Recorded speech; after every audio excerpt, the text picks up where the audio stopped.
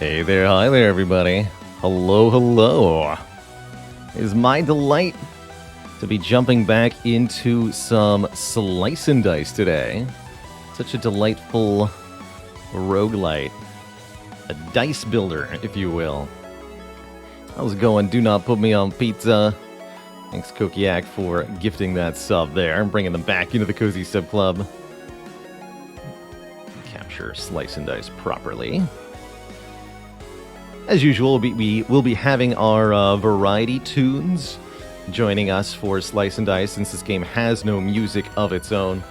I figure we'll keep jamming out to the Curse to Golf soundtrack, one of my favorites from last year that we discovered through the stream. You know, it just got randomly dropped in my inbox as a here, try this out, and wow, I enjoyed it way more than I thought I would, mostly on account of the incredible soundtrack. Oblox, thanks for 30 months, 2.5 of your Earth years, 3.0 galactic metric years. Excellent. Estri says, another game I've gotten you hooked on. Lots of people have gotten hooked on Slice and Dice through the stream. This like Brotato, I think these are deep proof, especially for this community in particular, that the finite details of the gameplay matter more than sometimes the overall presentation does. Really like a game that you can, you know, mull over, roll across your brain wrinkles for a couple $1,000 and still never come out with a decisive answer. The jams, though. Deceptively deep. It sure is. So far, we've gotten one win on hard, one win on unfair. And we're going to try for a new unfair run today. Maybe we can actually get an unfair streak to occur. Freudian, thanks for 35 months, almost to those 3 Imperial Earth years. Always good to see ya. Ben says, love all the unlocks in this game. Gives you a lot of stuff to strive for. We've found 71 out of 100 heroes.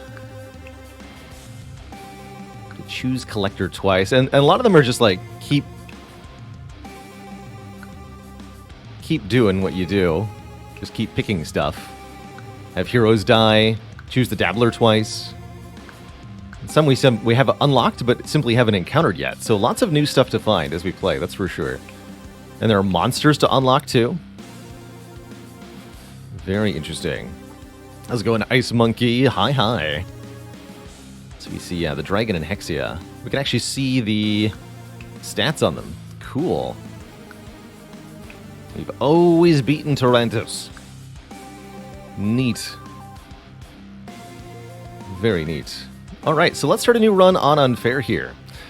Unfair is the full difficulty of the game, plus you have to choose 10 points of curse at the start of your run. And you get a random assortment of curses to choose from. I think some of the defining features of an Unfair run are the very first screen you're presented with, the curses that you choose from.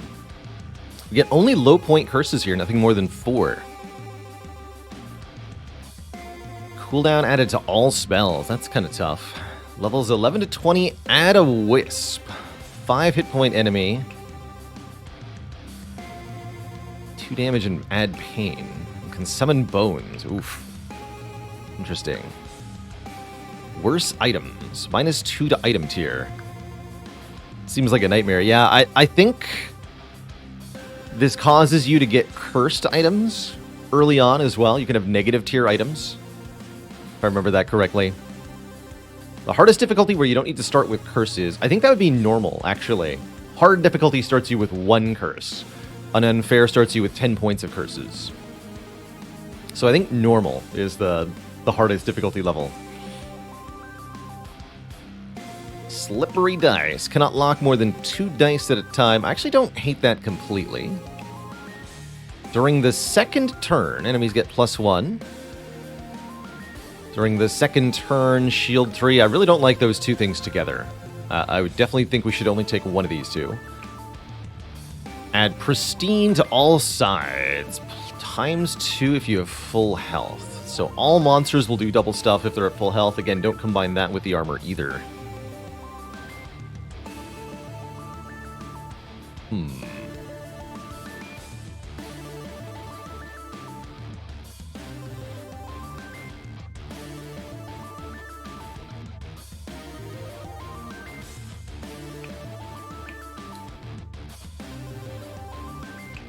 dice. We could add the wisp. This is not too bad. Although I don't like giving wisps armor on turn 2. In the later levels, that does seem like it's going to be a problem. But this could work. I would take the skull instead of the armor, except we'd be short 1 point. All right, let's try this. I have no idea if this is going to work, but here we go. So, our first combat. There's no introduction or narrative here in Slice and Dice. It's our 5 heroes. There's 5 different colors of hero, and you always have one of each of these, versus whatever enemies are on the current floor. Each one of our characters has a dice, a 6-sided regular hexagon, regular polygon, polyhedral, that is splayed out in a cross here for you. You can see all 6 sides of it, but it's a cube. So the fighter can't ever roll a blank side, but the scoundrel here has mostly blank sides. The few things they can roll are pretty powerful, though. Squire is more of a defensive character, to shield sides, to redirect enemy attacks, and shield yourself for 2. That's pretty cool. 1 damage with focus. Double against the target of the previously used dice. And shield 2 with focus. Cool.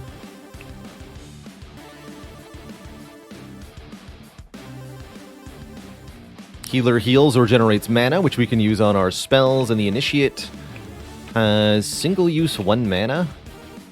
1 mana growth, 1 mana cantrip. Oh, interesting. And has Gather as a spell. Replace blank sides with +2 mana this turn. Oh, interesting.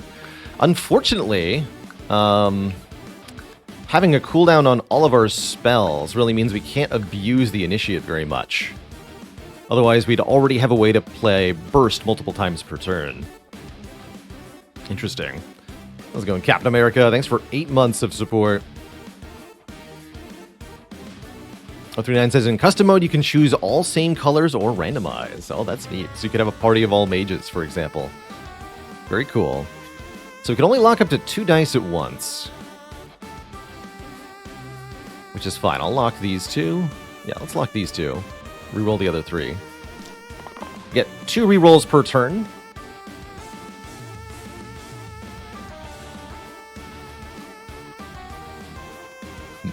So I could use Gather to get 2 mana out of that, but I don't know why I would. Just letting the fighter reroll all the time is pretty reasonable, too. So let's actually head it our way. 2 damage here, 3 damage here, a bunch of damage there. Let's just reroll these 3 again. See what we get. Not much. That ended up not working out. Not a great turn then, is it? Not a great turn at all. Oh well, let's see. They're all going to get armor next turn. Definitely that didn't work out very well. Bummer. All right, well, let's weaken one of the rats. Maybe we can kill it next turn. Overall, though, I'm pretty sad about that turn 1. Might have actually just wanted to let the healer go to 1 health and use Mend.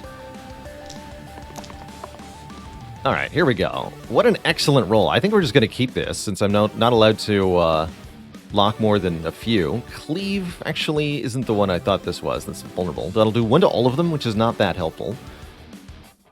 This rat needs to take 4 damage to die. We can do that. We've got 2 here and 2 from Burst, so we can do it. We actually don't need this then. Let's just lock this and this. What's this rat doing? Targeting you? So the redirect is good as well. Honestly, let's just keep it all. Let's just keep it all.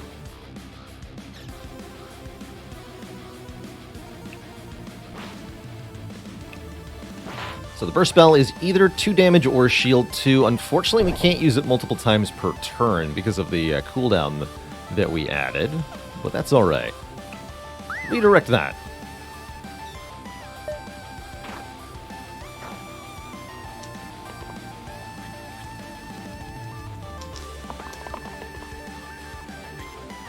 So much mana.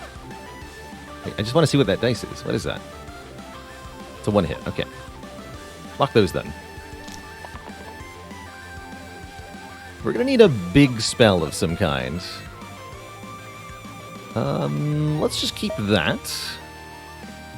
I am allowed to use Gather to turn this into a 2 mana, and then I can make 2 more mana, but what does that actually do for me? Nothing.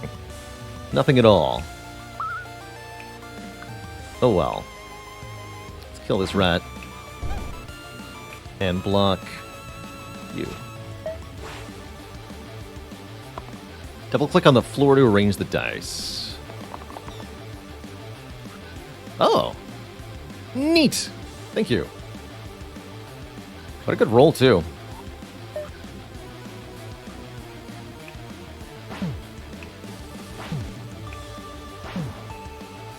So at the end of combat, everybody goes back to full health. You don't need to worry about trying to heal or anything. If a character perished during the previous combat, they'll start at half health. Between each fight, we get to choose a level up or a piece of equipment. Level up on even-numbered floors, equipment on odd-numbered floors. This is our first level up. We can turn the Scoundrel into a Gambler, who's all about trying to roll the 5 damage side to KO enemies in one hit, or we can upgrade Healer to Herbalist. Heal 1 and apply regen. Plus 2 mana, has the spell Vine. 1 damage or heal 1. Already has the cooldown keyword. That's kind of cool. Gives us another half burst each turn. Gambler's a kind of an upgrade. Add growth to target's sides this turn. Ooh, we could definitely do some cool things with that. Oops. And they have a 1 damage poison single use as well. I like the Herbalist quite a bit as a healer upgrade. Gives us the potential for a bit more damage output on the red die, which is an issue we ran into last time we played, is that our red character couldn't do any damage. You don't always need every character to be able to do damage, but you need to be able to function with any one of your characters dead, or your run has no resilience.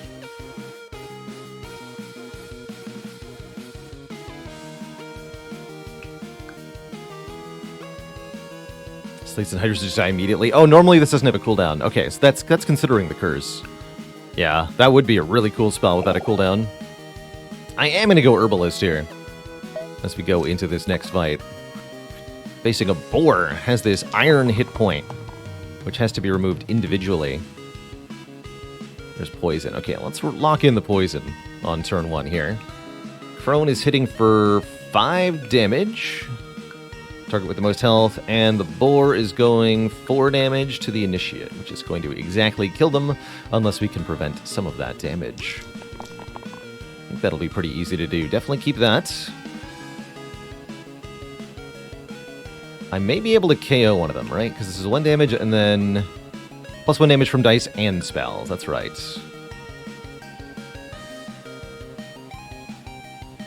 But I'm not going to get mana from her.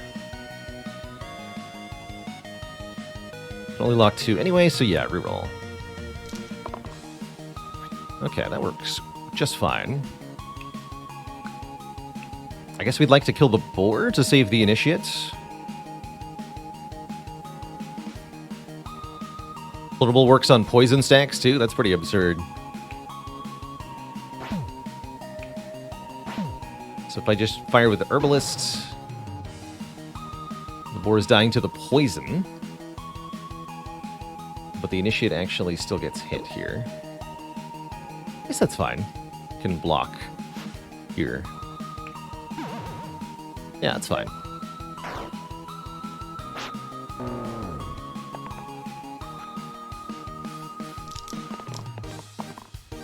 Well, that ain't it.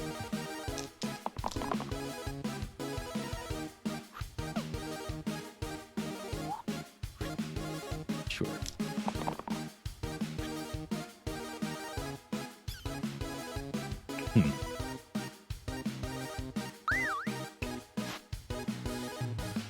Less than ideal this turn. You can see that we're gonna, because of our limited ability to lock dice, we're gonna have some bad turns occasionally, as I'm forced to reroll. Don't love that, but here we are.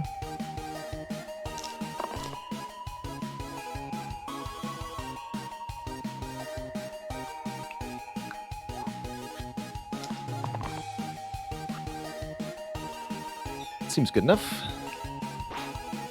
Is it, though? Not quite, actually.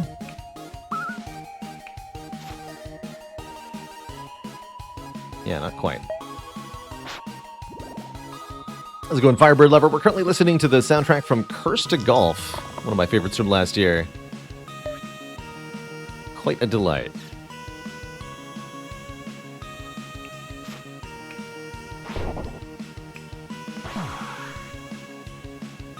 Alright, so far this hasn't been too bad as far as unfair runs feel, but curious how it'll feel over time. Turn 1, block 2. The Anchor. I like it. Just a very simple but yet rather effective item. There's also the Bone Charm. Pretty good tier 1 item. No HP penalty when defeated. Really nice for heroes that have self-damage in particular, although we don't have any of those. Yeah, that's gotta be it. It surely must be a nod towards Slay the Spire. I'll pick it for that reason alone. Who wants the turn 1 block? I'm thinking maybe the Initiate, owing to their low health total. But anyone could be a candidate, especially the Squire with their redirect ability might be a good turn 1 block beneficiary. Actually, really fitting. Let's do that.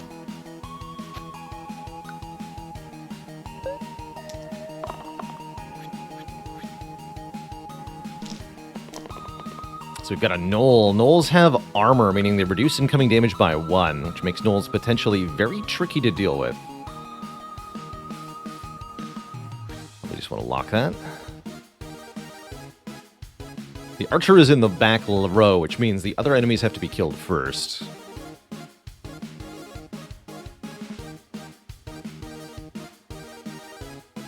It's going to be pretty difficult to kill this Gnoll, though, with the damage we deal. We can't burst multiple times in a turn.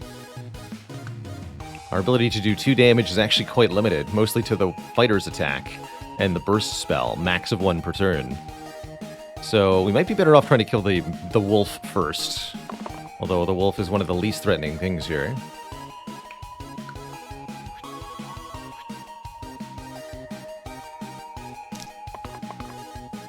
Wow, okay. We can actually kill the Gnoll.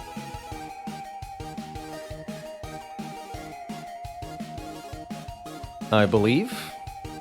Because we can do 3 2-damage hits.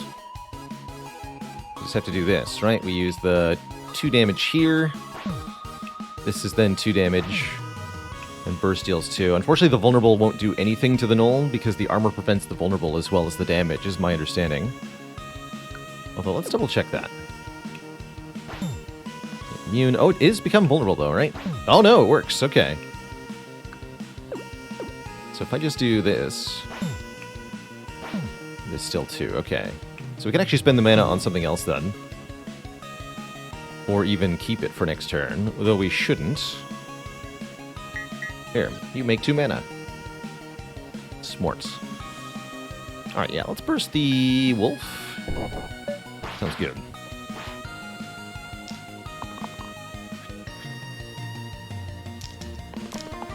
Vidal Zombie says, I just learned that the white spots on the corners of the hero's die indicate their level. No dots indicate unleveled hero. White dots indicate tier 2 hero. I didn't know that myself either. Thank you for pointing that out. Very cool. Keep that. Reroll the remaining 3. Oof. Less than ideal. At least the poison still works.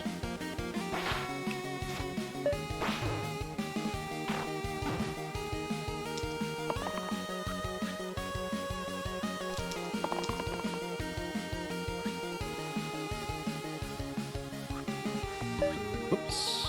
No, undo. Lock that, roll. There we go. That's what I'm trying to do.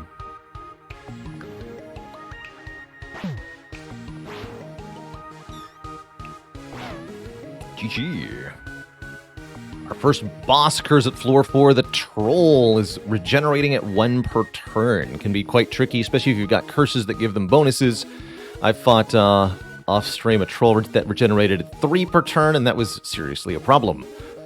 So the curses can really make quite a big difference here. Evoker! The drop spell. Very good spell. I like that a lot more than Gather here. I don't really like the Initiate, so I'm very keen to upgrade to Evoker. Other option, Squire to Guardian. Gain 2 blank sides. But we get Shield 2 twice against targets with full health. Shield 2 Cleave, 1 damage Cleave. No, I'm taking Evoker here. I want access to this spell. Let's go.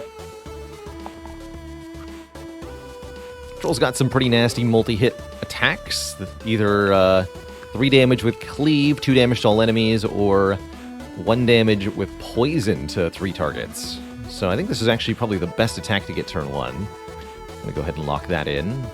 Regen turn 1 could be nice as well. We'd really like to put Poison on the Troll as soon as possible. Let's keep rolling. Alright, that's enough to drop. That's pretty good. Lock that, roll one more time. Alright, that'll do. That'll do. That's right, we want to get the drop on our enemies.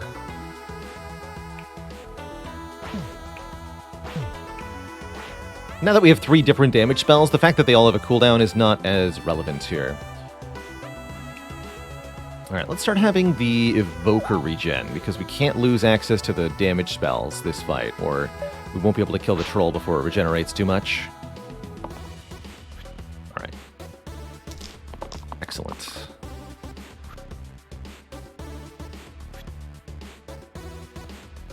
Is pretty good. Let's roll again, though. There's Poison and Vulnerable. Oh, my. Just lock those 2, then. Roll one more time. Yeah. Nailed it. Incredible. Get Vulnerable to Fool.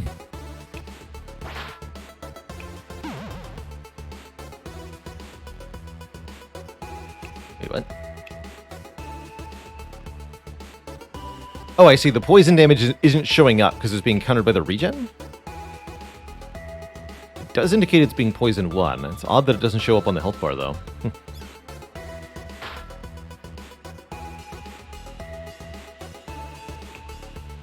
How's it going, Cynic? Use Vine to take advantage of the vulnerable. Alright, this troll's almost down.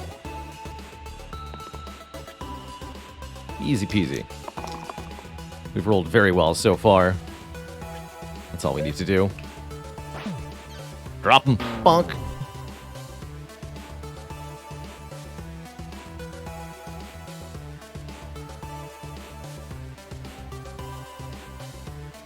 Poison happens at the same time as regen, they say. Ah, the square wheel. Place the 3 right sides with gain 1 reroll cantrip blank and blank, or oh, longbow. Replace the top and bottom sides with 2 damage range. Scoundrel says hello. Please and yes and thank you. So does the Evoker, actually. Evoker with a longbow. That's pretty hype. Let's do it.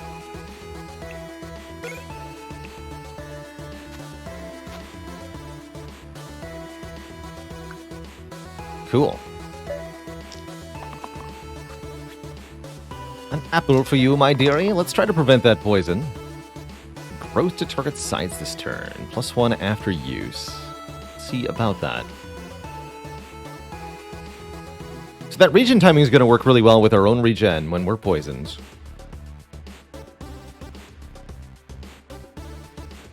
Only boost works with poison stacking. Vulnerable did not. Also good to know. I was also wondering why we didn't get 2 poison there. I'll reroll all of this. Lock that for sure. Here's again the 1 damage poison with vulnerable combo. I'll reroll these 3. There we go. Alright, bottom crone. No poison for me, thank you. The crones do deal damage to the top hero when they lose their middle health point here, but that's not too much of a problem for us.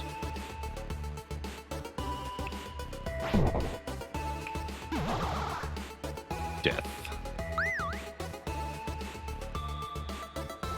Both thingies working out.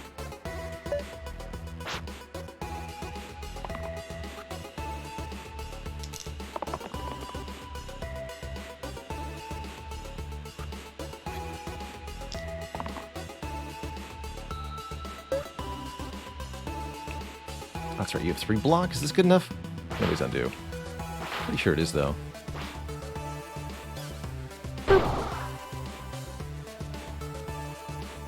bandit and an ogre. An upgrade fighter to the whirl. Whirl's got a blank side, can hit multiple enemies really easily. 1 damage cleave, 1 damage to all. The statue. What? I've never seen this. All blank sides, 20 max health.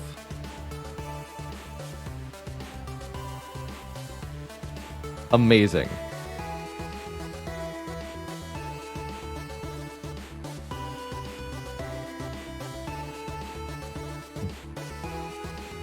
Just put the longbow on it. That's right.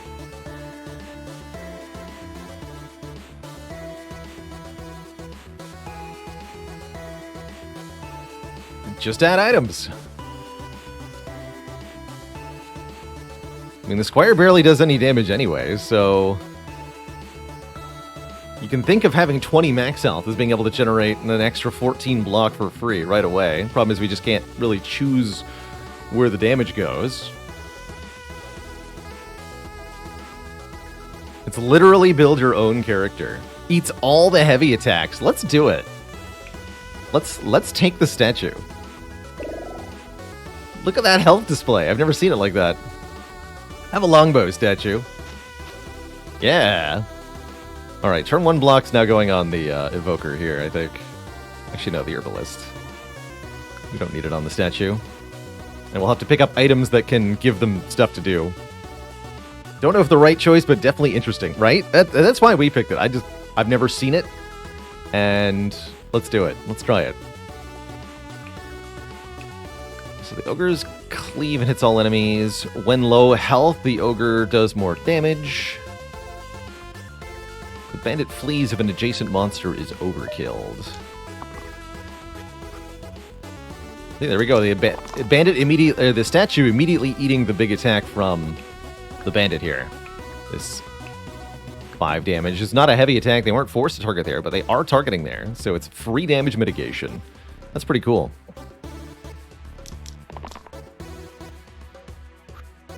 And the statue's not useless either. They've got a longbow. Alright, not a great turn 1. We're going to focus on the bandit first here. I can give regen to the statue if I want to. Put regen on the evoker.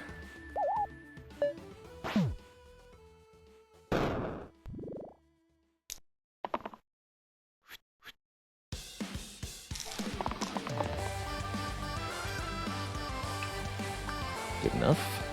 We can do 7 damage, we can kill the bandit this turn. Seems unlikely, but if we roll, yeah, that, we can make it happen.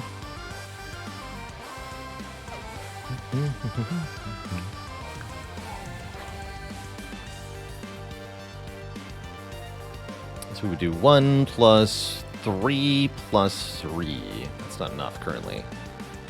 Yes, it is. That's 7. Oh, never mind. Then don't risk it. Just take this roll.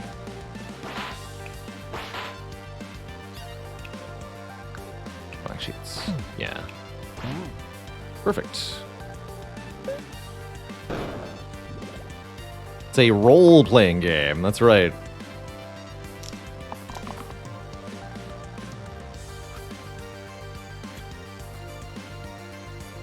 So this will be 2 to everybody. We can afford that.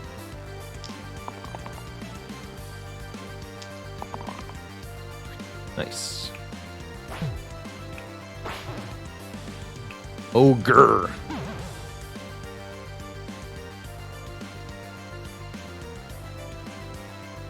Fine would do 2 more, but that would further enrage the ogre. There's no need for that.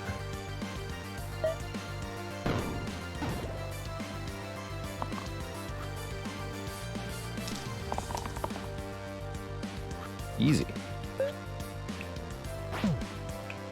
The statue with a longbow has been amazing so far.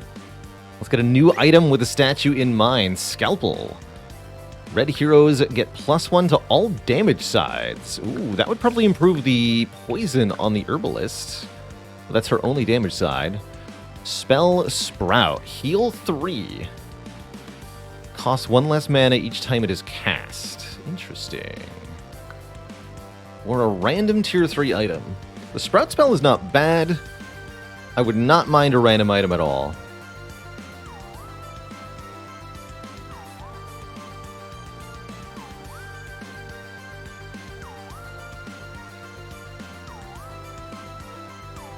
Yeah, let's go random. +1 to all basic damage sides. That's pretty good. That's excellent on the fighter, who becomes 2/2/3/3. Nobody else has basic damage sides. So yes, that has to go on the fighter. That's pretty good for the fighter, though. Great. Great roll. And we'll keep that in mind for our yellow die. That basic damage sides would be pretty good. That also would allow a promotion to Gambler for Scoundrel. That's also worth considering. All right. Got 2 goblins and a war chief. War chief boosts the goblins in what they do, which can be deeply problematic, but doesn't have to be. Lock that. Reroll this. There you go. All right, we can absolutely chalk somebody. And I'm thinking it's going to be the war chief. We can do 1 + 3 + 4. 8 damage. See, the war chief only has 7 health. And I could even use the vine to do more damage, which maybe lets me shoot an arrow at one of the other goblins or something. Yeah. And then as soon as we kill one of these goblins, the other one is going to flee. Latimus Prime, thanks for the Prime sub. Welcome to the Cozy Sub Club. And J Guy, if I didn't thank you for it, thanks for 32 months of support. See, that's a trick. If you kill them on turn 1, there is no block for them to gain on turn 2.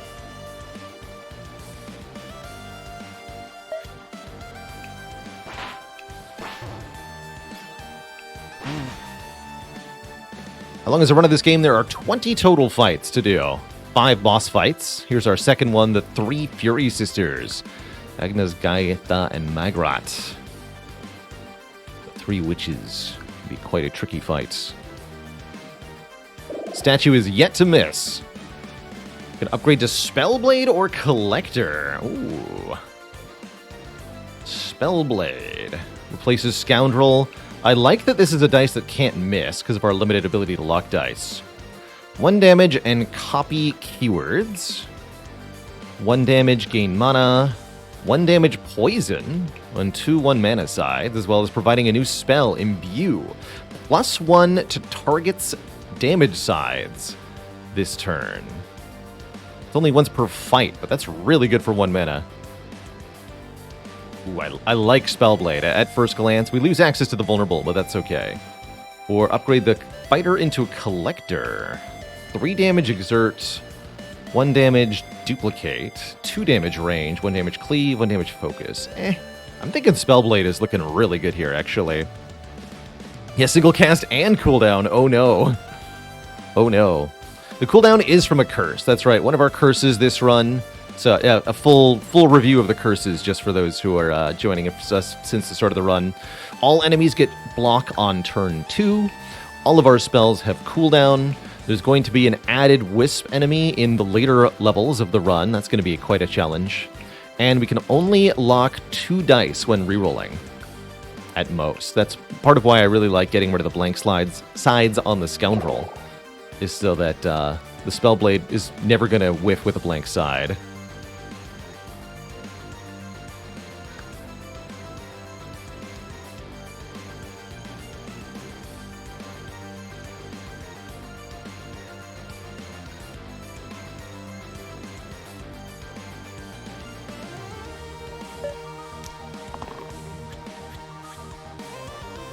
Look at that. Statue just eating the heavy hit. I don't even care. Copies the keyword from the last used die.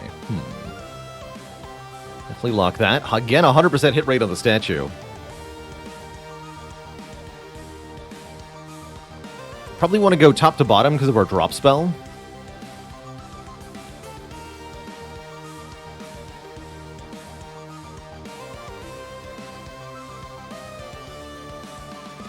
I really like the interface design of this game. You're able to very easily tell which of your units are being targeted by a particular enemy. Note the colored pips in front of each enemy here. The colors indicate which of your characters are being targeted by that enemy. So we can easily see that the middle enemy, Gaitha, is targeting only the statue, Agnes is hitting everybody for 1 damage, and Magrat is hitting the top 2.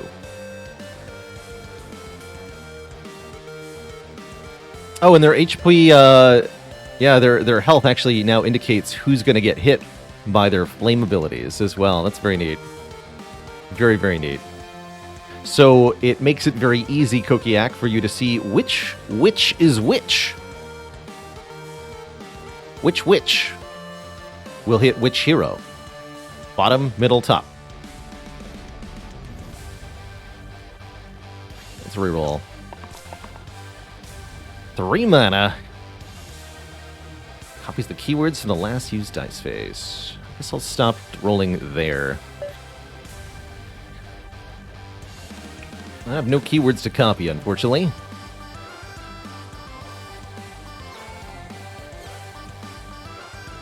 Drop them.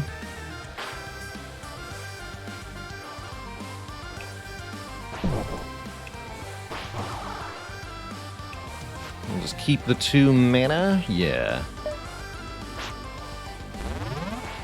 Yeah, range is a keyword, but it doesn't help us at all with no backline enemies. It doesn't add to the damage or anything.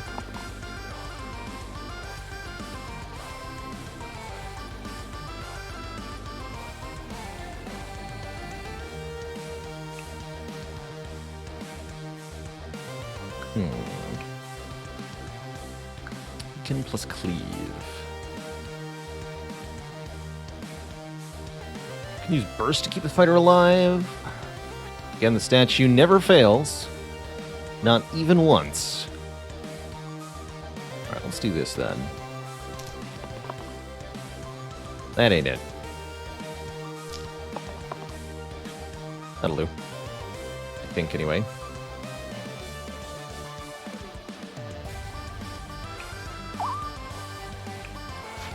Yeah, that keeps the fighter alive if I want.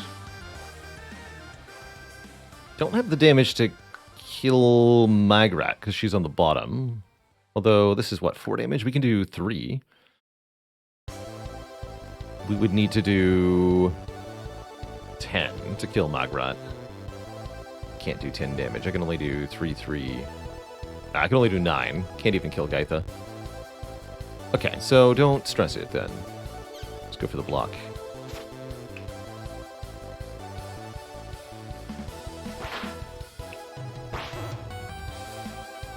Seems fine.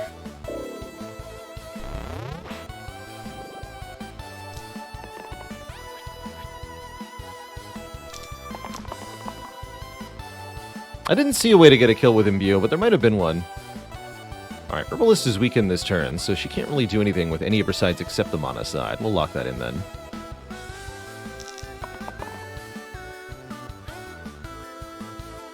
Now we have drop available to kill Gaitha with. Easy. Sork.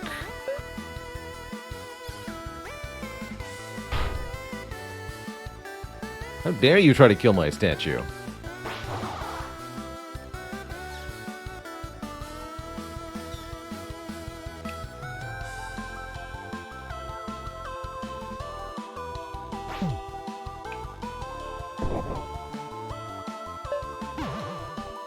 Easy.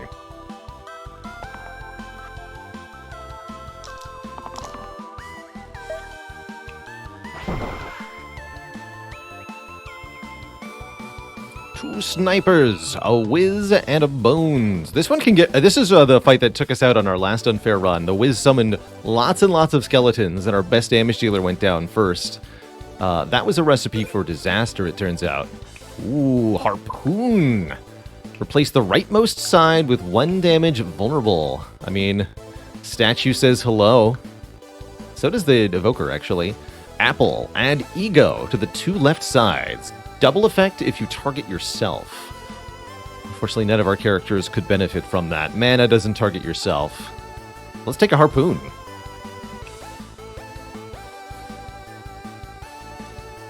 Broody BC, thanks for the Prime sub in the 7 months. Randy B says, I took a curse making every fight start with a whiz. Do not recommend. Yeah, adding extra enemies that can themselves summon things, terrifying choice.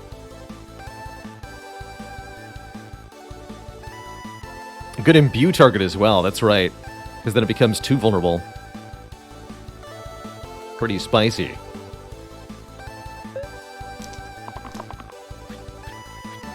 Yes, use the bats. Note that the Wiz is a backline unit. Oh, you can also use growth on the vulnerable side, which would be pretty spectacular. Just gonna reroll all of this. Oof.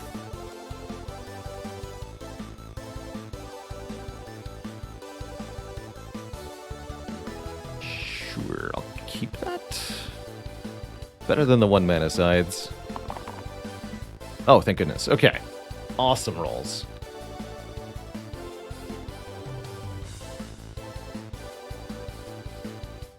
So all we have to do is kill the bones, and then all the other stuff will be available.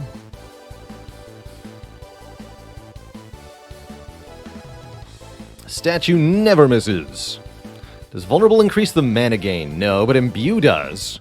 So for example, if we imbue the Spellblade here, this becomes 2 damage, 2 mana.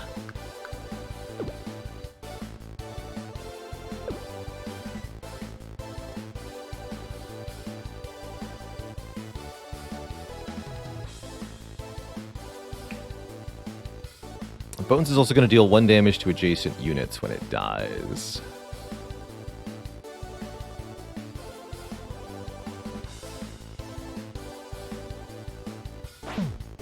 Could also just use drop to kill a sniper. It's fun. Alright, let's see here. So we imbue you.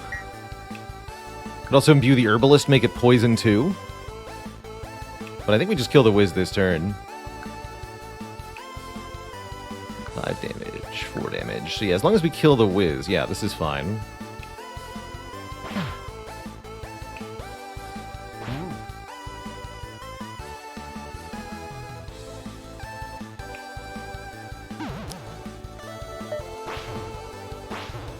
And then all the enemies get block on turn 2. That's one of our curses. Dang.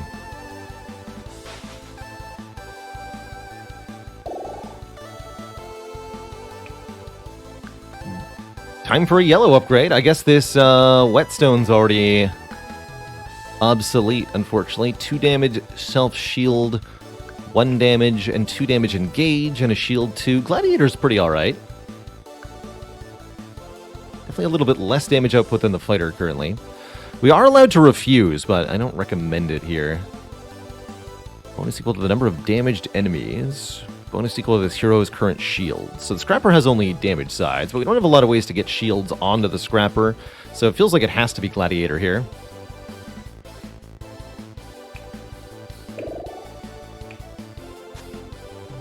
So now the whetstone doesn't do anything for anyone.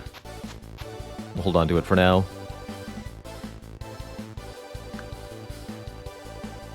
Continue. We're up against a Fanatic who does big damage, but also big self-damage. Hopefully they'll just target the statue. And a Spiker who does damage back when hit. Ranged keyword, useful to avoid the spike damage.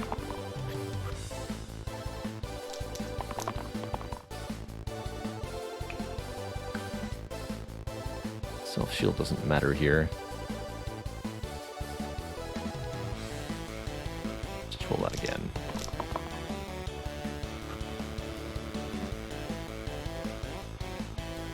What's the keywords? You mean vulnerable? Oh my goodness.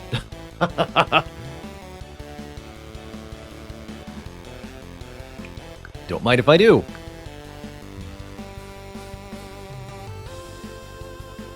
Try to figure out if I roll the wizard or not here. I guess it depends on how much damage. Let's just check. Let's just do the math here. I say done rolling, and we do the following. We can even imbue. If we imbue statue's attack, go hit the Spiker. 2 vuln. Copy this. Now there's 3 vuln. Oh my good lord.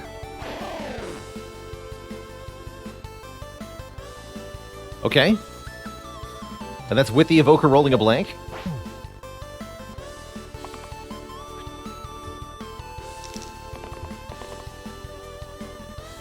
Seems good to me.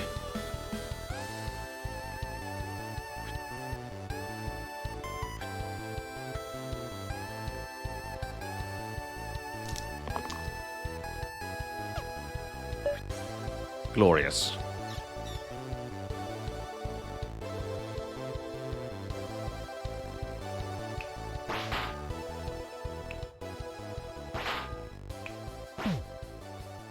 Alright, we need to keep you alive.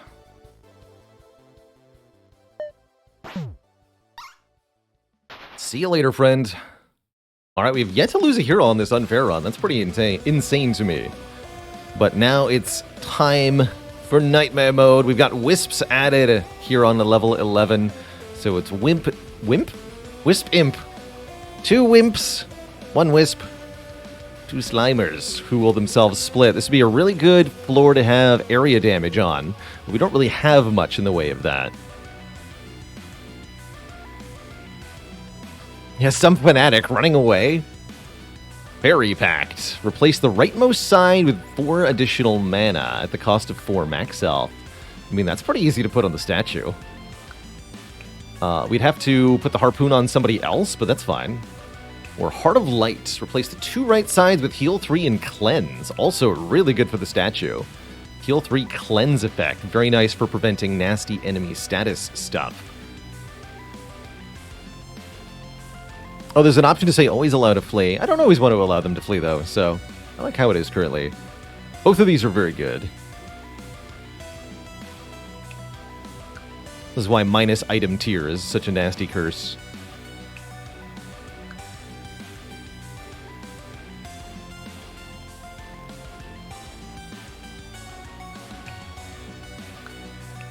Could also roll for a random item, and there's plenty of good things that we could maybe get. But Fairy Pact is looking sufficiently good. I don't think I'm willing to let Fairy Pact go. 4 mana is a lot.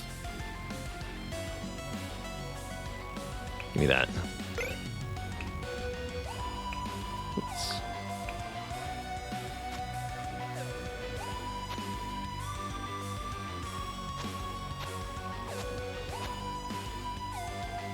Or actually, a Gladiator can also have that. Ooh, I like that on the Gladiator. Although the Gladiator can't take advantage of the vulnerable damage, so let's do that.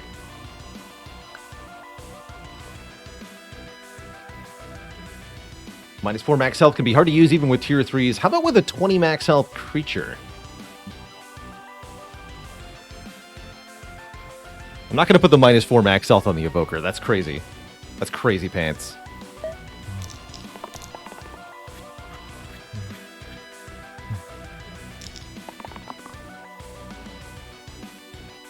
Lock that in, though. So, what is Wisp doing? Add pain to the statue sides? I guess that's not so bad. 1 damage poison. Split shot, ouch. And the Wisp has +1 mana. Oh, we gain mana when we damage the Wisp. I actually didn't realize that. Wisp is not that bad then. Neat.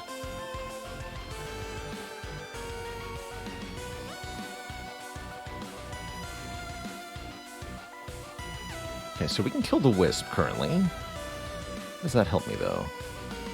We need to kill the Imp. Or somehow prevent the Slimers from doing their thing. That seems difficult.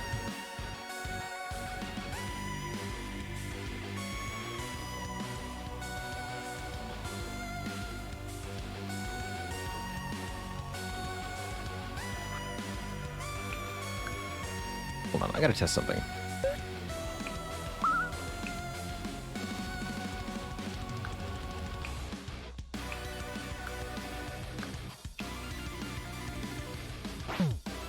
That doesn't apply regen to anybody. Okay.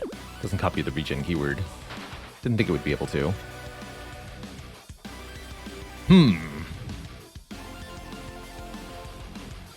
Let's roll everybody here. Alright, that looks like a keeper of a roll to me. That's a lot of mana. Holy moly.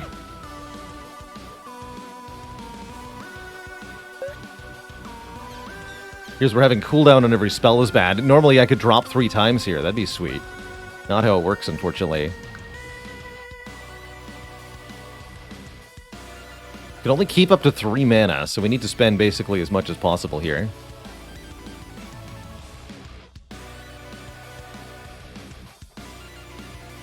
Yes, we can kill an imp and a wisp, but I don't think I want to.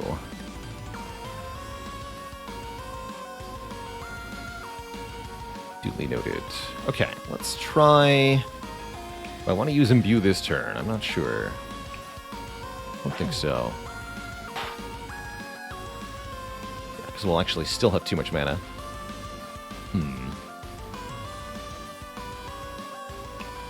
This imp. Keep you alive. Let me lose 2 of this mana. But we can kill this imp with drop next... Actually, no, we can't kill it with drop next turn because of...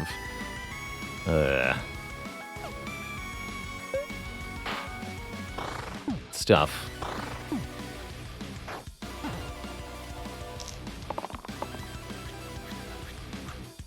Okay, Evoker is not getting excessively targeted. That's good. Vulnerable on the Evoker seems excellent. Could even add growth to that. That's kind of funny, but I'd rather keep people alive at the moment. Definitely need to kill the top imp. This was the one hitting the Evoker, though. Problems detected. Okay, that looks pretty good as a roll.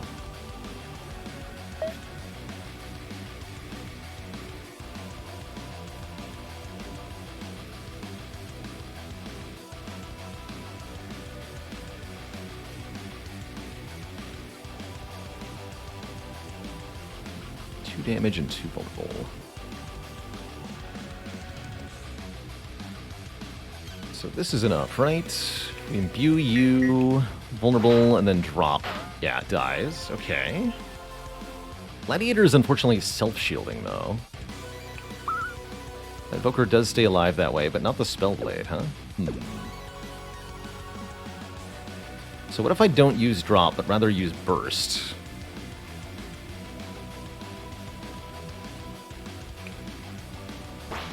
That is also a kill. Keep you alive, keep you alive. Doesn't really do much. Okay, let's try that.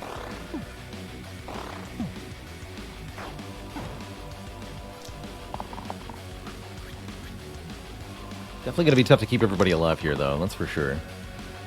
But 4 mana sure helps. Imp is summoning a boons. Yeah,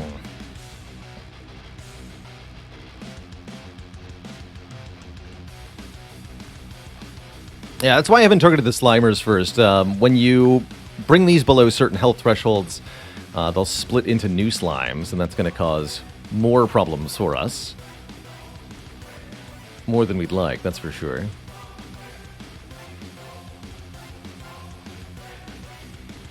I want to lock that in. Hell yeah.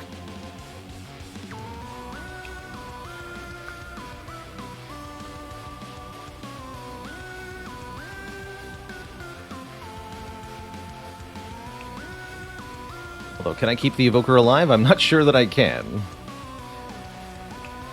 Gotta start with this one, though. Let's see. So yeah, that's gonna summon you, huh?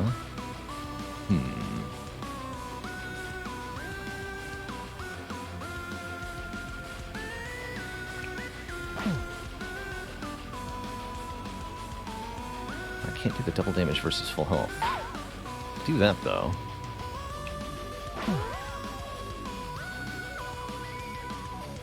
So the problem is both of these are getting overkilled again, huh?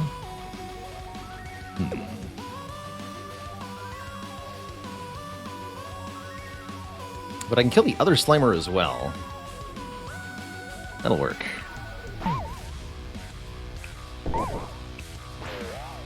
Yeah, there we go. Spellblade, stay in there. All I have to do is deal with 4 Slimelets, a Bones, and an Imp next turn. I'm sure it's fine. See, the Slimelets don't even do anything. Hiya, Neuromania. I had not heard that that was a thing. I will have to investigate further. That sounds like something I would love.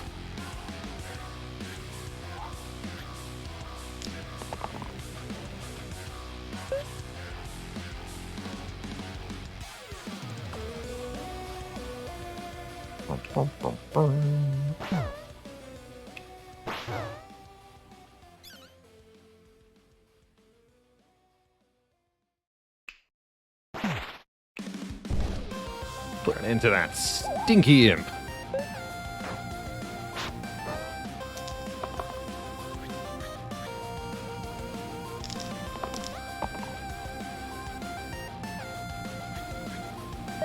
Oops.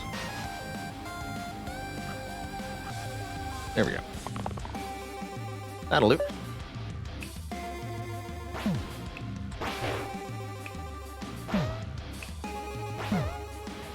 GG. All right, we actually managed to get through that without any damage taken. Now we must deal with the Baron. Baron is a mana glutton. Every time we do 2 damage to Baron, we get 1 mana. That's pretty cool. There's also a Wisp, very appropriate for this fight, and 2 Ghosts, who have 6 health and become ethereal after they take their 3rd point of damage. So ideally you want to do 2 damage to the Ghost and then hit them with drop. Unfortunately, we're not going to be able to use all of this mana, usually. Unless... Let's have a look-see here. So, Gladiator can go to Leader. That would again be able to use the thingy. 3 damage, 3 damage, 2 damage, duplicate onto allied sides. Target hero can use their dice again. Oh my. Oh my. Or shield 2 Smith, plus 2 to damage and shield sides. Holy moly, that's going to be broken with some of the stuff we can do. Oh dear lord. Leader looks very breakable for us. What does Prophet do, though? Let's just double check. Heal 2 mana gain, heal 4 and gain 4 max health. Heal 3 can be used again if it saves a hero from death. And Soothe. Heal 1 to all allies, regen for 4 mana. That's a very good spell. Apply 1 regen to everybody.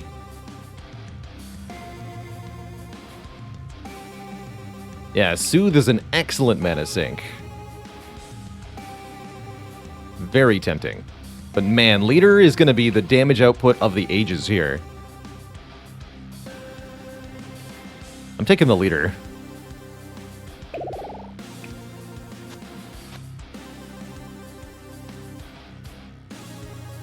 Yeah, she just heals, but boy, does she ever.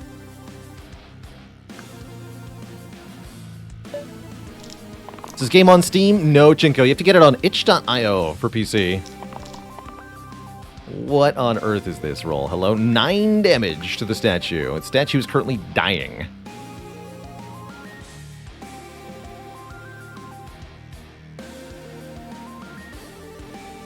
It's usually not what you want to see. The Wisp is summoning a Bones? Good lord, no.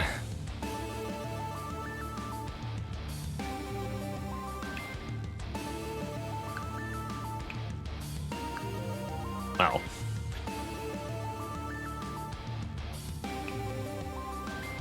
Spellblade probably wants to draw the Poison or Copycat sides. Rolling for Vulnerable might have been a good idea. This is a pretty good roll.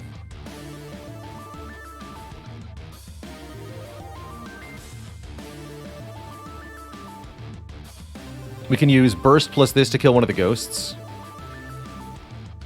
And I can kill the Wisp before it summons a Bones. Pretty hard to beat that. Cool.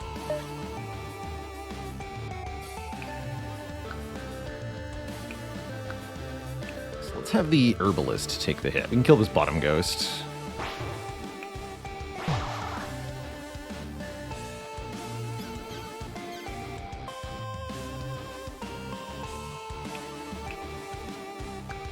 We probably want to burst this. Actually, we could even trigger the ghost's intangibility right now so that we can more easily kill it next turn, remembering that everything is getting blocked. Or no, we wanted to kill this thing before it summons up bones, right? Yeah. Let's do that. And we can still burst for 2 on the ghost.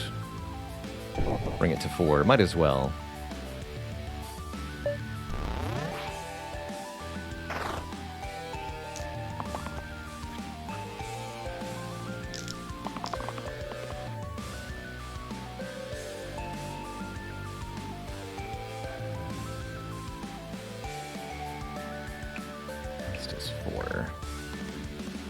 So that can already kill the ghost. Not bad. Surely we can roll again though, right? Yeah.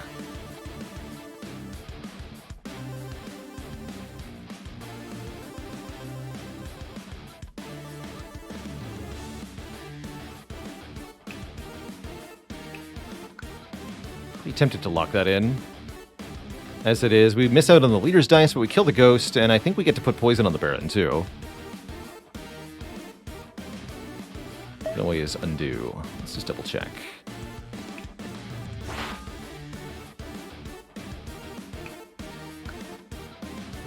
So I actually want to do it this way.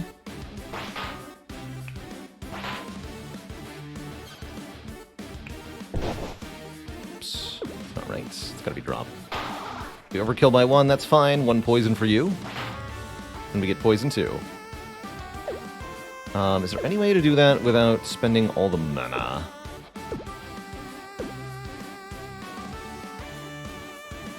Yeah, if I could boost the poison, I'd really like to. If I do it this way, it becomes invincible though, right? Or this isn't enough to kill? Only 3. Yeah, we can't. Okay, that's fine. Not a particularly big deal.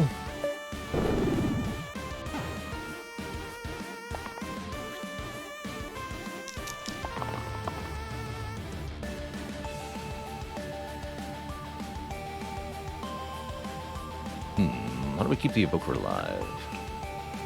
I don't exactly have ways to shield my party members, do I?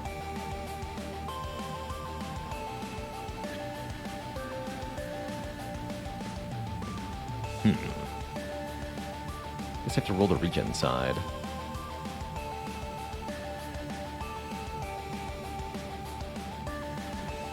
But again, how do I keep the Evoker alive? I can make 2 block with Burst, but I can only play Burst 1 time. I have to more or less roll the Smith side. Seems difficult. So I can't heal the Evoker. They're already at full health. Other option is just kill the Baron this turn.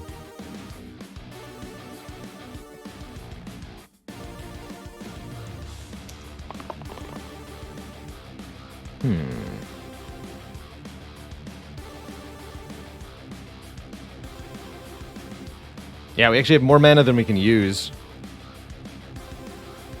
Because of our cooldown spells. If I could just spam Vine at a 1-to-1, then oh man, could we get stuff done. But the fact that all our spells have cooldown is really limiting here. As a reminder, all spells have cooldown as one of our curses. So we cannot just spend all the mana. I think means the Evoker's dying. Hold on, I gotta know if this works real quick. Can you use... No, it turns into a blank side. Okay.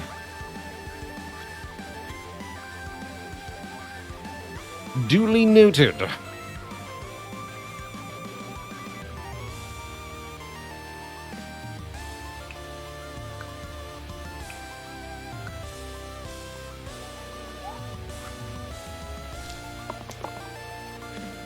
Aha.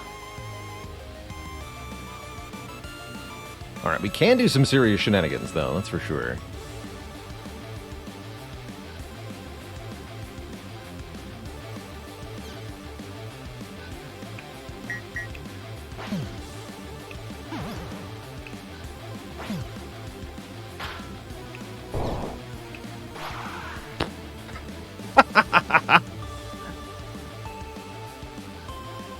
That's how you block the damage. Easy every time. Tooth Necklace. Add Cruel to the 2 left sides. Cruel. That's not really a thing. Or Mark. Our good friend Mark. 2 damage vulnerable. Oh my goodness. That's the one.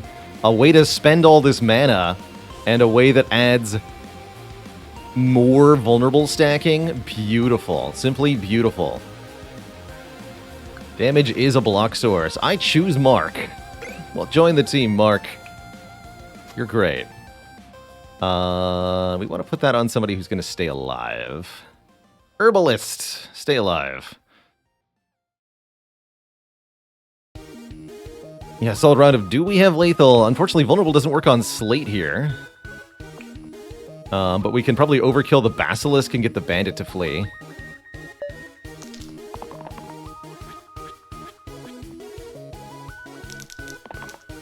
Probably spells. Oh ho ho.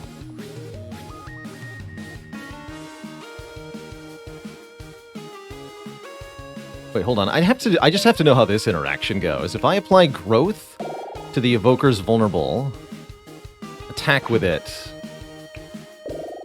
Oh wait, hold on. What's your special ability here? On hit, turn the attacking side to stone. Okay, don't hit that one then. Hit this thing. Then use it again. Yeah, it is 2 vulnerable the second time, and now it's a 3 vuln. Dear God, the power. Alright, but I only want to lock... Hold on, if I am trying to overkill Basilisk, I guess I can't use this, huh?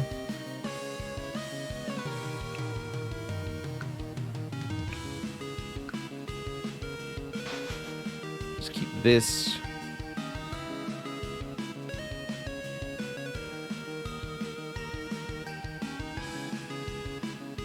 Range will ignore the Basilisk's stuff. Yes, that's true.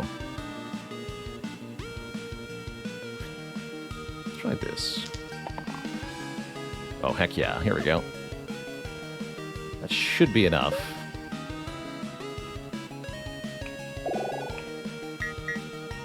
I don't have any... I have 1 mana, though. That's enough, right?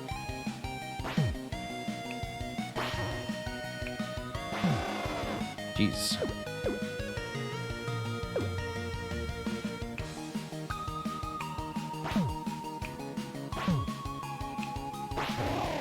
Again, use the... this. There we go.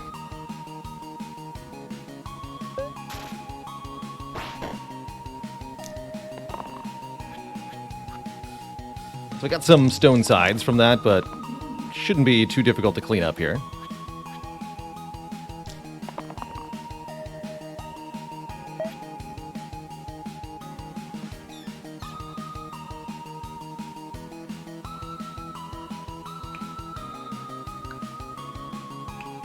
Just straight up 7 damage to the Herbalist from the Slate. Slate just has to be hit 5 times. Doesn't really matter for how much.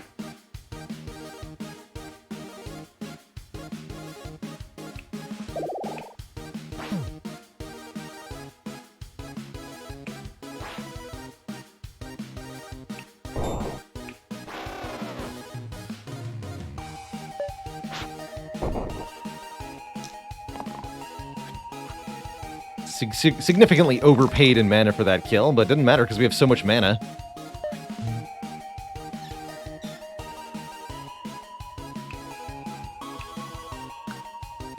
Did not matter at all.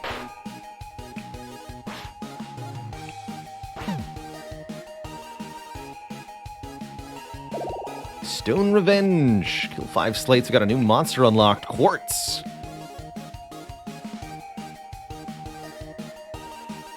Dies if you do a precise amount of damage to it in 1 hit. Oof, does weaken. Nasty. So, Spellblade can level up to Sharp Shot. 3 damage ranged on 3 sides. Kill an enemy with 5 or less health. Very nice for the Wisps. Or 2 damage ranged Copycat. We could Copycat Vulnerable with that, which is very broken. Lose a little bit of our mana gen, but not too much.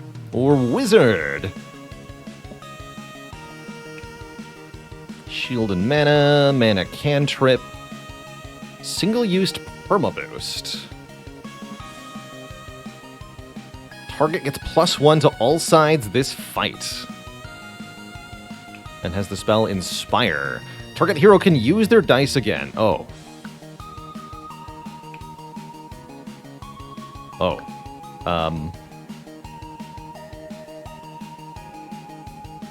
Seems pretty good.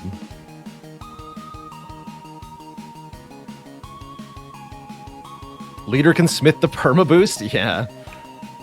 I am a wizard now.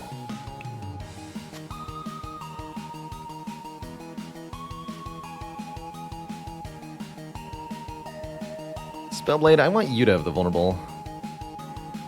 Not the wizard. I want to be able to boost the vulnerable. Although we have less mana generation with the wizard now. I'm a little bit worried about that, but not too much worried about that. Troll plus Spiker plus Wisp. Good luck to us.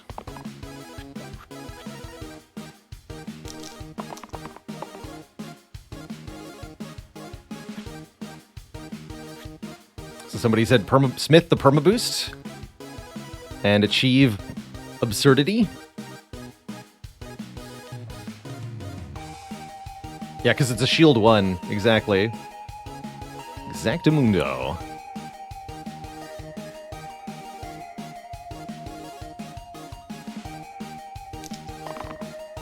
I don't know if I should have rolled, but I chose to. Yeah, there we go. So you're telling me I can do this. Smith the wizard, perma-boost the Spellblade, apply poison 4?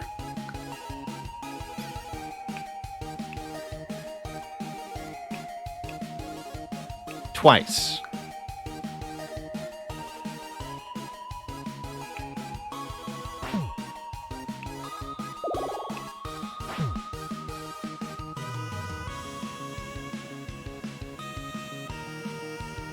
Okay.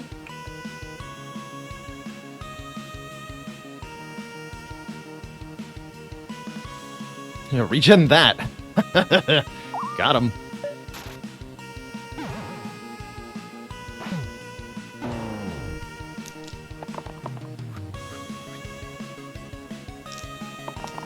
Ever get one shot by a Spellblade? By the way, the Spellblade stays like this for the rest of the fight.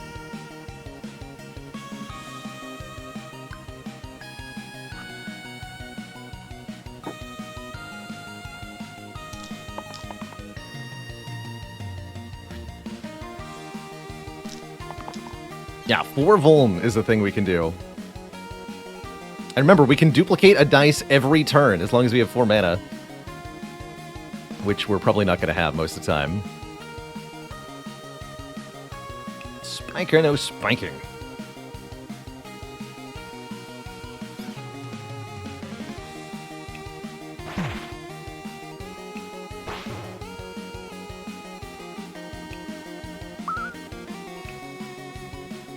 I'm willing to take some damage here, because we can then get the kill with a burst here.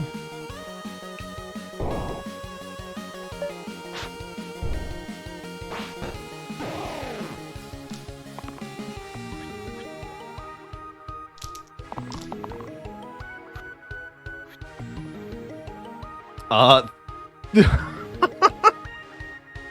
just gonna do that. Yeah, do 4 damage and gain 4 mana twice. Good lord.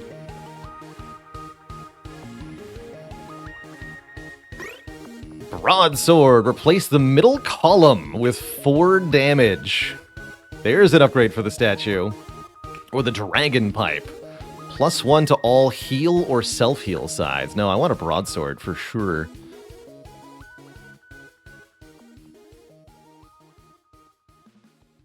We could even give the longbow to the wizard if we wanted to, although I do like the shield 1 mana gain sides. That's a fun option for wizard. Wizard with a bow.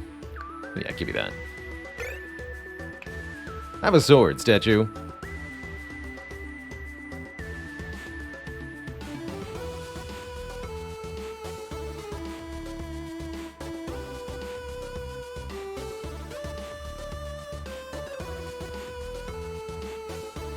Your worst nightmare, a wizard with a bow.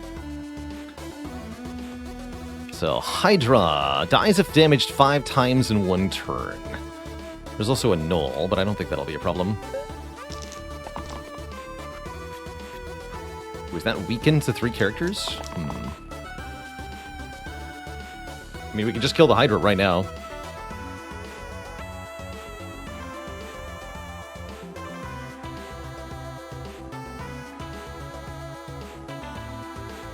And the Knoll. Actually, that's a perfect roll. Check this out. Kill you.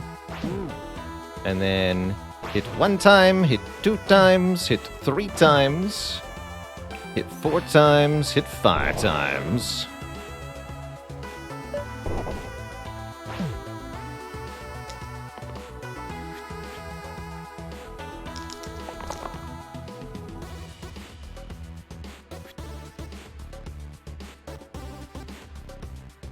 Wizard with a bow. Good enough. What's this? Damage copycat. Copy keywords. Works for me.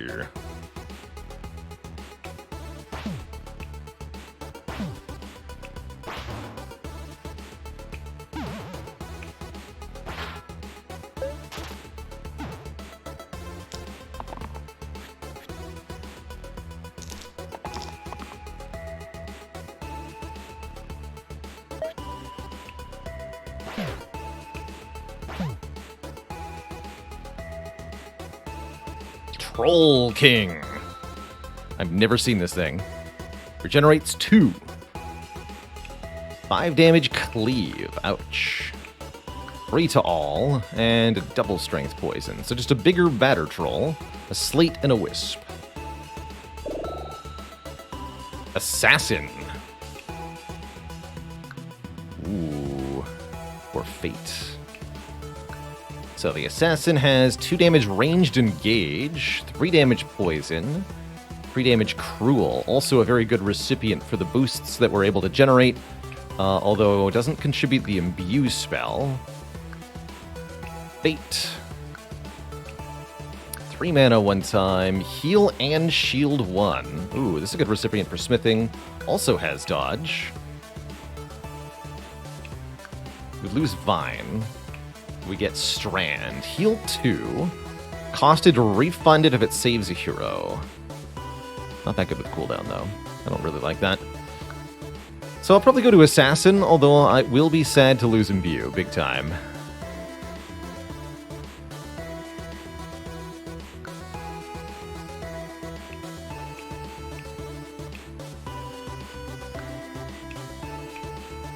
It's gonna be a lot harder to make mana. Oh well.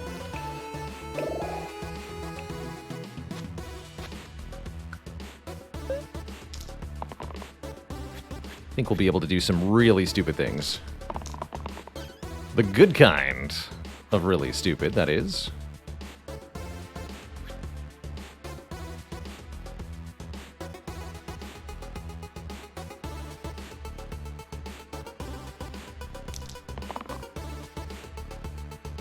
Yep. I think that's all we needed. Hey, we did lose the imbue thing, right? Right. Let's see, how much damage is this if I just do it as is? Boost that. 2 vuln, do that again, 2 more vuln.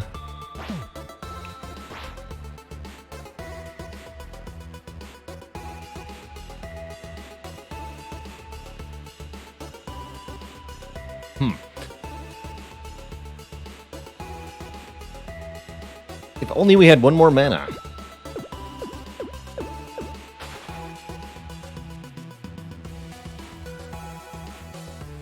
But I'm not allowed to reroll the healer dice. Still, doing 19 in one turn is pretty worthwhile. As far as endeavors go.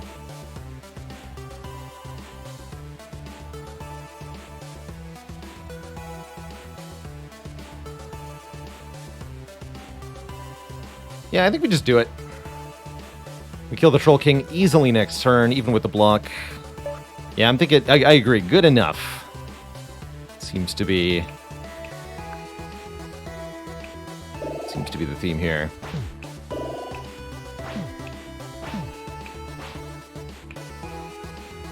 Start regenerating the wizard.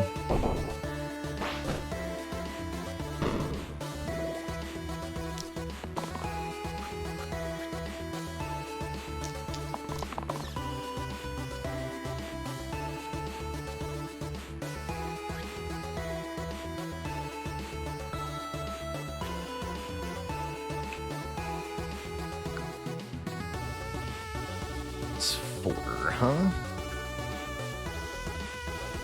Trying to figure out how to keep leader alive through this attack.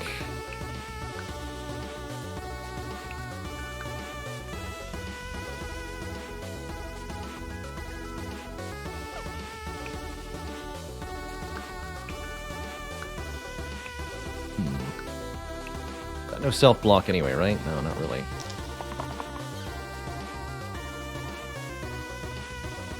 Using growth on the cantrip man is kind of cool.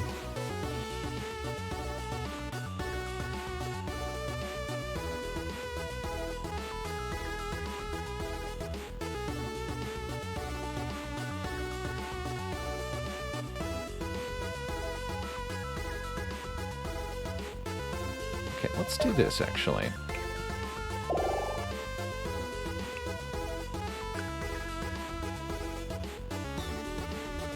Troll King needs to take 6 damage. So we do what, Mark?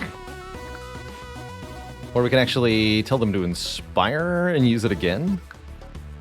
We can take several pot shots here. How about this?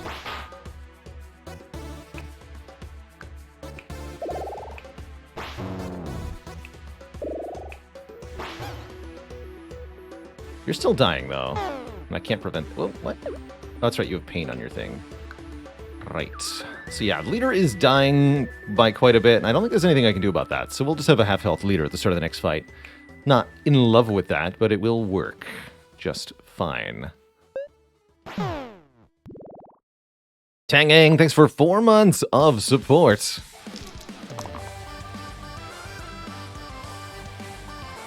That's a heck of a shot. Too bad it doesn't do anything against this enemy, really.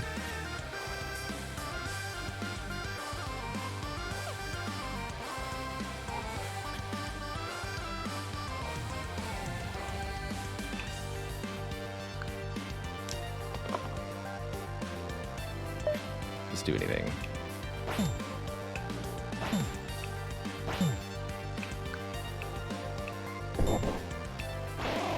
There we go.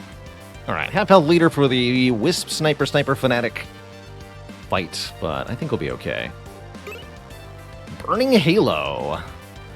1 damage to all enemies whenever you save a hero. Or Brimstone times 3 to the rightmost side.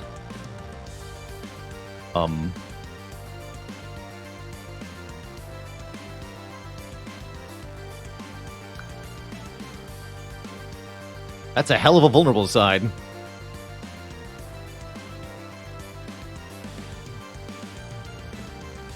Gee, do we have any good rightmost sides?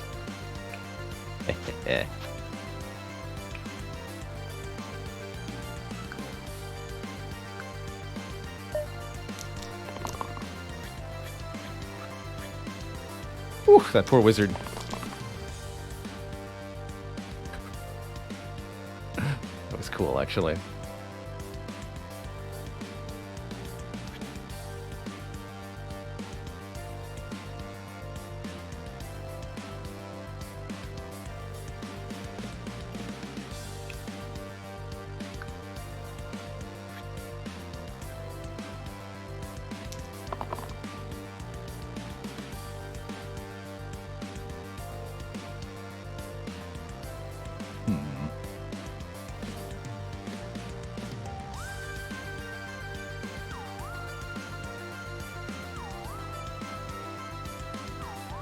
Double 4 damage sides can get a lot done here, actually.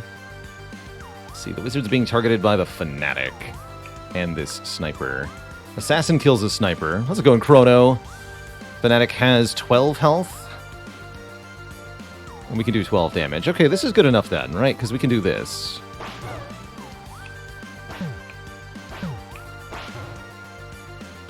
Wait, you have 3 health? Miscalculated. This is only 2.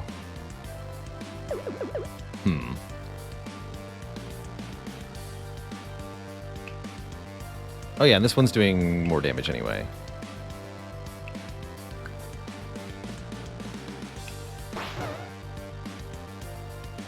Problem remains, though, this isn't quite the kill I was hoping it would be. Guess we can have the Fnatic KO themselves. That's just fine. Sniper's in the back line, which means we can't target them with spells.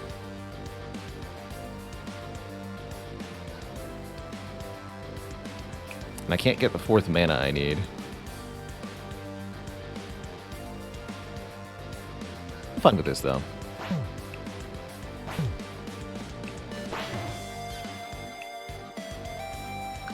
Yeah, Wizard can be at 1, that's fine.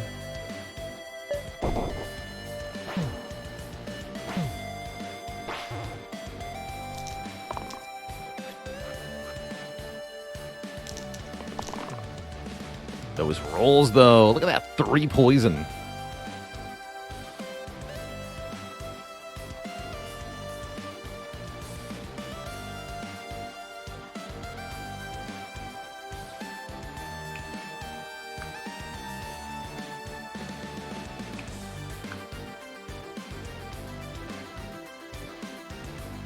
This is what? 3? Spiky 2. Okay. Spiker has 13 health.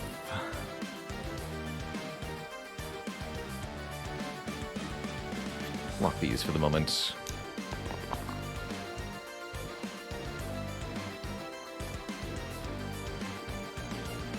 Melissa's pain on her sides. Interesting.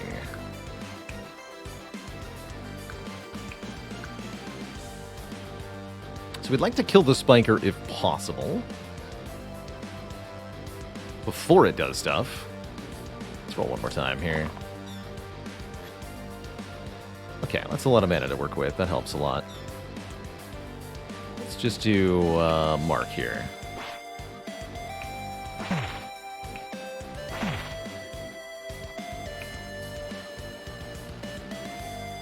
It's not quite enough.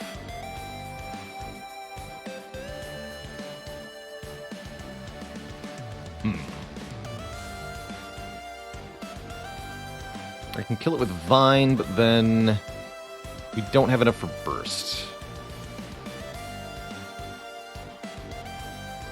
And if we kill it with this, the retaliatory damage kills us.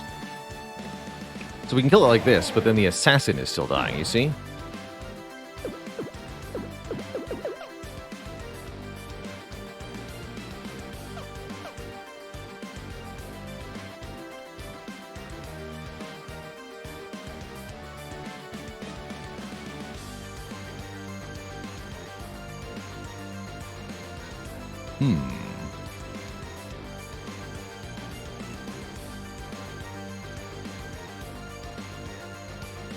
I think we have to lose the assassin then. That's my analysis here. I'm fine with that.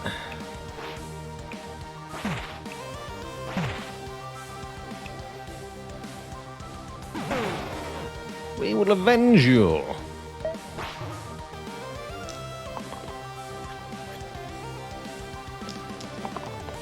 Promise.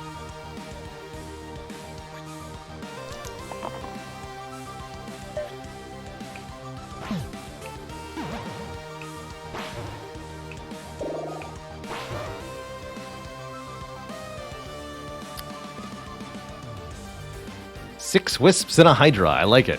We've dealt with a Hydra before, so I'm not too afraid here. Can level up the statue.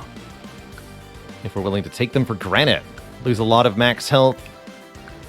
Get some actual abilities. I think we're going to keep the statue, which means leveling up Herbalist to Doctor. Heal 2 regen. Heal 2 mana gain.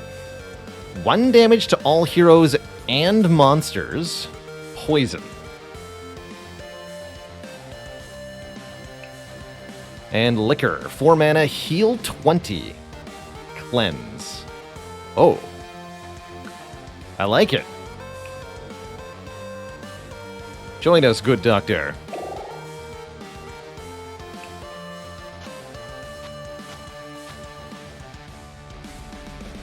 Doctor's also a good harpoon recipient.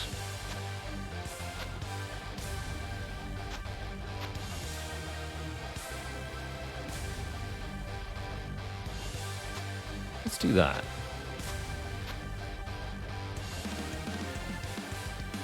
Yeah, now we can full heal the statue. That's kind of cool.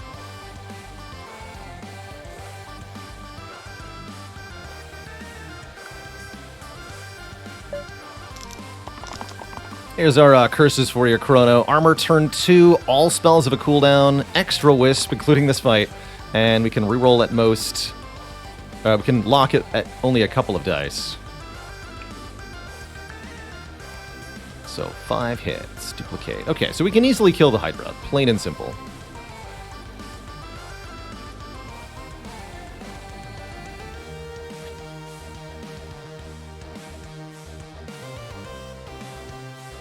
We no longer have Vine. That's kind of annoying.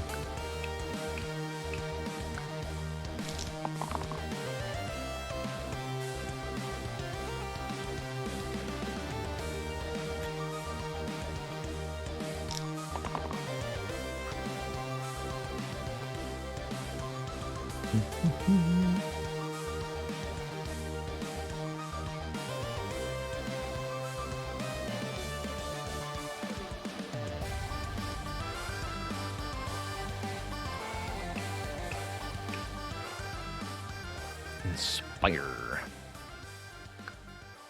Trying to figure out what exactly I want to use the dice for.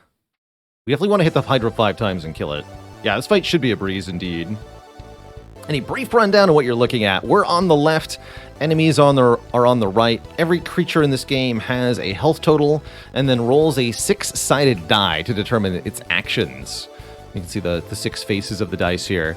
And the whole gimmick is leveling up your heroes and giving them equipment to improve the dice faces, and then rolling each turn. A little bit Dicey Dungeon style to figure out what your party does. Very straightforward dungeon crawl, lots of tactical combats and dice stuff. It's great. Action Rizo, thanks for 31 months of support. My favorite viewer. Slicey, slicey. So I think we at minimum do with that. We could get 4 mana and mark, or we can just have everybody attack the Hydra a bunch of times with his duplicating attack.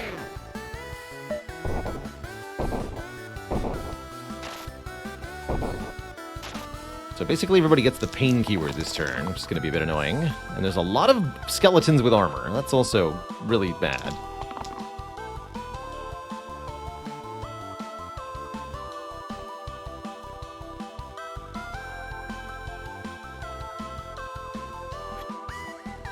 I'm going to lock those in. 4 damage to yourself, too?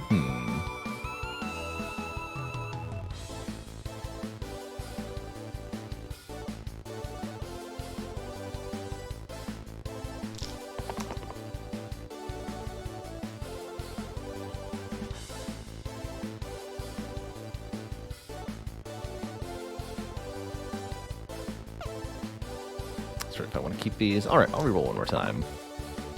I was hoping to get the engage shot top or bottom on the assassin. Would have let me kill a few things pretty easily.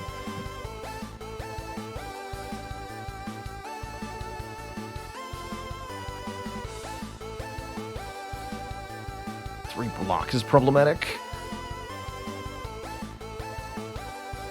Oh, and I have no mana now.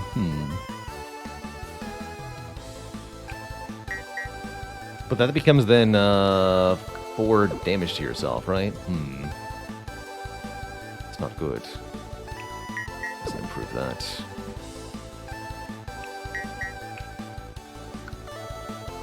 So who's targeting the wizard? You're doing 4 to the wizard? That's unacceptable.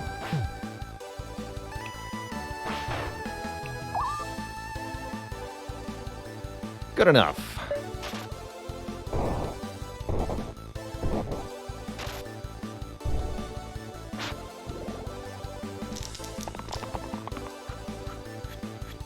fight is actually quite horrifying. I thought getting rid of the Hydra would make it easy, but it's not being easy. The pain is bad. The pain is really bad.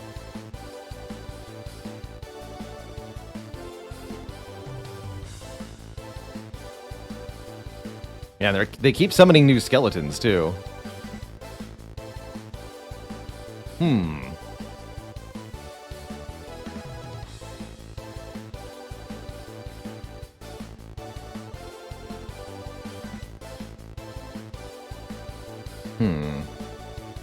Small numbers add up to big ones. Will cleanse on liquor clear the pain? Maybe.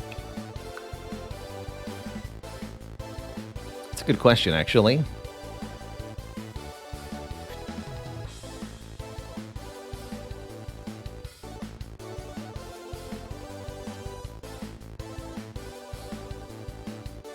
Quite costly, but quite worth it, especially for the statue here. Really would like to roll the engage side on the assassin here.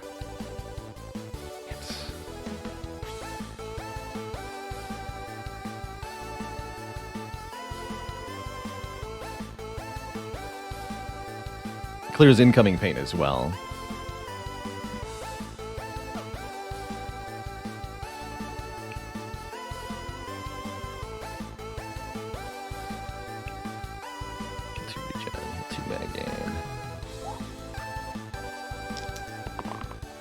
There it is. Oh, that took so hard. That was so hard to roll. I don't even know why I wanted to do. It kills the bones immediately, right? Yeah, it does.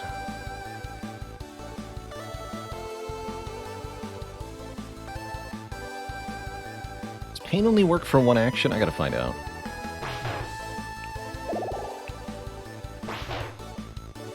Yeah, that's good.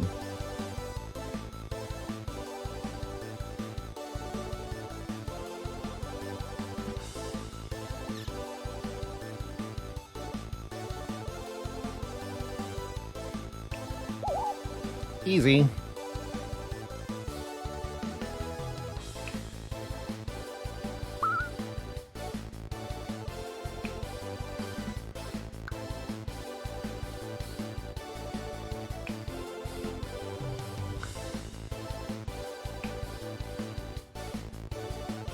Alright, yeah, we're gonna get a couple more. Actually, let's prevent one of these wisps from summoning a bone, so that gives me 1 mana. Burst it. Yeah.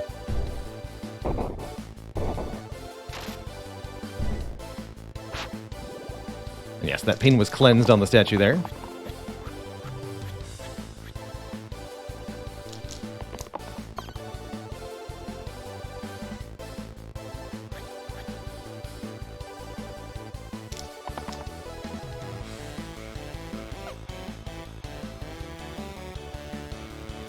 Is that good enough? That's pretty good. Oh, but we have pain on the doctor? I don't want to roll that then.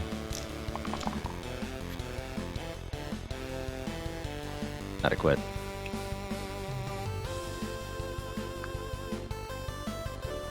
Once again, we can finish off wisps that are summoning new bones. Is a pretty reasonable idea.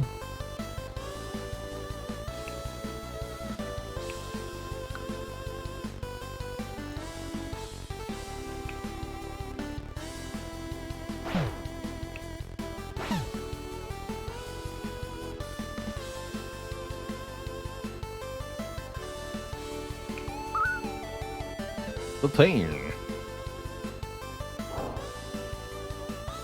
And then let's kill... I can't kill this wisp. It's not happening. Stop hitting the leader, I guess.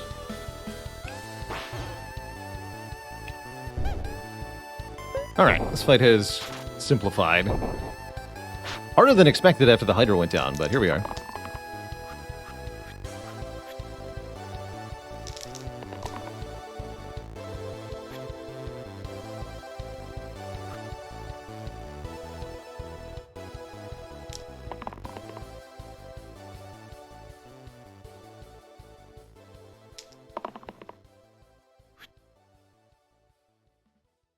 That'll do. Hey, Dust Forest, perfect.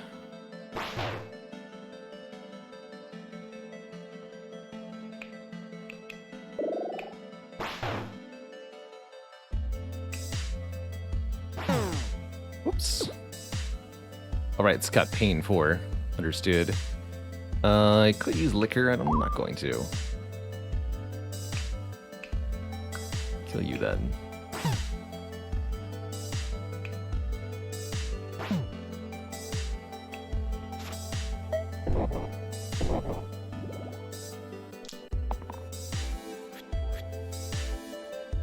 Excellent. Alright, we've successfully ended the fight.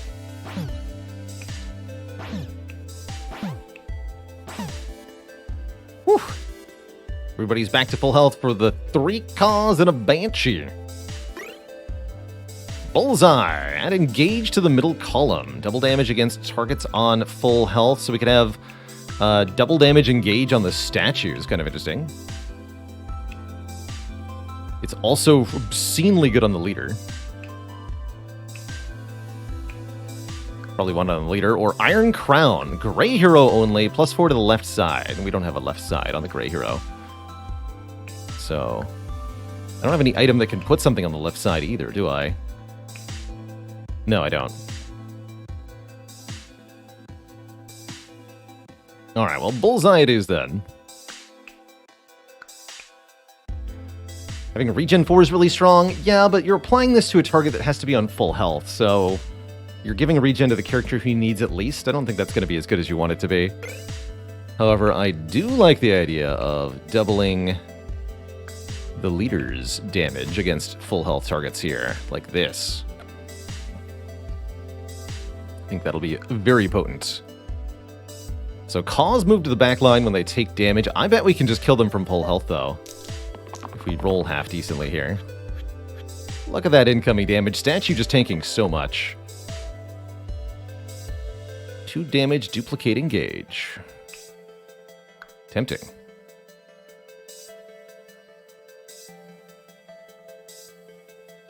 And that's almost the right thing to do here. Almost.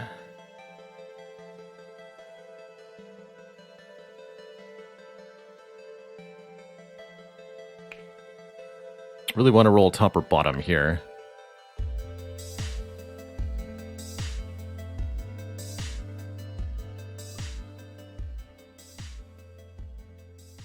Locking the wizard is reasonable.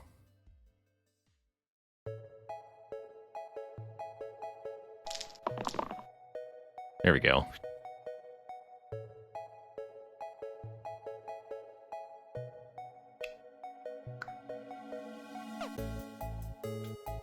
Lock the doctor instead of the wizard? Let's do it. Oof, that didn't work out.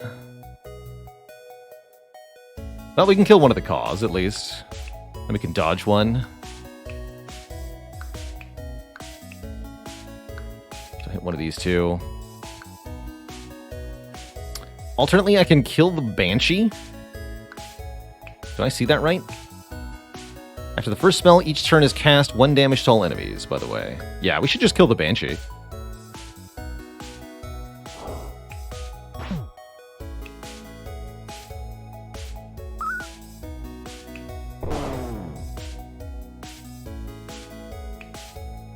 And do 1 damage to one of these birds. You! Take a damage.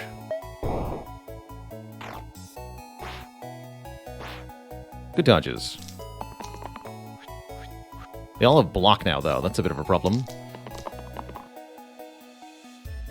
Here we roll the ranged engage, of course, of course.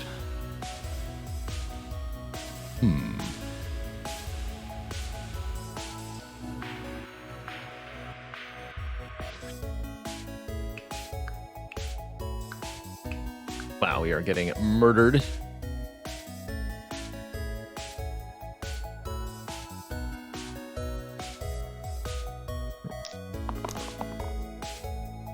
Okay, that's a pretty good one for leader. But I need a useful thing to duplicate. I guess heal 2 mana gain is a pretty good thing to duplicate.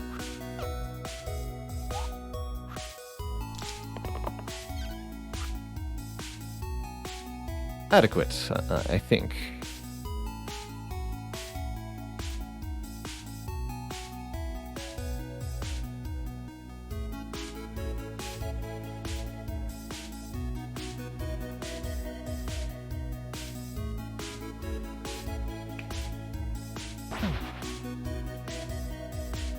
That won't kill it. Shooting it makes it go to the back row.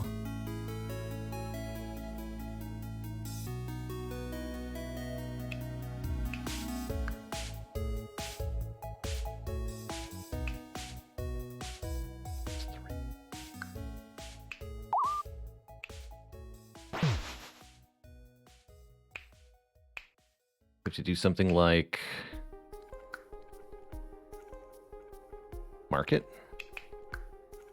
Oh, I can't target it with mark either. I mark it. It doesn't go to the back row. Okay, there we go.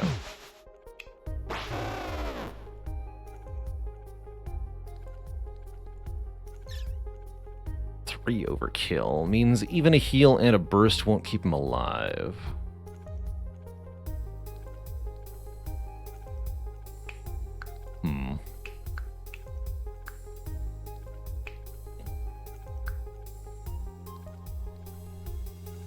That's a bit of a bummer. 2 and 2 is more than 3. Oh, wait, my... Right, I can't math. Okay, good. Good talk. Glad I voice these out loud sometimes. Twitch can correct me when I'm completely off base. 9 overkill this time. Oh, this is good, though. Lock that in. Probably lock this in, too. Looks like a great roll overall.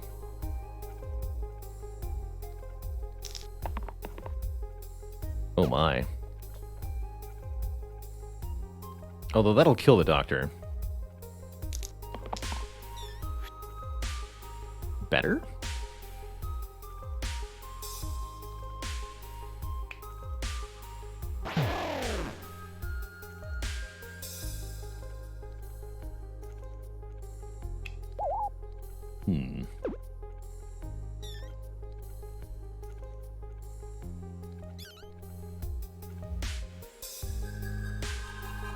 We just inspire, right?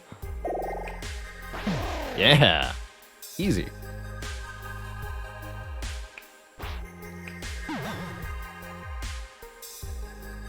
Alright, our final level up, and we're facing the dragon as our final opponent once again.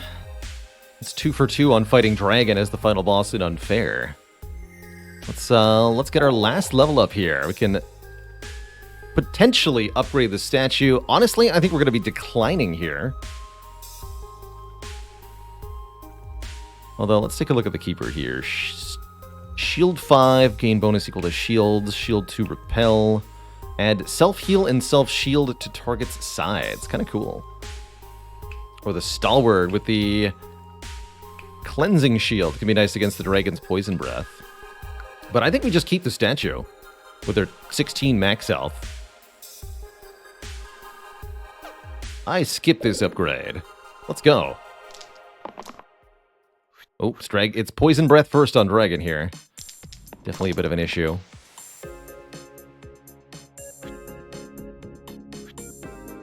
But is it, though? I'm actually completely okay with this turn, as it is.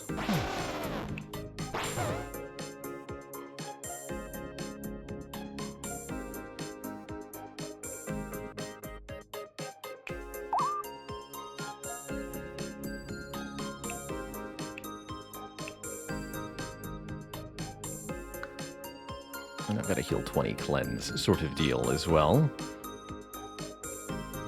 Don't exactly love getting a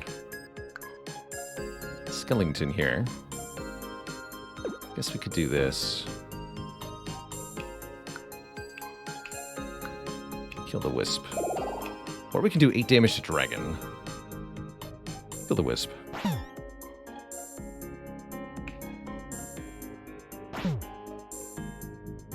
love that we do 1 damage to the dragon. I'd almost prefer not to do that, actually. Because we have all these engage abilities. Let's do that. Okay, that poison's going to be annoying, but now it's just a one-on-one. Us versus the dragon, who is continuing to breathe poison in a deeply concerning manner.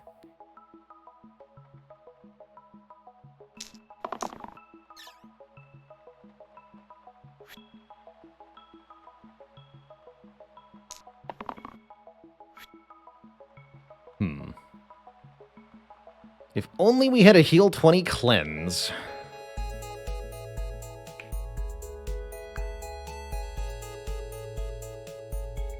I guess we're going to smith the wizard so that we get more mana here.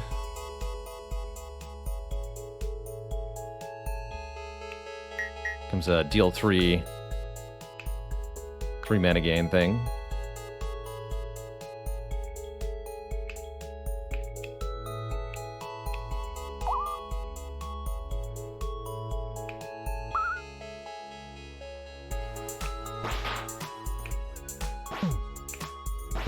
Keep that all, use that for another, Oh, we can only use the liquor once per... No, we should have it back next turn, right? Once per turn. So I can save the statue, for example. That wizard is super dead. Yeah, there it is. Poor wizard. 2 damage, dupe engage.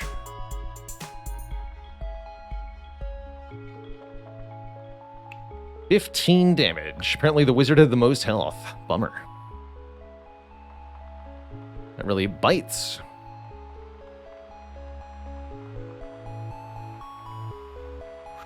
Lock that in.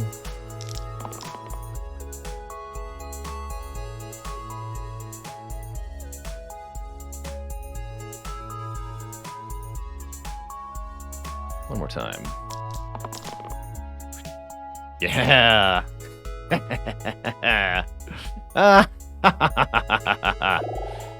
Ultimate power!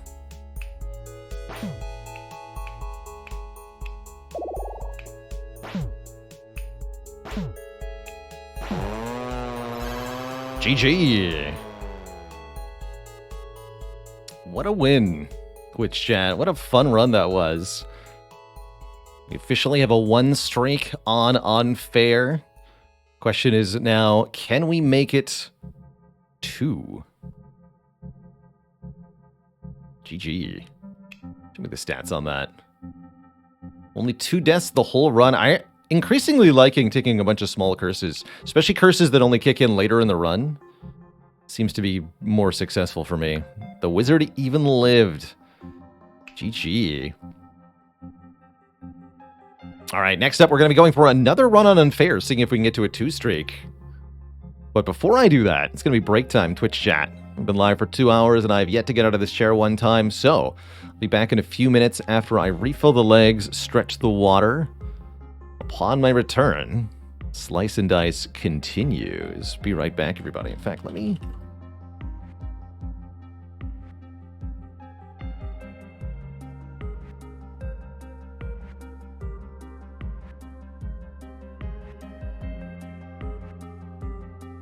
Any other game besides Slice and Dice? Yeah, we'll be doing some Slay the Spire. Working towards our Mastery Challenge in that later in the stream. But that'll be after our second Unfair run today. Alright, folks, back in a few minutes upon my return. More Slice and Dice, BRB.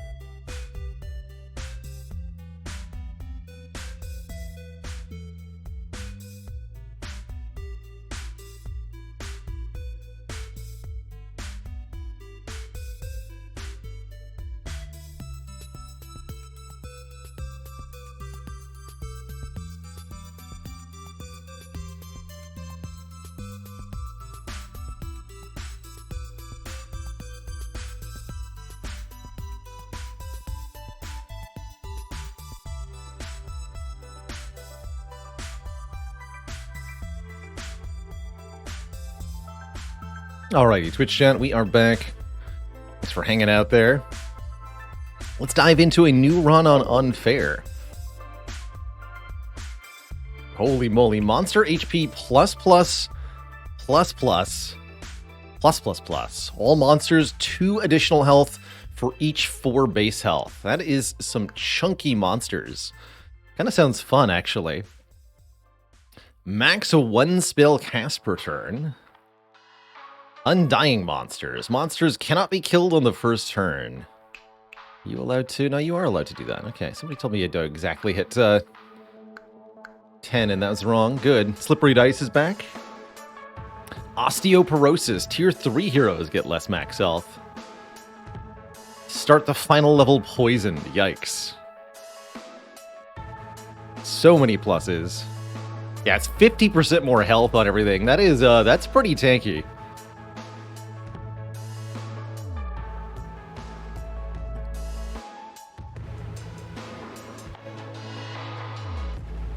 For 4 health, right? So this is actually does not affect the first combat, funnily enough.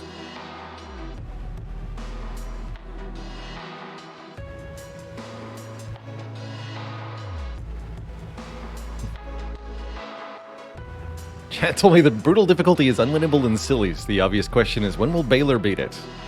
Guess we'll have to at least try it at some point. See what it looks like. There's many different modes in Slice and Dice to try out. Monster Health Osteoporosis is kind of an interesting one.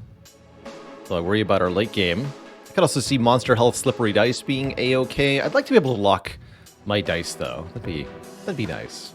I'm not going to do Monster Health Poison Finale. That sounds like death to me. I suppose, actually, what we could do is give all monsters Undying Shield 2 on turn 1. That's not too bad. I think that'd be the easier easier way to get 8 pips to do armor undying monsters rather than just monster health. But I honestly want to try a run where the enemies have enormous hit point bars. It sounds fun. Is there any meta progressing in this game? No, there are unlocks, but there is nothing that will make the game objectively easier for you in any way.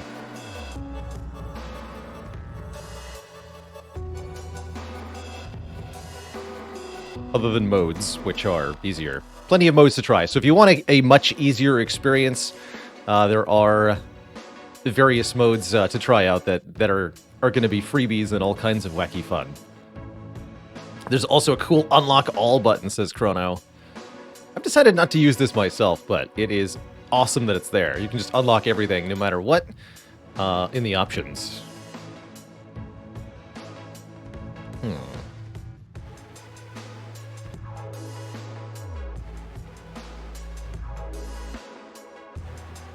I'm a little afraid of this. Alright, I'll go Slippery Dice again. Sure. See how badly I regret this? So we have a Lost. Cruel. Does more damage to targets on half or less health. A ranged poison attack. And a dodge. Only 3 max health, though. Ruffian. 5 damage, 5 self-damage. A block 2, a cleave, and 2 one-hits. The Alloy. 1 damage to all enemies attacking the target. Interesting.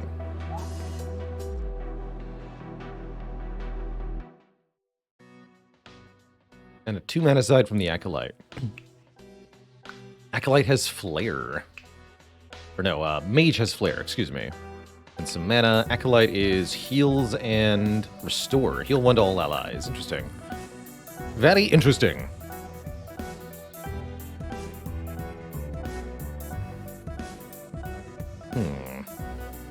Lock this. I think we lock this. Let's check out how this works, actually. Okay, yes, it hits even backline enemies. Good to know. So lock this and this. Reroll these 3. Want the cleave. 5 damage and pain. Can use Burst to keep the ruffian alive. That lets me kill a rat. Unfortunately, the lost is dodging. Price of not being able to lock more than 1 dice here. Or 2 dice, excuse me.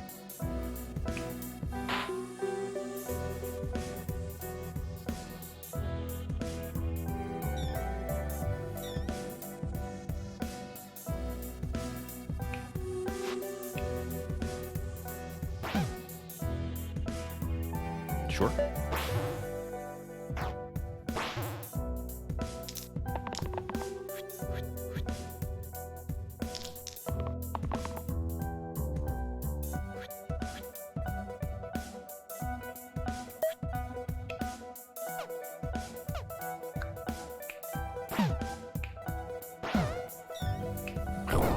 All right. Easy peasy. So now we have enemies with more health. The boar and the crone getting 2 bonus hit points here. Gonna make it an interesting fight for sure. But we also get to level up somebody. Either the acolyte into the druid or the mage into the fiend. Fiend's all about self-harm. It's got a burn spell that does damage to all heroes and all monsters. I really like the concept of the fiend, but I have yet to find a success for them. Probably prefer to take balance here. I haven't tried druid. I definitely like the no downside. Hit all enemies, although it's much more expensive than burn is. Burn has a cooldown natively, right? That's right. Balance does not. Yeah, let's go druid first. I'd like to get both druid and fiend, ideally, but we'll start with the druid.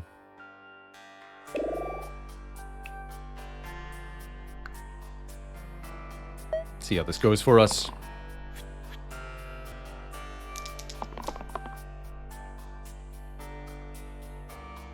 2 damage and growth, 1 damage ranged poison.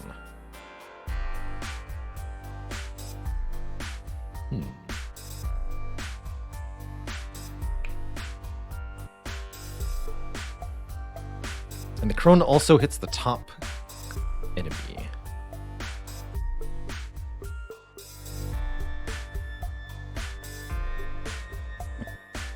Realistically impossible to kill the crone this turn unless I use the 5 damage side of the ruffian somehow.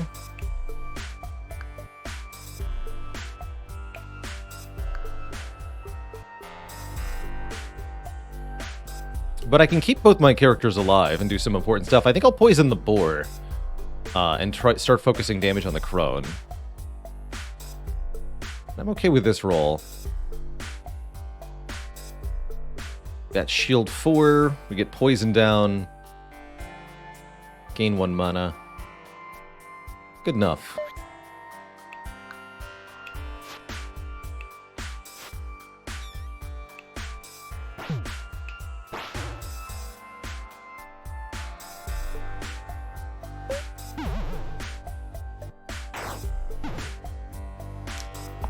I'm okay having the lost perish during this fight since they have such a low max health anyway.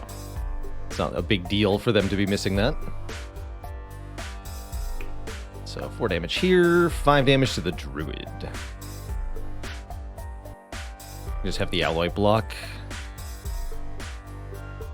Roll these other 3? Sure.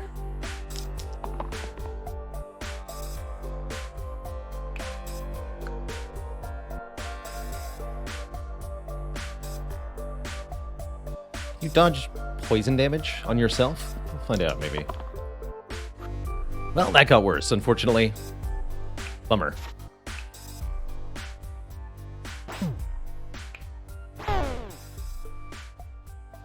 R.I.P.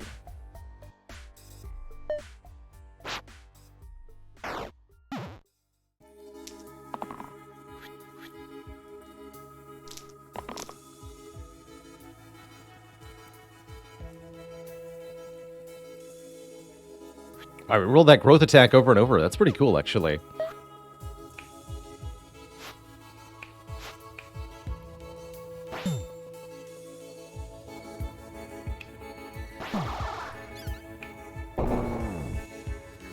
So, lost is down 2 health, but otherwise, not a big deal. Not a big deal at all.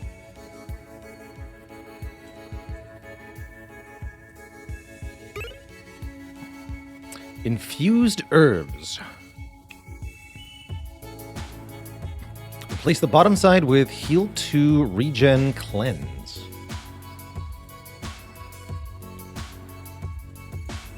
But it costs 2 mana. Interesting. Bottom side. Everyone has something on the bottom side.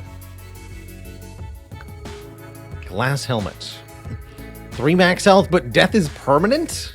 What?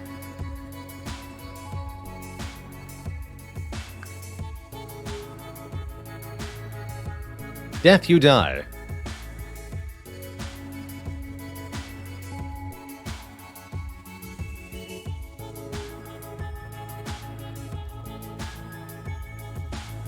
How about we roll a random one? These are weird items. Rusty Plate. Replace the middle side with blank to gain 3 max health. See, that's a more reasonable downside, I feel like.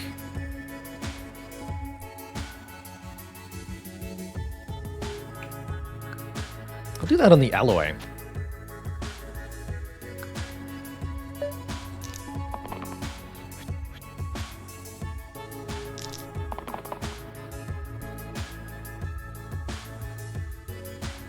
So our new curses are all enemies have more health, and again, slippery dice.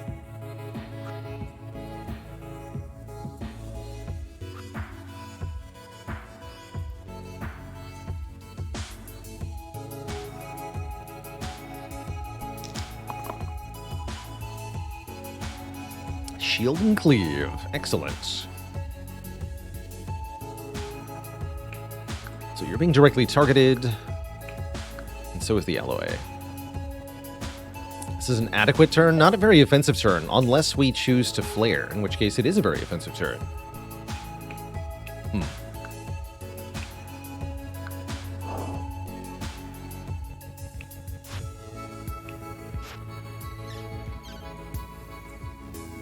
Might as well.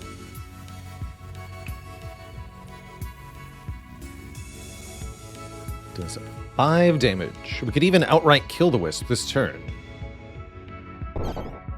No, we can't. We only get 1 mana back. Excuse me. Alright, hit this goblin then.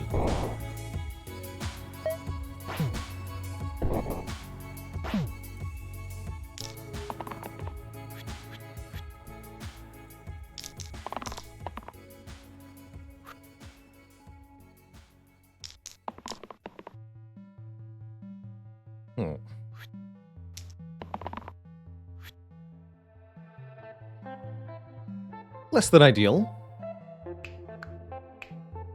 Lost is getting targeted. Might be able to do a balance here. Worth considering.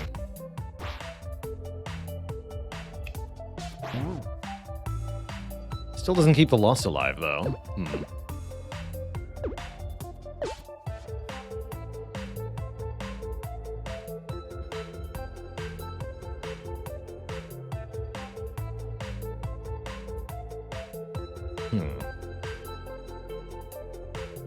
Wait, why didn't Baylor bot like that?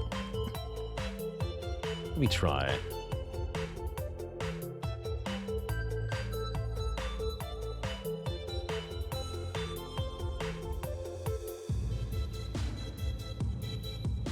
Aha!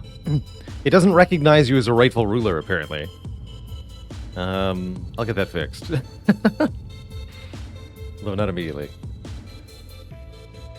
Will only take commands from me.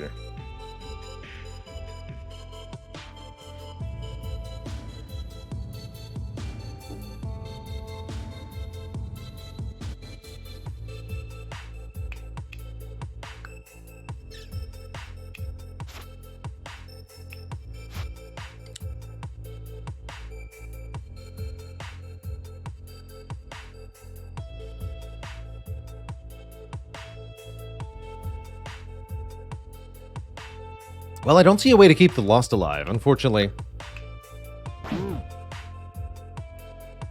1 mana short, 2 health short. Bummer. And with no rerolls to try to change our fate here. Oh well, I suppose.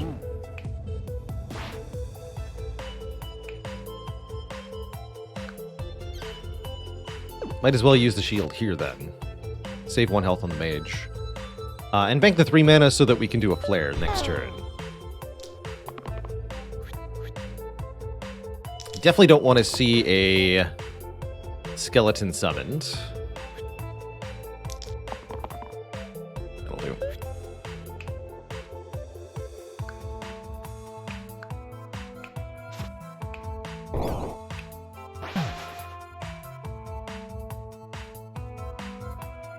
Face down the Alpha.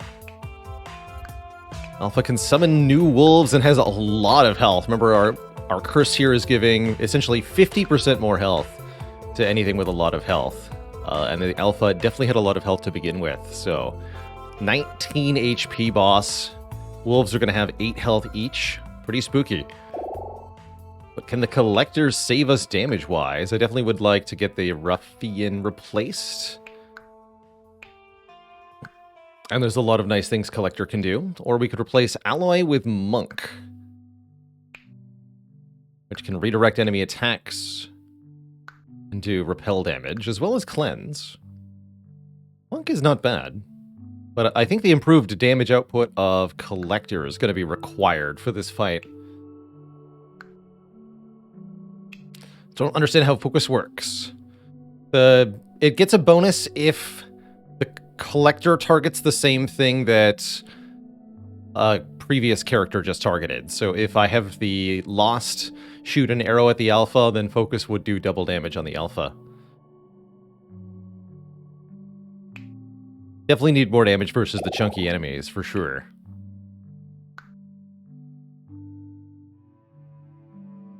And now we've picked Collector enough times to unlock something, too.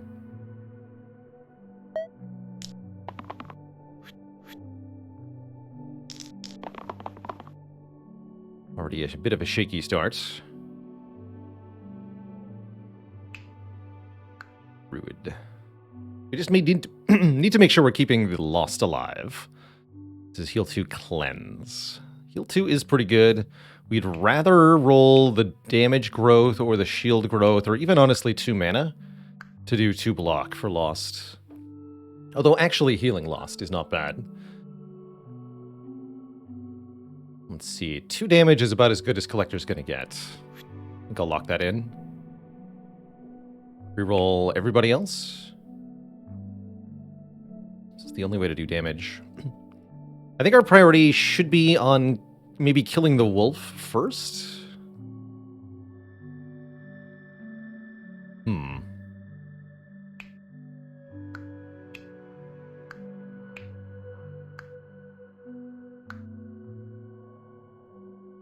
One shield, 1 damage is about as good as we're going to get out of the alloy. Alright, let's use a reroll here. Okay, this is good. That's decent. That's decent. Lock this then and reroll the remaining 3, or do I just take what I got? Could definitely do quite a bit worse. Let's just take what we have.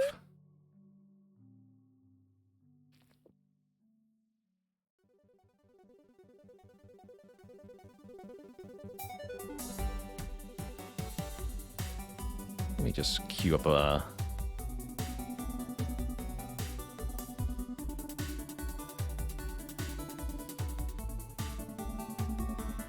our next soundtrack here. There we go. Let's do some Faster Than Light. Perfect.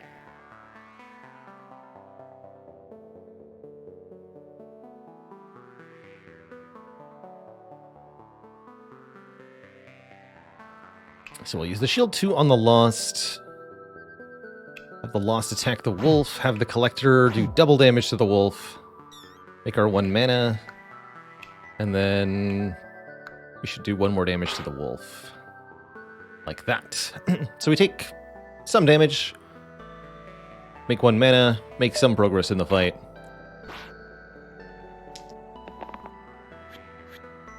Alpha is summoning a new wolf, but is at least not doing damage to us this turn. So this is our opportunity to take advantage of stuff like our growth effects and more besides. It's a pretty good roll on its own. I'm going to re-roll these to 3 dice, though, see if we can do better. That's pretty good. That's very good, actually. Let's take that. So this actually just kills the wolf outright. It's 2 damage with the cruel keyword, doing bonus damage to a target on half or less health, which that wolf was. And here we can make some progress on the boss before it summons something new. Rather than wasting the shield of the alloy here, the collector can duplicate this 1 damage attack onto the alloy's dice, and we can sneak in 1 more damage there. Next turn we might use Flare, or we might use Balance, kind of depends on what's going on here.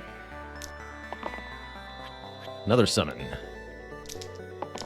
It may be worth it to just focus fire the boss, if possible, and try to finish them off before things get really dicey. Get it? Dicey? Ah. Aha. Exert really only worth it if we can get the kill, which currently I don't see us doing. I could see us doing a Flare for 5, a Knife Stab for 2, Exert for 3, and then maybe 2 more points of damage. That's not going to kill the Alpha, but we could kill this wolf, prevent all the damage. Honestly, that seems pretty worth it on its own. Definitely lock this in. Reroll this. I'd like to put poison on the boss. 2 damage cruel is excellent here. So Flare and Dagger kills this wolf. Reroll these 3. Excellent. Let's do that.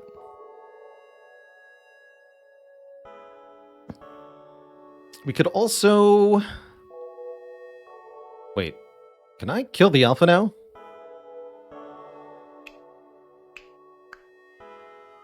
Because I have 8 mana.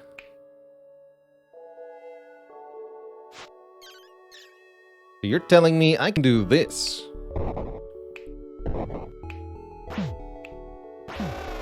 Oh.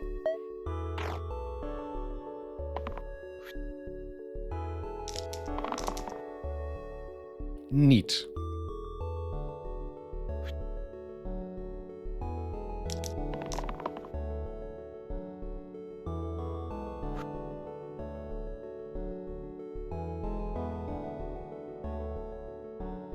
Good enough.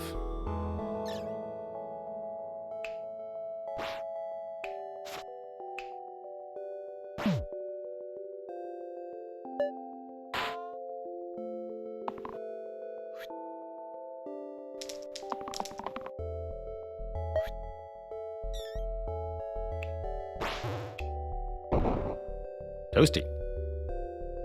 All right, well, the Alpha Wolf wasn't too bad, even with early summon from her. What are these illusions? Hello? 1 health. Can petrify us. All right, well, Balance should take care of this, no problem. As long as we can roll 3 mana on turn 1. I don't see this fight being an issue at all. Because we can do 1 to all of them at the same time. The Square Wheel is back. I really would have liked to see Square Wheel on the statue last run. Spell Restore. Heal 1 to all allies. See, I kind of already have that, though. Did roll literally the best face on every character. Oh, is that all? It was a pretty good roll. Good rolls and fights. Bad rolls can be just as disastrous for the other side. Us. I think I'm going to take a random item here. What do you got? Garnet. +1 to incoming healing. Ooh. Oh, I like that.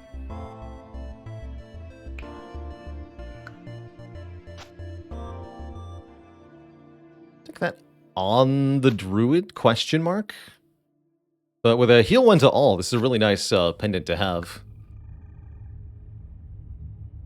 Notably also works on regen. Does it work on vitality? Gain max health? Kind of effects? is my main question. Alright, again, the main goal this turn, get to 3 mana. If at all possible. Alloy can make mana. Druid and Mage can both make mana. So it shouldn't be too hard.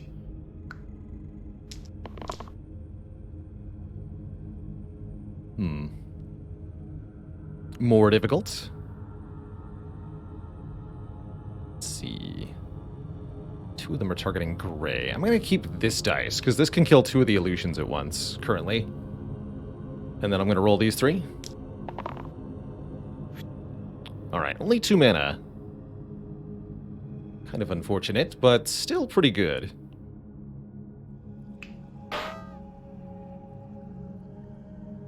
Yeah, I don't see a problem here. Nope. Should be just fine. Even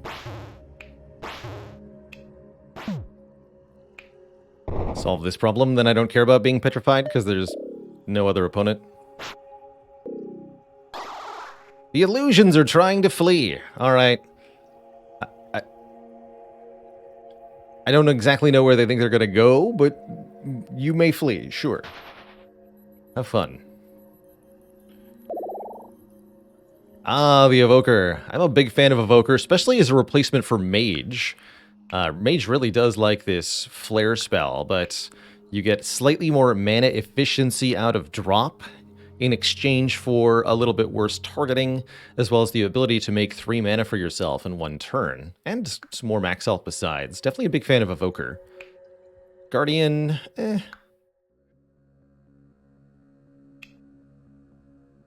Definitely better than Alloy, but not by a whole lot.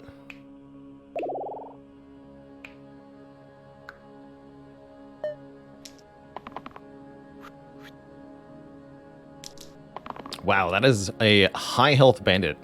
Interesting that the split threshold on the slime is still basically the same, though. Curious. So we have to either roll dodge on the Lost or kill the bandit this turn. Let's see. 12 damage, huh? Seems like a challenge.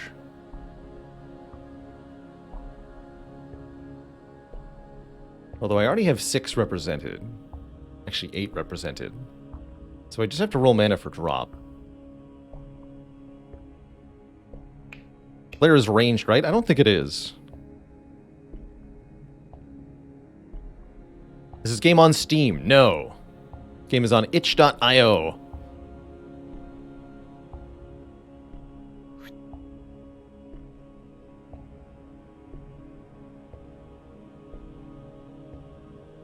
So we might be trying to roll mana for you. That side doesn't matter much. Lock that in then. Ha! Okay, that actually should be enough to kill the bandit, I believe. Easy every time.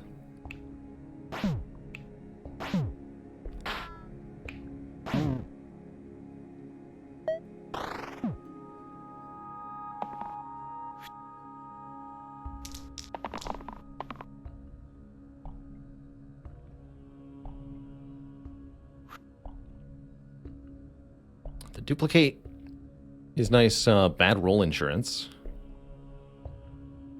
Don't think we can kill the Slimer this turn, but getting some more damage on it is pretty reasonable. I'll roll everybody. Ooh, heck yeah. 2 damage self-shield, also pretty sweet. We can bank that mana for next turn. Yeah, let's just do this. Excellent. We'll kill the Slimer next turn.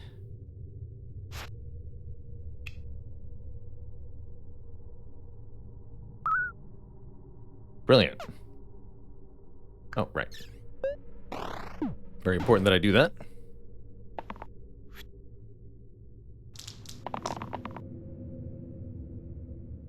Lock that. And that, actually. That's enough for another drop. Roll everybody else. Perfect. Bonk.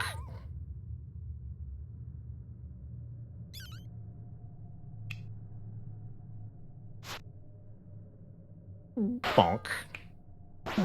And bonk. That's why I like Evoker. It's really nice not having cooldown on our spells. So, we got a new item. Enchanted Shield. At the start of each turn, self-shield 1. Or the Lucky Clover. Gives +1 to an adjacent side. Actually really nice with the Rusty Plate, because then this would be a shield 2, repel 2. That's actually quite good, curiously enough. It's a good item pairing, specifically.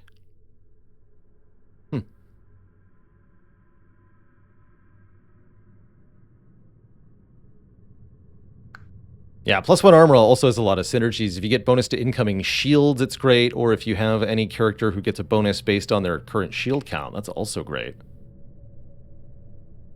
Plus, it's just guaranteed to be 1 block each turn, which is really nice. With no downside, very hard to say no to this. I'm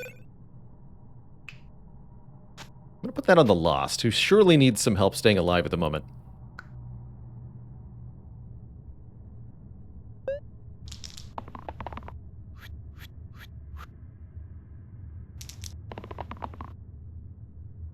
Well, that certainly is an opening roll, huh? Oh, the slate has 2 extra regular health? That's funny. That is funny. So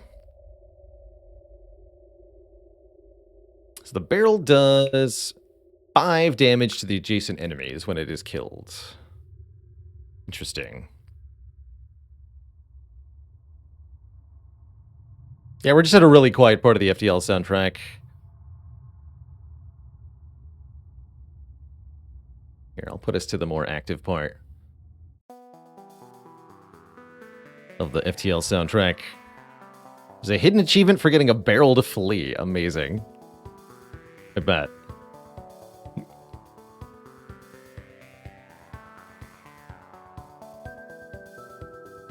Yeah, I bet. Trying to figure out if I can kill the slate somehow. 5 mana is enough for burst and the other thing.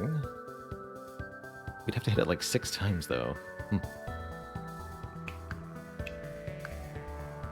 I'll just lock these 2. Let's reroll. Shield and mana. Could also maybe kill the top goblin pretty easily, as we can double drop it. That would work quite well, actually.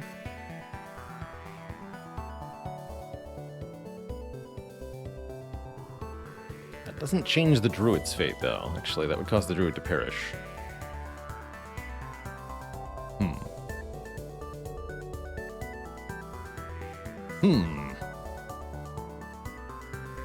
Trickier. The peril is trying to roll away. Emphasis on trying.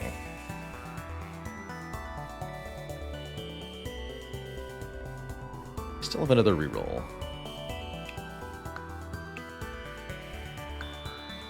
It's a pretty good roll, though.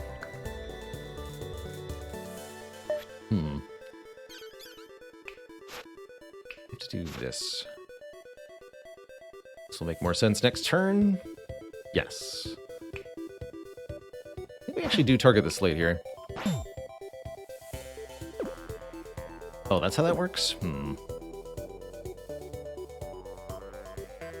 Better to do it this way, then. Burst for 2. Stab, stab. Yeah, that makes sense. Okay, that works.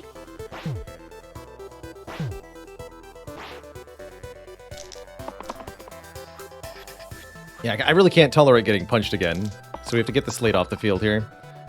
He is slated for destruction.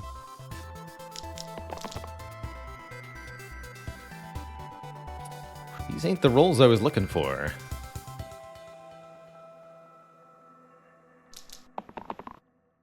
Oh man, not even 1 mana? Shoot. Guess we're losing the alloy then. Actually, no, I can just kill it with burst. Never mind.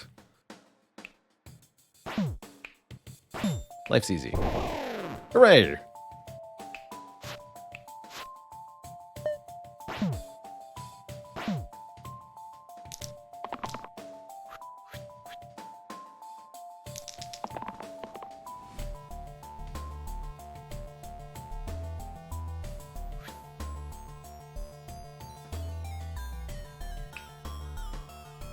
And we can reroll the collector.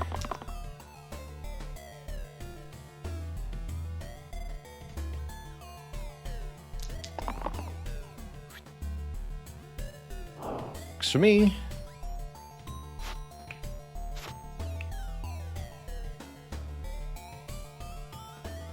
Get the top one first because of drop.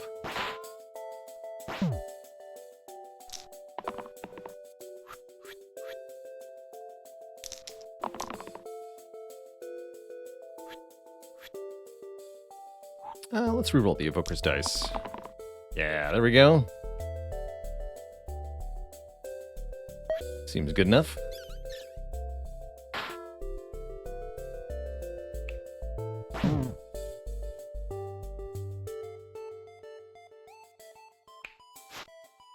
Not enough, huh? Very well.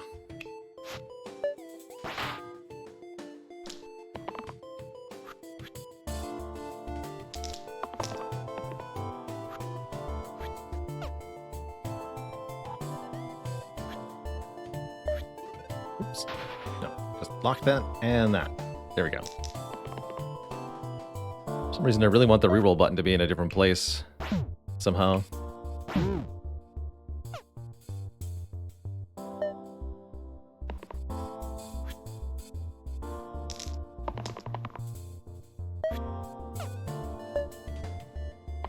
Barrel? Hello?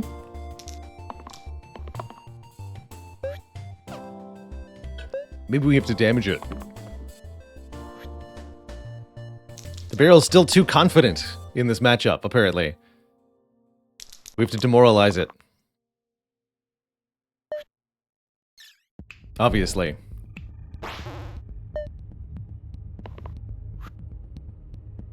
We have to have 10 times its health, so we can also demoralize it by healing ourselves. It sounds like.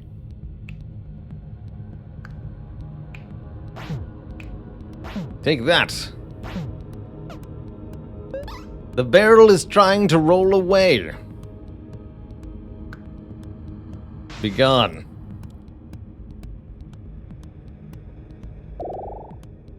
Juggler. Juggler has cantrip. Activates during rolling if it lands face up. I'm gonna try Juggler or Knight. 3 damage exert. This is the one for the auto shield, or shield 6. Times 2 if you have full health. Very defensive. Actually, just having damage on the gray character at all is quite nice. But yeah, Juggler seems great here. One, it's a huge hit point improvement over the Lost. Although we are going to lose out on some damage. Well, maybe not, actually. If there's any way to boost them, that's going to be even better.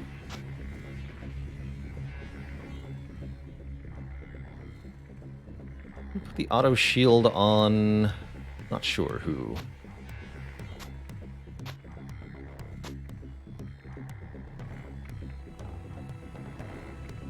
Keep it on Juggler for now. So all of the witches have a bit more health. Only 2 more so far.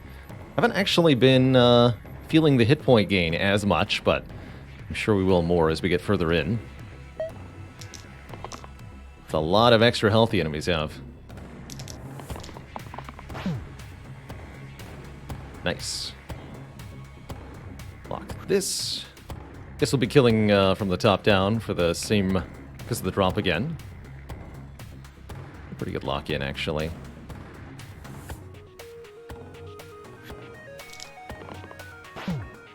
Nice. And I can actually just keep this and do another 2 damage. This is a sufficiently good roll. I'm just gonna stop here.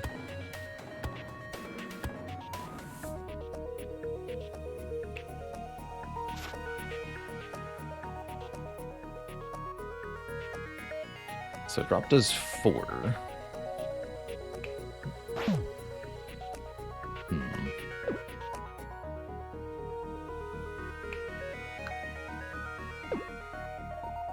Actually, no. I think I want to roll one more time. The numbers don't line up. Alright, don't love that as much. That's what I chose for myself. Here we are.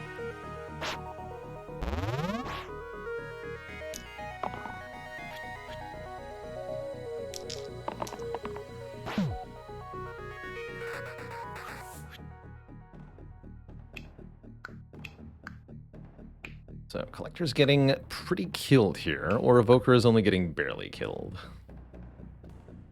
Seems easier to kill Gaitha.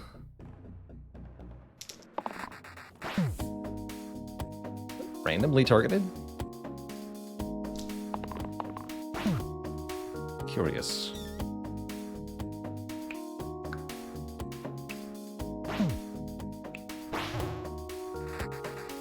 The Collector will die.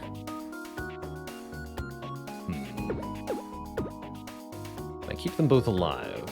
I don't think so. Not with this roll, I don't think we can. So yeah, Collector's gonna perish here. Bummer.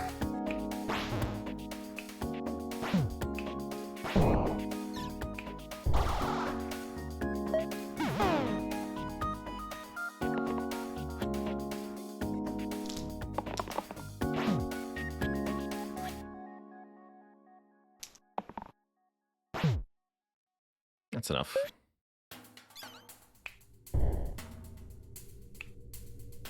Who gets... Okay. Not the alloy. Quartz! Oh, our first appearance of the Quartz. If you get them down to exactly 3 health, or exactly 2 health, rather, they die instantly. As well as some bones and some imps. Notably, bones get 2 bonus health, and the imps do as well. Here's where we're really going to start to feel the pain of our mega additional health curse. Choose an item. Hack. Replace blank sides with 4 damage this turn. What? Or Hex. Kill an enemy with exactly 6 health. 6 health, you say?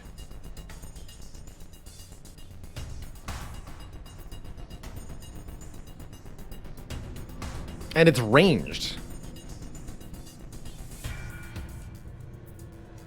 It's only single cast, though. Only once per fight. But still very, very nice. Hack is also looking kind of spicy.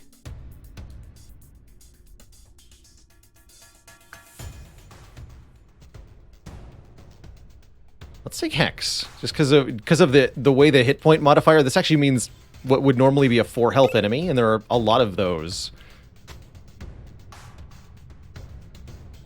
Let's attach this to the Juggler with our auto shield. Good luck to us.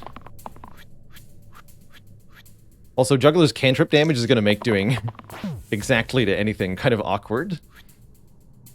So that's fun. Let's see. Orange, orange, gray, blue, blue. What is this? Shatter. Yeah. Inflict single use. Add single use to target sides for 1 turn. We can do exactly 5 damage to the Quartz. That'd be very helpful.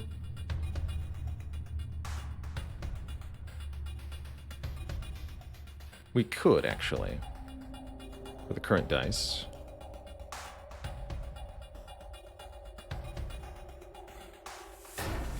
Pretty good roll overall. I'm thinking about just keeping it here. Killing the Quartz and calling it a day.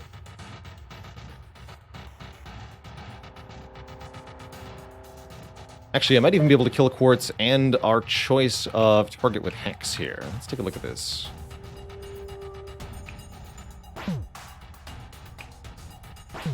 So then use this to shield blue. Kills the Quartz. 3 mana, Hex kills... just not the 1 bones. With targeting Juggler, or we can prevent the poison. Prevent the poison. Smell you later. Or we could have also... actually, hold on. We've got heal 2 cleanse for that. So let's kill this one instead. Prevent the poison in the first place. Huzzah! Alright, well that fight went very well, and Hex definitely served its purpose. Although it's not over yet, so maybe I shouldn't speak so soon. looks better. Don't bother locking that. There we go.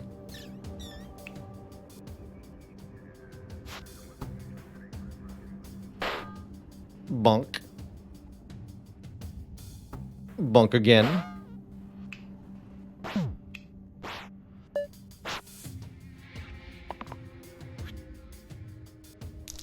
Fights are only going to get more hectic from here on out. Oof.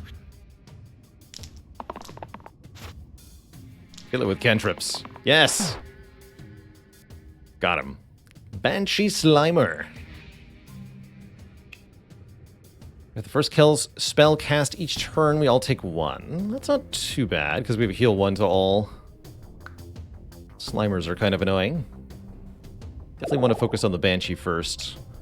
Alloy into armor. Love the smith effect of armor in general. Or Bard. Bard has a middle side of gain 1 reroll cantrip. We've definitely unequipped the plate from them then. As well as shield 1 to all. Shield with bonus to our mana, and a single-use mana thing. Actually, we haven't picked Bard yet. I think this is a really opportune time to do it, because gaining rerolls with the Juggler seems quite excellent.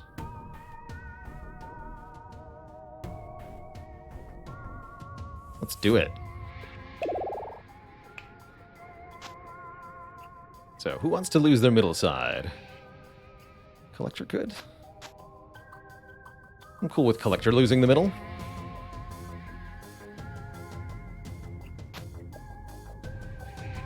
Yeah.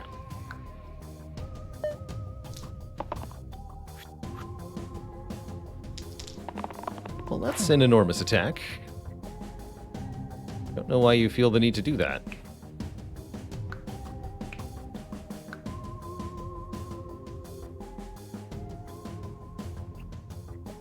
This is a pretty good time to shield 1 to all.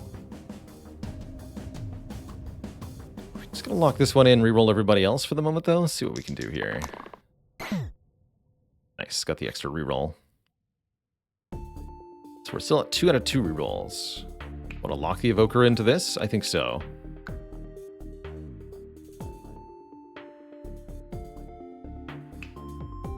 Exactly 6 health. So all I have to do is 1 damage to Slimer and we can kill it with Hex now. Interesting.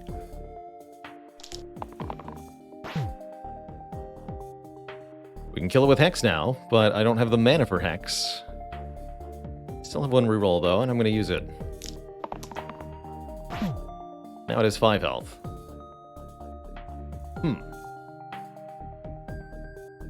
Pretty okay with this roll, ultimately.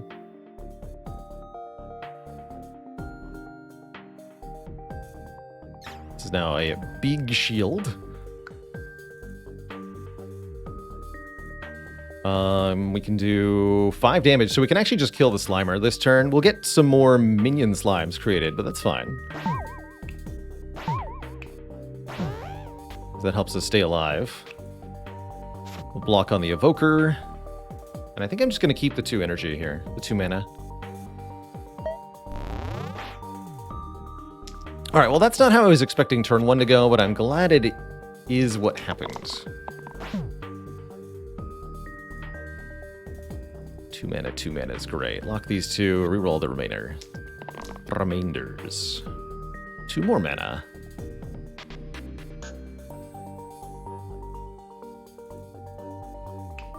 I'm okay with this roll.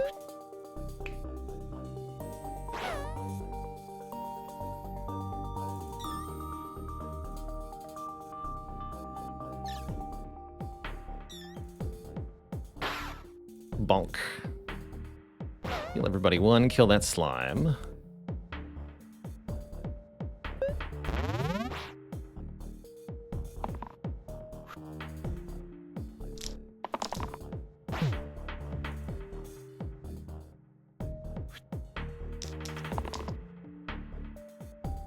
Good enough.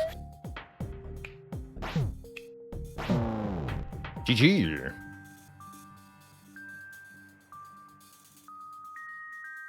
Wiz, wow, the Fanatics have a lot of health. 19 health, terrifying. And the Wiz has 7. They are chunky. Clink, double all friendly shields. Costs more mana each time, or Eucalyptus. Replace the right side with Heal 3 Cleanse, double use. Oh, that's such a good item. Who's got a bad right side? This side, right? No, this is the right side. Lots of people have a bad right side. Give me that. Wait, not rightmost, right side. Hold on. Let me double check that. That's this side? Definitely some good replacements there. Give me that. Yeah, this side. Replace the single-use mana on Bard. I also like improving the 1 mana roll of the Evoker quite a bit. Or even the Collector, actually. That 1 damage cleave is pretty weak.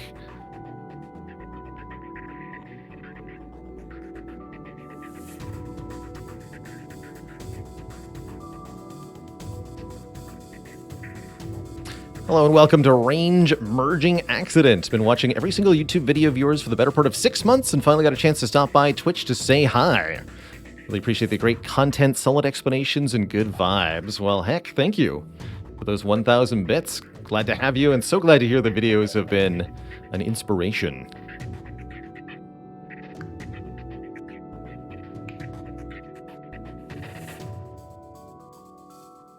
It's kind of weird having this on a damage dealer. I guess the Evoker is also a damage dealer.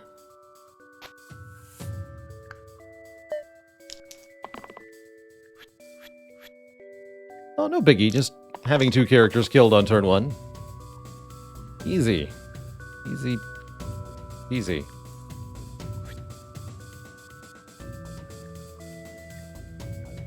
This is ranged, right? That's right. 6 mana could kill. Interesting.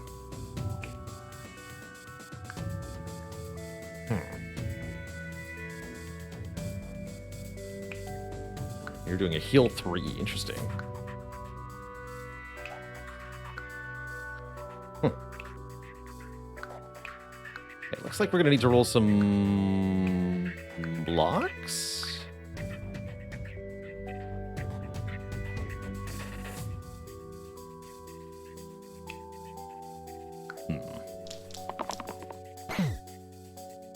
Okay, that's a pretty good roll.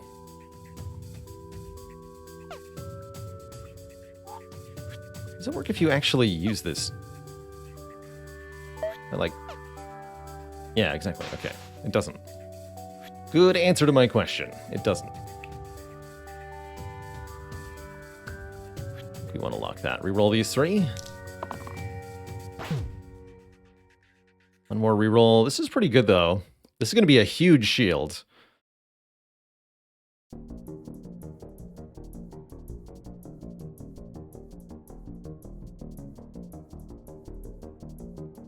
And I think we can't...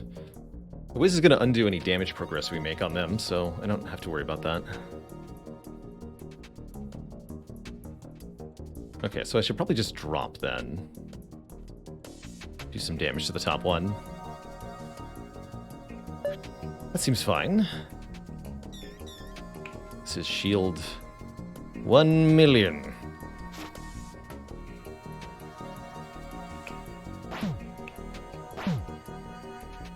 Actually, no, we're using Burst to stay alive. Excuse me. Bank 3 mana.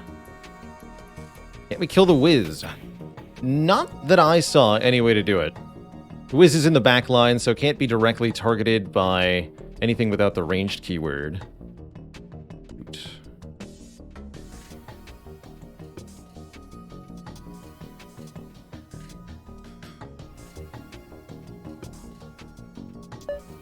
But we should be able to do it next turn.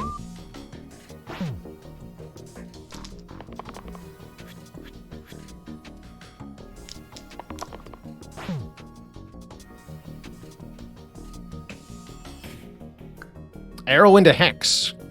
If we arrow the Wiz, they have 5 health. Hex can only kill a 6 health enemy.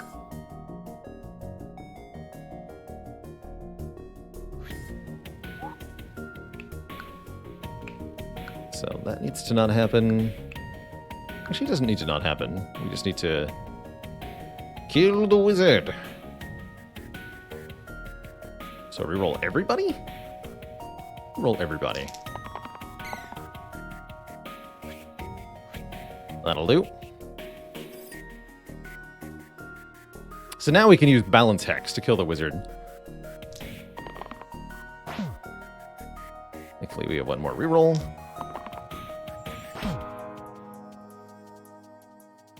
And I think we even get to kill the top fanatic too.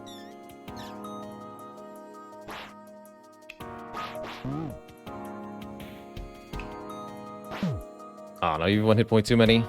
The evoker will perish then.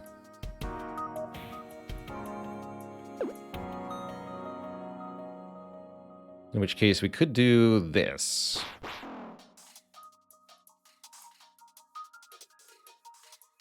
Use burst to keep the druid alive. And then this fanatic will die to its own attack. Seems better. Yeah. That works.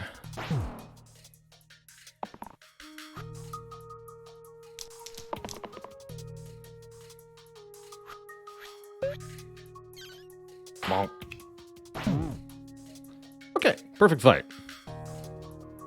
Lich and Bones. Bones with bonus health will be more difficult to deal with, that's for sure. We could upgrade our Juggler to a Dancer. Are we Juggler or are we Dancer? Deal 1 to all enemies, Rampage Pain. That's pretty cool. Cantrip gain a reroll, cantrip deal damage, 3 damage, and dodge. Not quite as juggly as the Juggler, but still quite a character. Or Valkyrie. Target ally cannot be killed this turn. Shield 2 rescue. Revive a defeated ally. And 4 damage Death Wish. Deal double damage if you are dying this turn. Wow, Valk is quite good. Although that'd be replacing our Bard.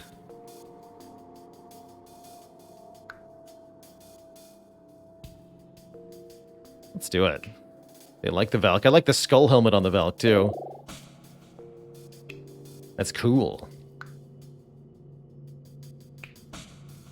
And I can actually even replace, since I don't anticipate using it at the moment, replace the Revive with the Heal 2. And then we have our Cleave back on the Collector.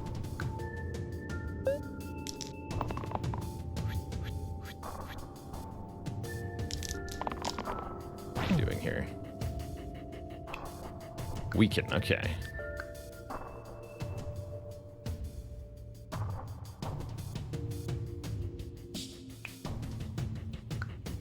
So we can use Cleanse to stop Weaken. It's kind of nice. Looks like it's going to be mostly a reroll. Could lock this. Cleave would be better, though.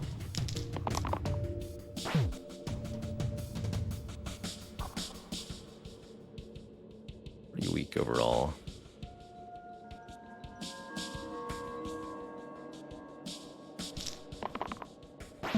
Alright, not a great turn 1, but we can at least stop some of the bones. And reduce the weaken to 1 character. Not thrilled overall.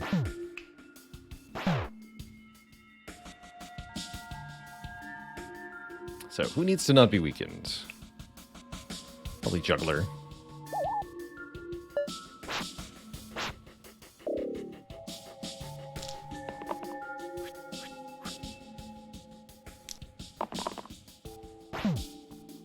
Perfect. Heal 2 Cleanse. We'll lock that one in.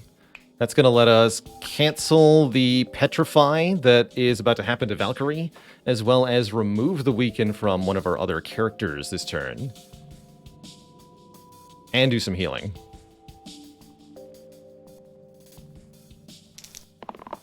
Easily the best tier 3 gray character, says Chrono about the Valkyrie. I could see it.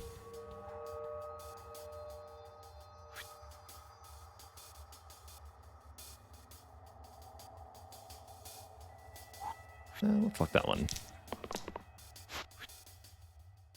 Alright, so heal yourself. Kill that. Fortunately, this doesn't really do anything.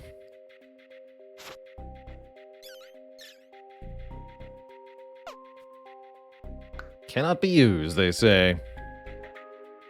That's alright. We survived the weakened turn. We negate the petrify, so we've made progress in this fight. Will be bones coming our way, but that's alright. Can't believe this just works. Keep that. That's an excellent roll. About as good as it gets.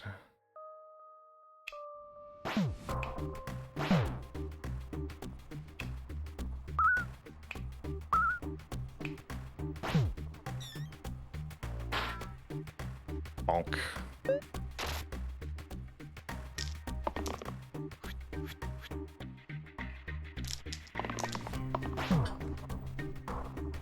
Oh, what? Come on. That was clearly the 4 damage side. I declare shenanigans.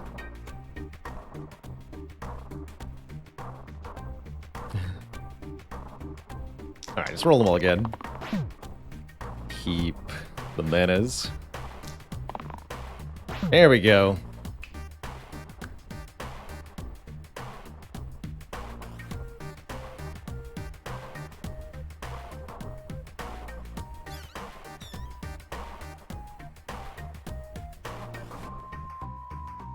Bonk.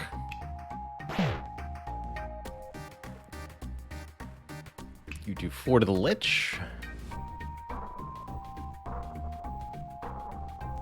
It's not a bad time to balance either. Kills anything that's on 6. That's right. That's what our Hex does. Oh, the Lich is in the back row, so I actually have to kill the bones first. Well, that makes my task a bit easier. Maybe I do want to use balance here.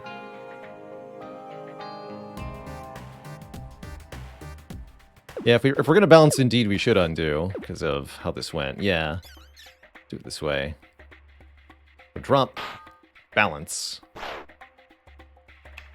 Kill this. There we go. And we actually don't want to spend this. That way there's not a skeleton attacking us next turn. So the undo saved me a damage that I'm now going to choose not to use. Excellent. Very fitting.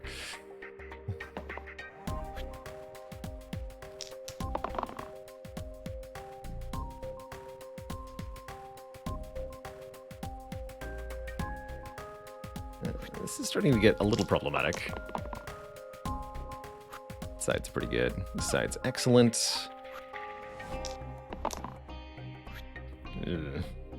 I don't love it.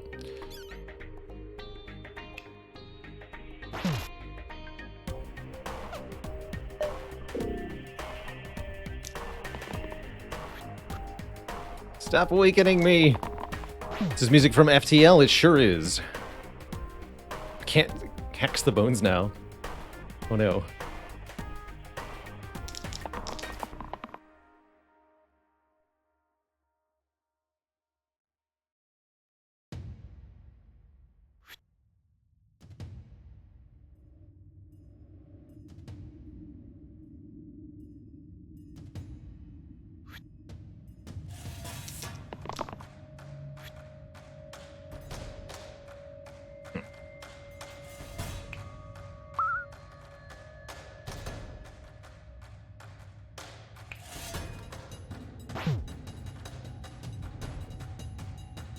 Kill that with burst if I want to. I don't actually need to, though. Let's go for balance next turn.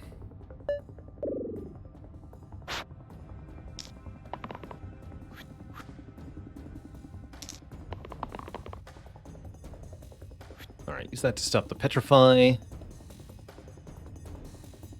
do need 1 mana just to cast balance here. Let's all lock that in. Perfect.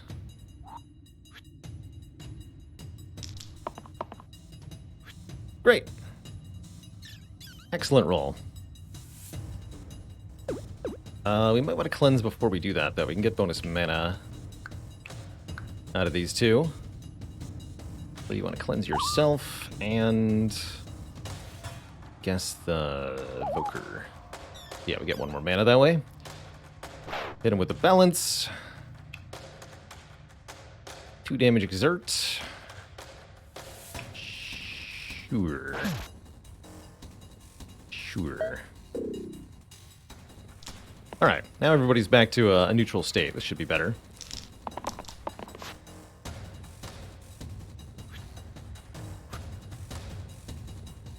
Three damage. 1, 2, 3.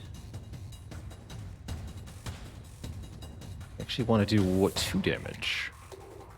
Interesting.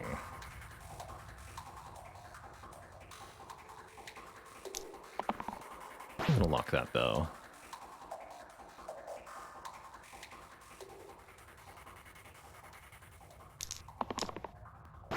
Nice. Actually, wait. No, yeah, this works just fine. I don't need to get too fancy here. Exit. Kill it. GG. GG. Spiker and Slate. We're offered a Crescent Shield. Replace the left side with Shield 1, Repel, Rampage, Rescue. What? That's too many keywords. 1 damage to all enemies attacking the target. Can be reused if it killed something. Can be reused if it saves a hero. That's really cool, actually. Or Ink Bottle. Replace blank sides with Shield 1 cantrip. Oh. Evoker.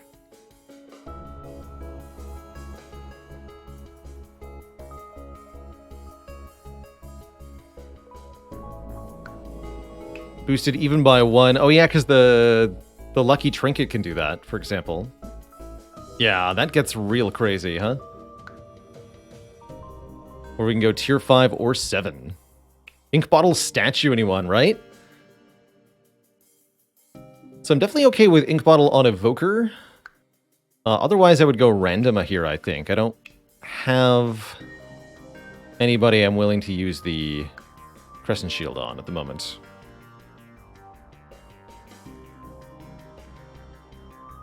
Exactly. Boosted, it's much more likely to either kill something or save a hero. So you're more likely to be able to chain it. Pretty wild. Let's go random. I want a tier 7 item. Get a chocolate bar. +1 to all Cruel, Engage, Death Wish, and Chain sides. Cruel, Engage, Death Wish, and Chain. It says Death Wish. Not Cleave, not Focus.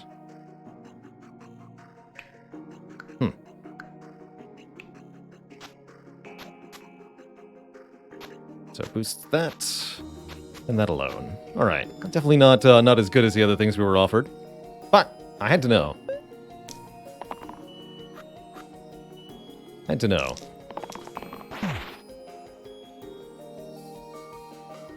Oh, that takes spike damage? That's horrifying, Juggler.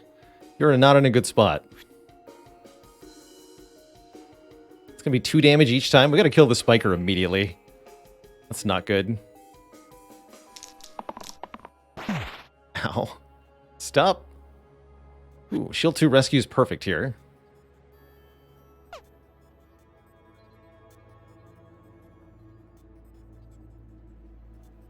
I'm gonna roll one more time. I am.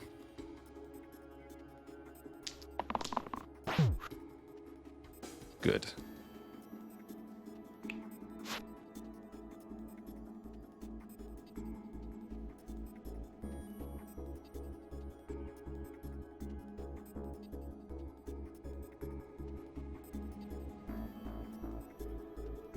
Probably want to use balance against the slate. Actually, wait, does... Ha! Ha ha ha! Get wrecked. Get absolutely wrecked.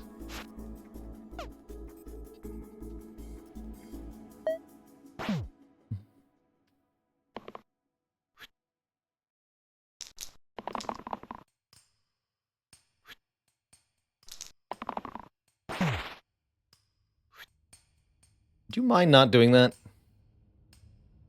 You know what? I'm just going to keep this roll so that you don't hurt yourself more.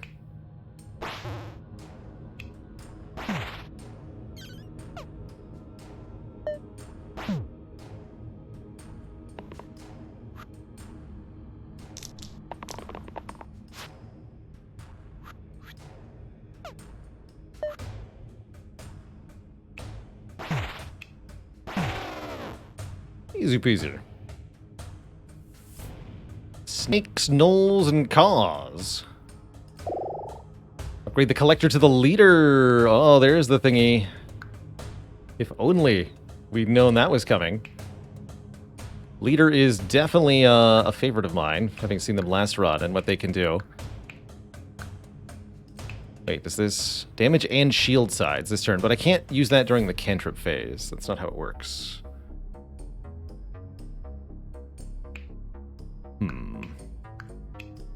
Not as good as it looked then, actually. Not with the current setup. But still, I like it. Or Witch.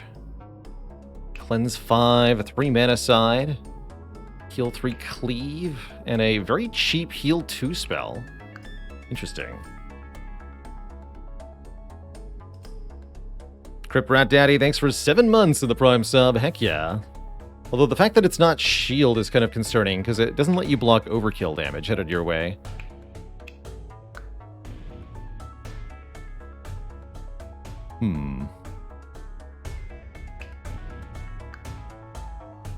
I actually really like Leader plus Druid specifically. Let's take Leader here.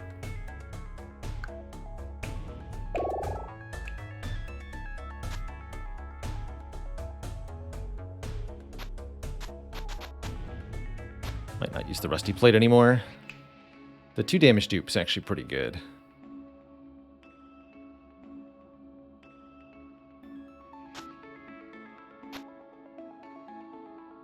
Okay.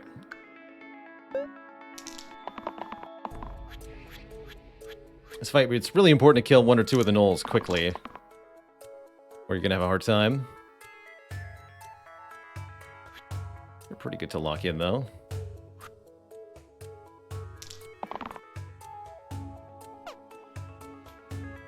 Alright, Juggler kind of failed to do their job, but the rest of this looks fine. We can kill 1 of the gnolls, we can prevent a lot of damage. Do we finish Disco Elysium? Not yet. We got very close, though. We have experienced the game's tribunal on our last playthrough, and we'll be trying to finish it off this weekend.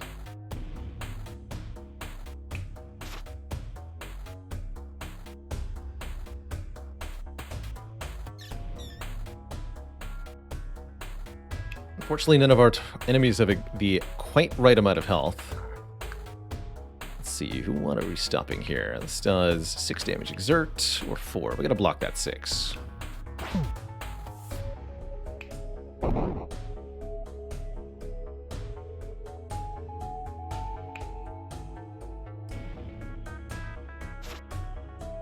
That feels about right.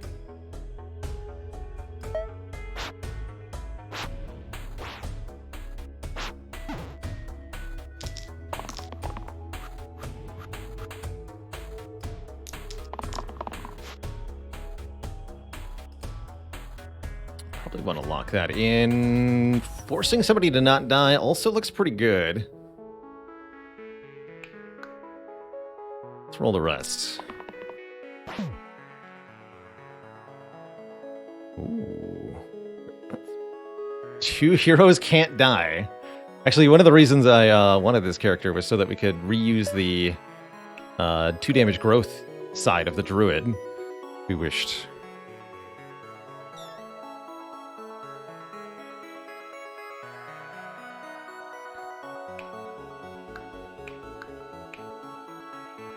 This gnoll is a slight problem.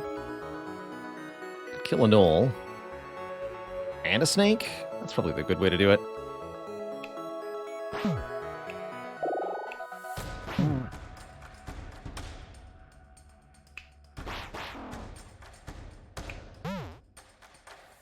You can't die. And I'm going to do 1 damage to the bird.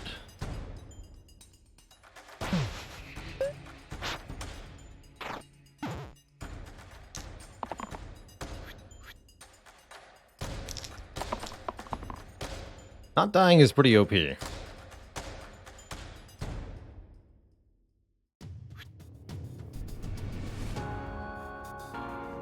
We beat the flagship! Amazing!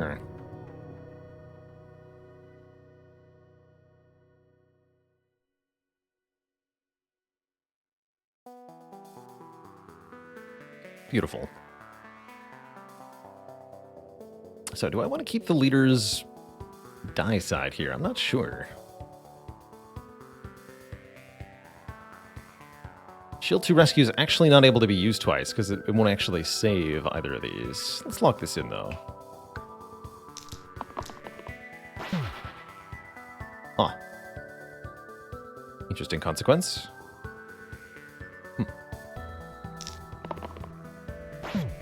Well, that's certainly one way to do it. You can't die, and neither can you. Haha! Nobody dies today. Actually, wait, he's not even going to be normally dying. So I don't even need to reuse that. Hold on. Excuse me. Hold on. You can't die. You just get healed and cleansed. Reuse the healing cleanse. That's much better. Kill the juggler. Okay. That's less insane.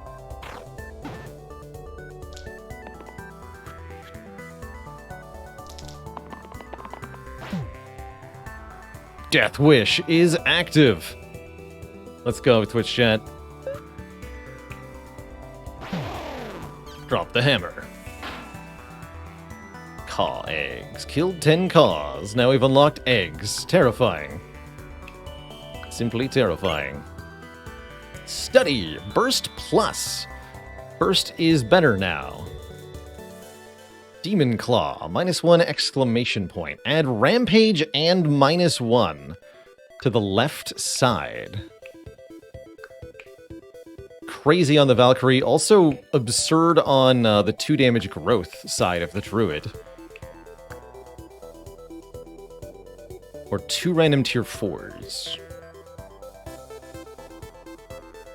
Definitely like having Burst Plus. It's almost better than Drop. That's pretty wild. Give me that.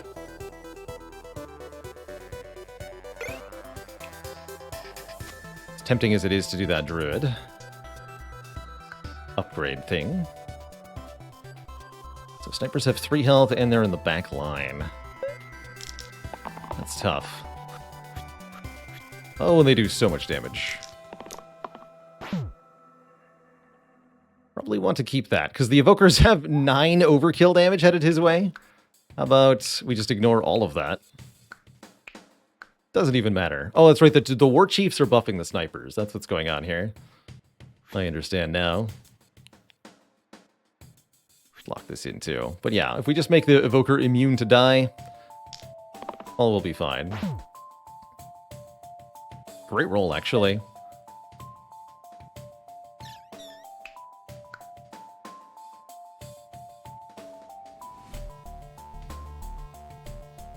We can kill the bottom War Chief. Yes, we can.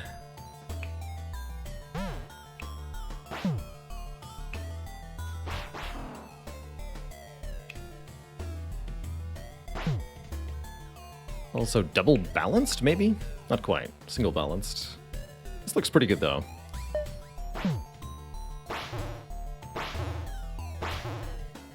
Immune.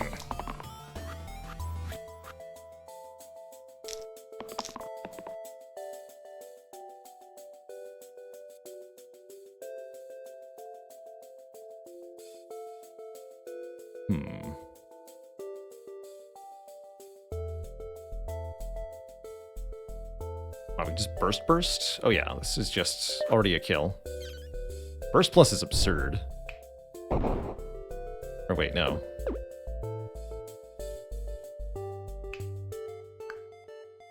It's not what I thought it was. Never mind. Keep these 2, though.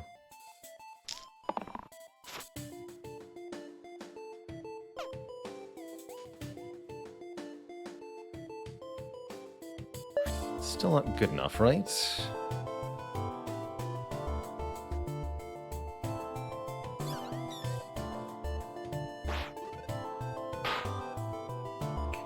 Actually, that is good enough. So we can target 2 of these. Kill the one not targeting the leader. Perfect. Be gone! A dragon egg on floor 3? What? Horrifying. Oh, Slate is back. We can easily kill the Slate with our special ability Hex. We saw that. Do we upgrade the Juggler to a Sharpshooter? Kill an enemy with 5 or less health. As well as some 3 damage range stuff. Or do we go Forsaken over Druid? What is this setup here? 3 mana, Revive. The 2 topmost defeated heroes? Heal 2 to all other allies, pain and vitality. Heal 2 to all allies, no pain. And the spell Bind. Target ally becomes immune to damage this turn. Interesting.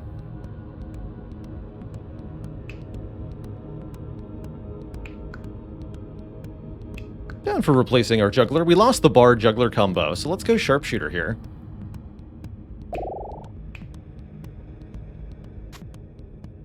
You can keep your auto block. Almost willing to put the Rusty Plate on the Sharpshooter. Almost. We do keep the Hex spell on them.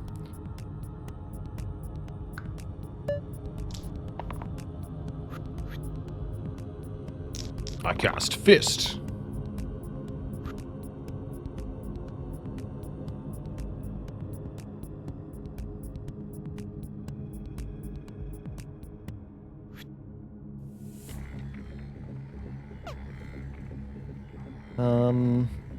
This is a pretty good roll, honestly.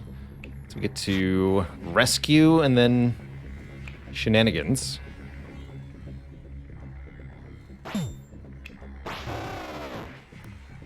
We can use the block again, even though the threat is gone. The cleanse is wasted, but that's fine. Lock on Evoker.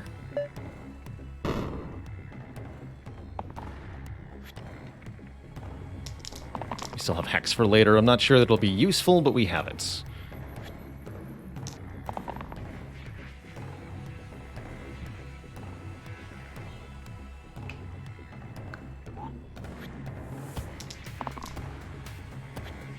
Perfect.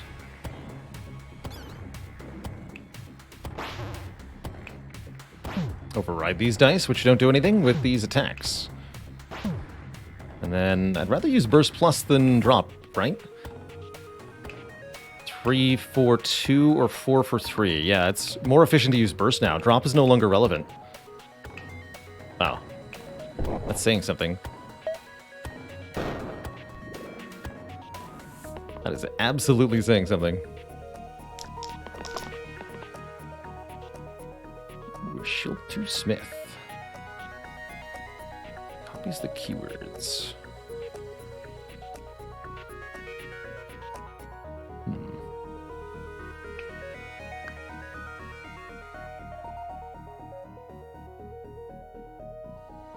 Drop being able to forcibly target the top enemy is quite nice.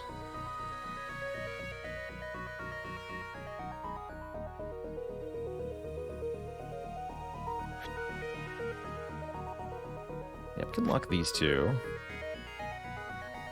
Actually, I can just use this turn as is perfectly. That's fine.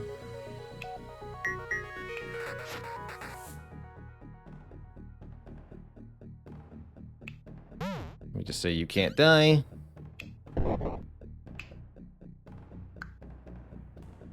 Let me just double check something. Shield 2. Can't gain Smith or anything, right? No.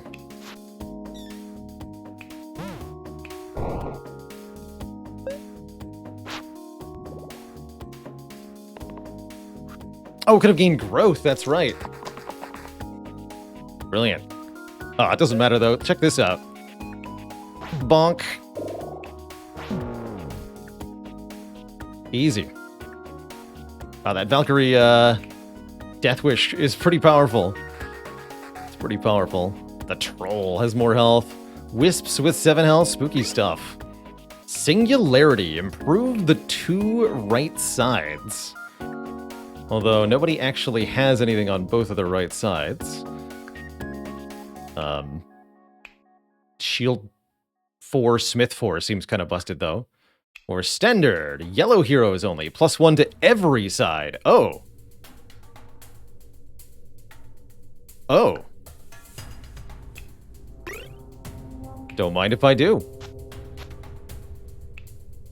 Shield 3, Smith 3, and the attack sides get busted bonuses too. I love it.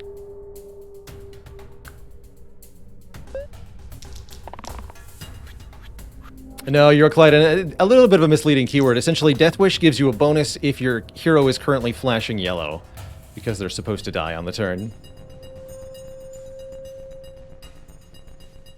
Oh man, what a fight. How do we even get started here? Can't do anything fancy like kill the troll, can I?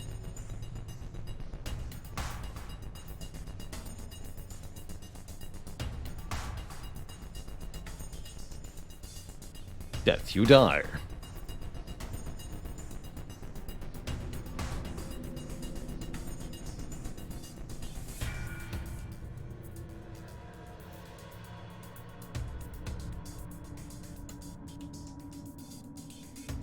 I'm gonna keep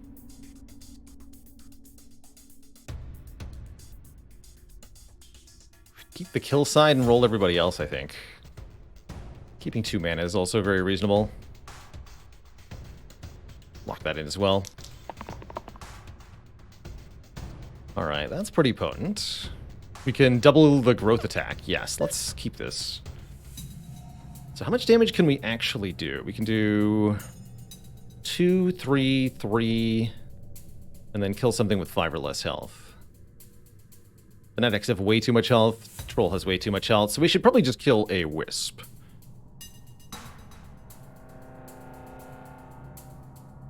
In fact, we might even be able to get both Wisps. If I do this correctly.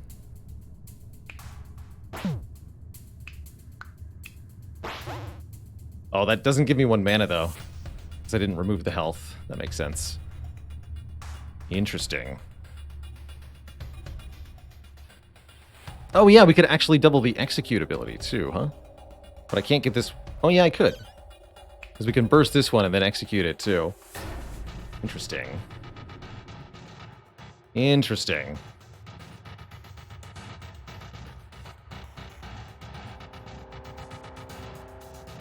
I like that. Prevent that pain damage.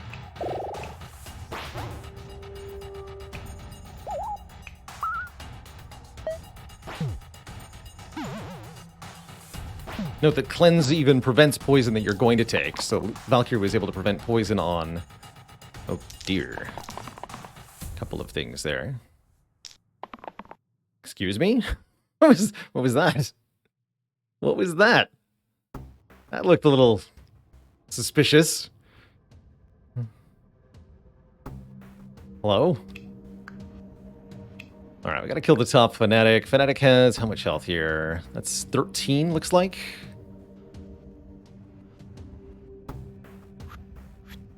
I think I can do that. Oh, yeah.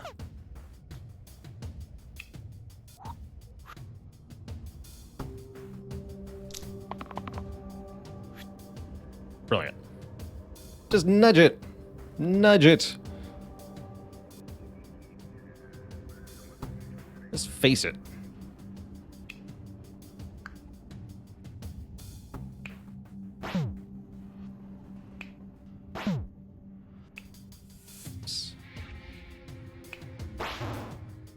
Okay. Not bad, not bad. Leader is still dying, though, and doesn't seem like there's much I can do about it with this roll. Because we only have 1 mana. So that part's bad. But I'm sure we'll be fine.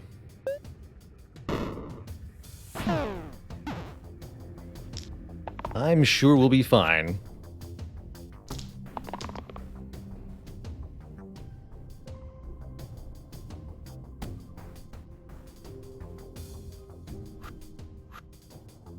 I'm going to reroll these two.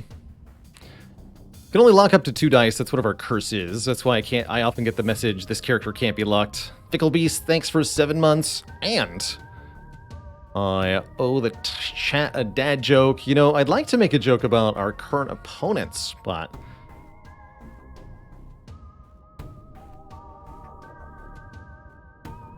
I'm not the biggest fan of trolling my own chat, you know? Or am I? Hey, there's a good roll. Kill you. Heal the Valkyrie. Save and reuse on the Druid.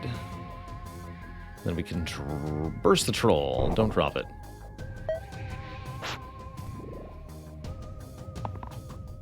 Drop is no longer welcome here. Not since the incident.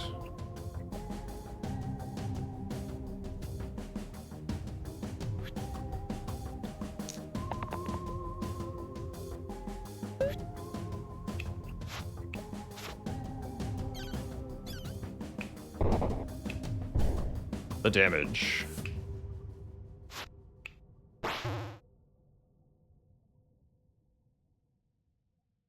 Oh! I don't think I parsed that you can chain rescue more than once. My brain was like, yep, 2 is the maximum, definitely. That's not the case. You can use it more than 2 times. Is that a kill? I think that's a kill. Yeah. Excellent. Gong. We've unlocked the gong. Terrifying. We've got zombies, we've got snipers, and we have a level up to give. Either go Druid to Shaman. Has another growth ability, heal 5 with Vitality, heal 10. Pretty good. What's the spell? Ritual. Heal 2, cleanse, cleave. Oh, I love that. Excellent, excellent spell. Or Warlock over Evoker. Brings Blaze. 6 mana to deal 13 damage. But does way too much self-damage, for the most part. 2 mana Bloodlust. Bonus equal to the number of damaged enemies. Oh, man. Oh, my. Actually, that seems kind of absurd. And we can prevent the Warlock from dying? Actually, I love that. Okay, I'll take Warlock. I'll do it. Warlock can do some stupid stuff. Although I don't want you to have spells, because you're most likely to die. Replace middle side with blank, gain more max health. Also, actually not unreasonable for this character.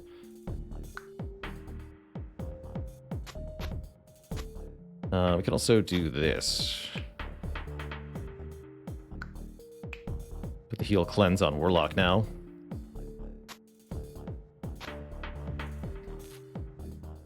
Let's try this.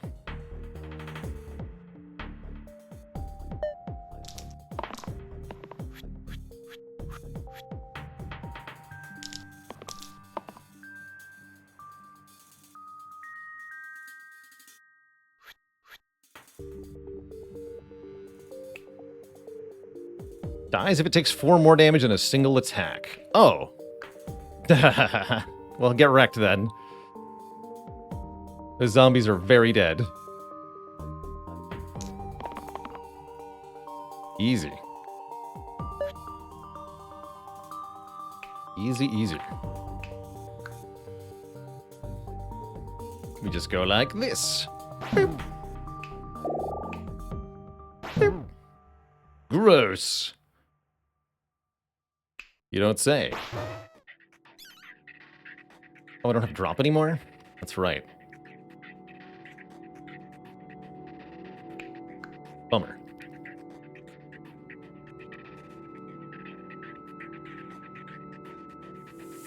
Alright, I can't actually do what I want then.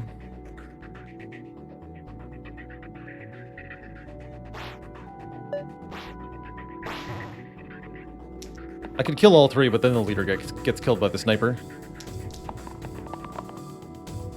Easy. Valkyrie just destroying everything. Holy moly. OP. Banshee Hydra Whiz. Get a Time Stone. Add Cantrip to the 2 right sides? Oh my good lord, there's some powerful nonsense there. Or Angel Feather. Add Rescue to the top and bottom sides. Can be used again if it saves a hero.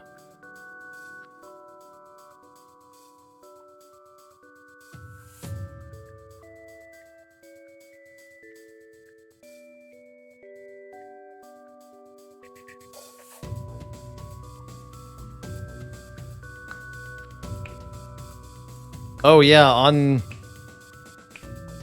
cannot be killed. Okay, that's pretty absurd. Valkyrie no death? Yeah. That seems pretty good.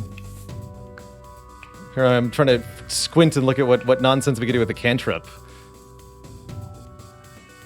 Leader with cantrip here looks pretty equally absurd, actually. But yeah, Angel Valkyrie does seem pretty good.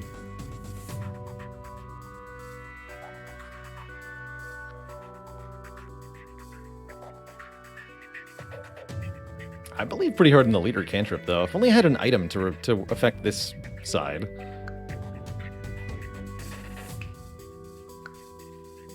How does Smith cantrip work? I think it's going to target a random person, but they're going to get huge bonuses for the whole turn.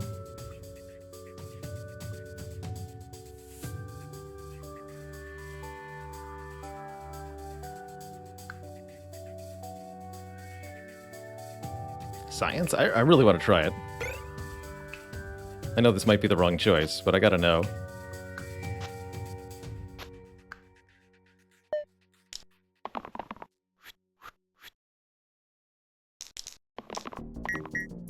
Alright, so the Valkyrie has +3 to damage and shield sides this turn. And we can also target that again if we want. That seems pretty good. Already like what's happened here.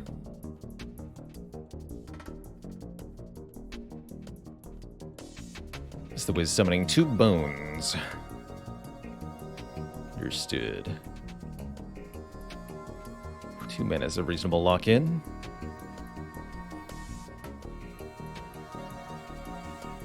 Three damaged ranged is undesirable.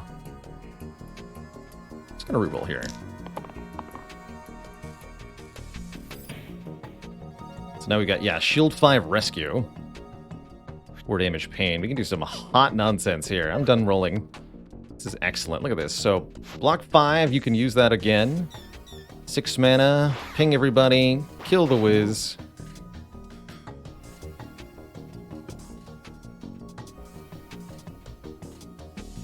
Block 5 on the Druid, I guess. Or on the Leader. Don't have any cleanse this turn, do we? No, we don't.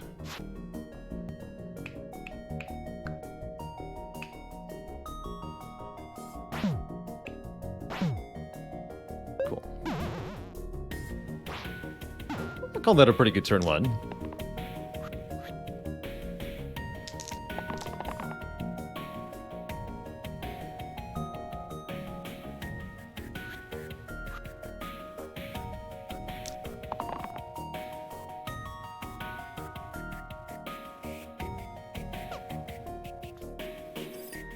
Seems like a good enough roll. Gain 4 mana, do it again.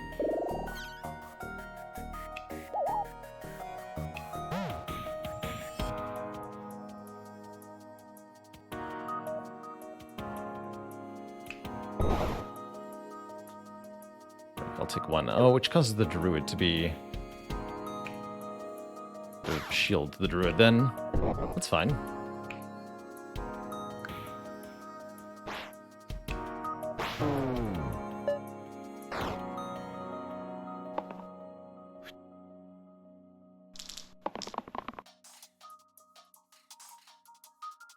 Just 3 mana. That's still really good. Because 3 mana lets me hit it twice. Let's just lock these. That's enough, right?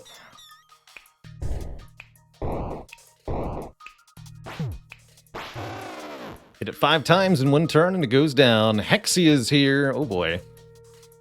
On a hit, attacker takes equal damage to me. This is definitely where we wish we had put the angel wings on the Valkyrie. Whenever mana is spent, deal that much damage to the bottom hero. That's also going to be a problem. But we do get a level up first. Our druid turns into either prophet or surgeon.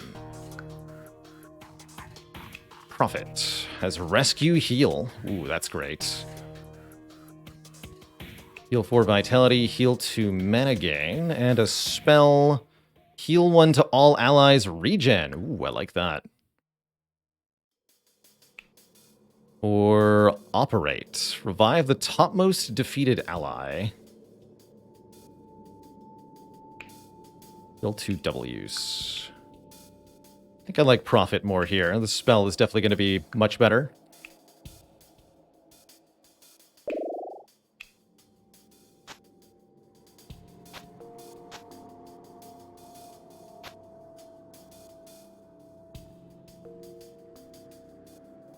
I want to put plus to incoming healing on the Warlock here. Since the Warlock has the self-damage. Let's try that. What's this? Summon a demon. So Sharpshooter just got boosted with the cantrip. Really liking the cantrip. Deals 6 range. That's actually perfect, right? That kills an imp. So we'll probably just lock that in.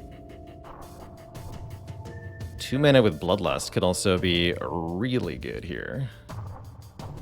We get some mana in other places too.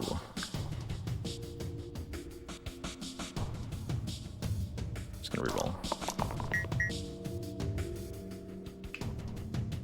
Now it's a Warlock boost too. With the cantrip, we got the Death You Die in the Valkyrie. Roll the rest. Great. Excellent, in fact. Just a really ridiculously good turn 1. All around.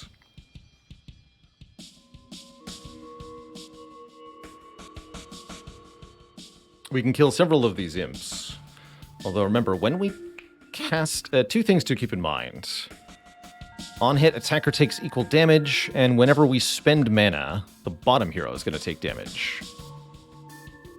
Got it.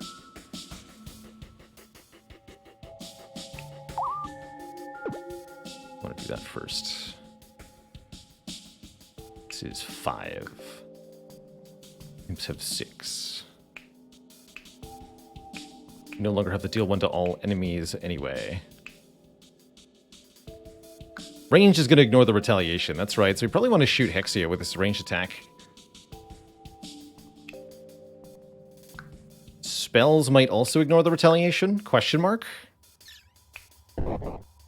Yeah. Just take the mana burn.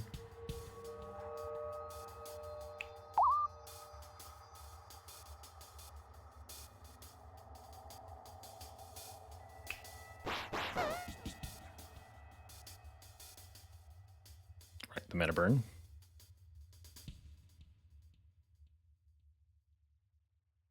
But I really like being able to kill both of the imps, so let's just kill both the imps.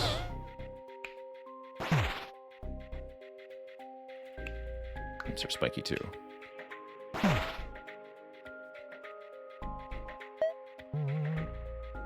That is a big demon.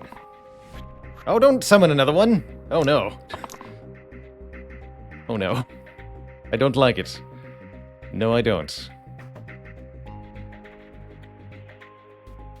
No, I don't. 6 damage, inflict pain. Hellfire on hit. When that is removed, take 6 damage, huh? Spooky.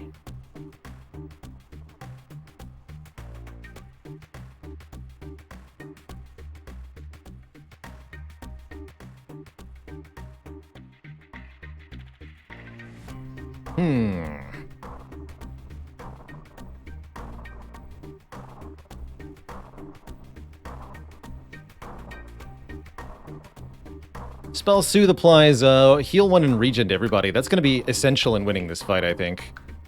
Double demon, though. We got to get these demons off the field. Can I snipe the demon to prevent the damage? Potentially. Yeah, with the sharpshooter? I think so.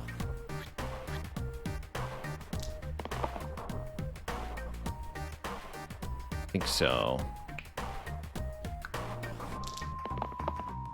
There we go. What is this? Kill 3 rescue.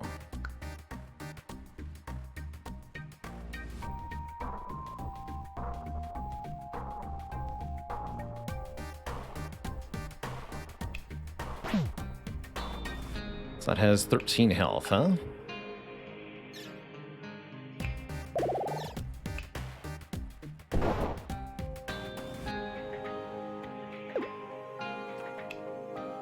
What is this supposed to deal to? 6 damage on hit. So yeah, that actually prevents the on-hit damage too. Good. Excellent.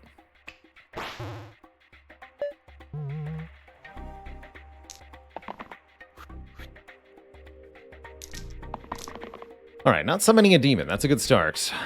What is this? Petrify 4. So we just like to counter that with some cleanse, if possible. Do we have cleanse? Thought I did, but maybe I don't.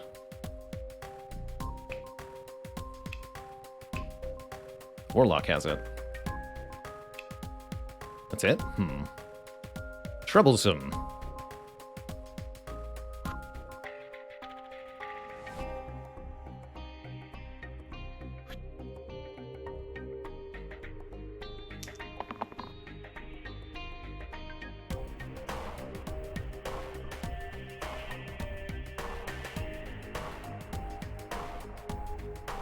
So we can double burst to kill this thing. I'm gonna do a lot of damage to Warlock. Let's see if this works. Could also put Soothe in play here this turn.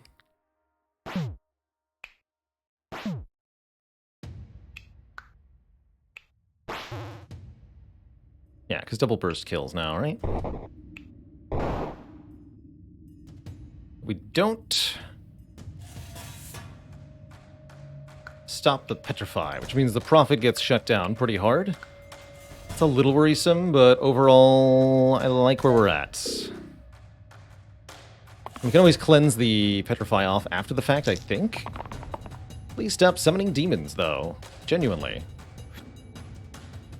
Hey, a nice roll.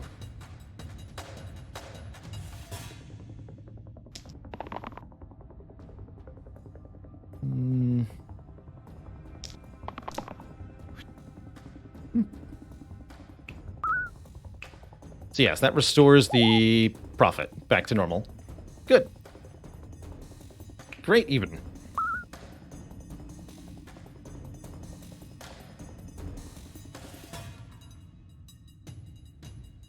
I think that means I'm gonna do the following. Soothe everybody.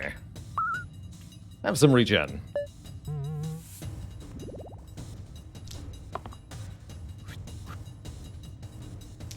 Holy crap, that's a ton of damage. Hello? 8 damage, descend, and pain. Oof. Thanks, I hate it.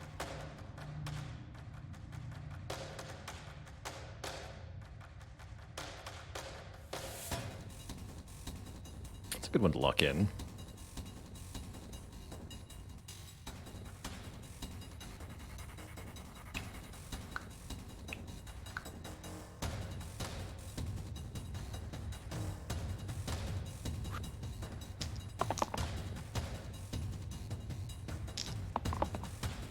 Oof. Uh-oh. Shit. Should have rerolled on Warlock. That was a mistake.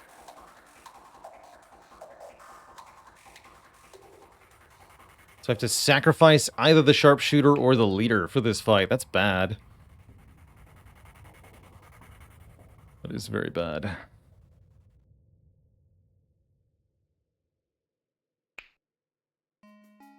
Valk does have a resurrect. That's true. We can use that. It's even a double resurrect.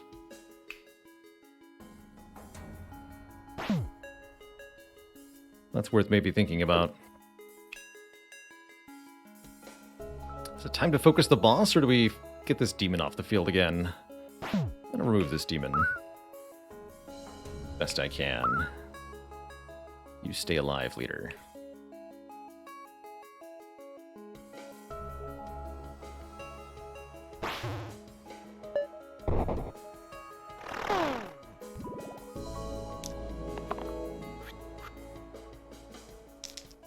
Alright, heal and purge would be great. There's the revive.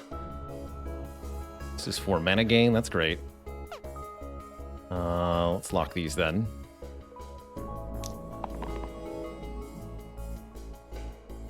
Damage, duplicate, pain. I don't think we can tolerate that.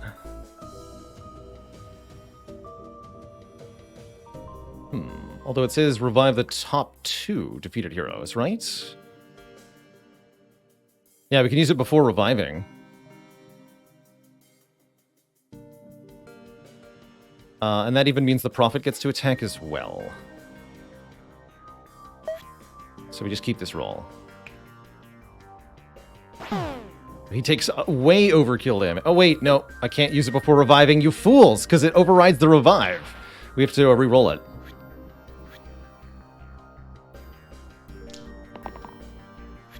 Dang it.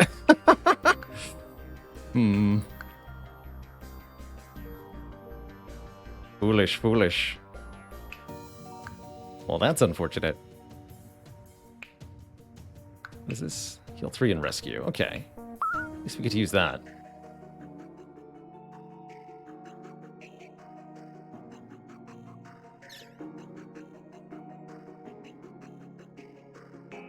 So we revive now. Get the sharpshooter at full health, no less. First you. Do that. Can't do that afterwards.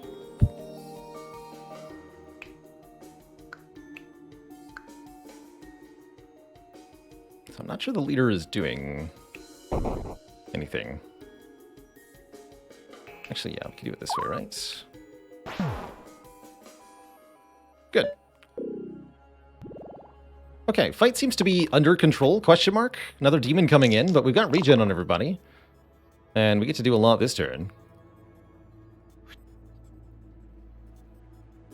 Copycat. Copies the keywords from the last used thing. Actually, we want to roll the cleanse on the warlock, if we can.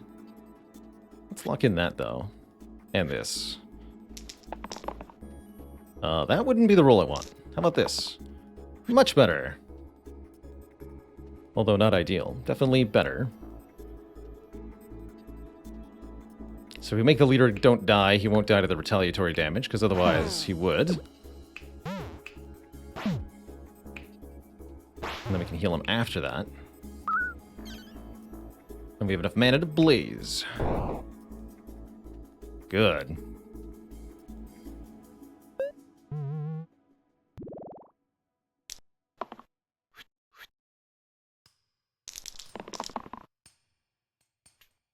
Didn't cleanse you, though, huh? There it is.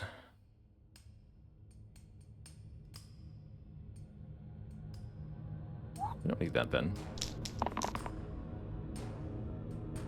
That'll do.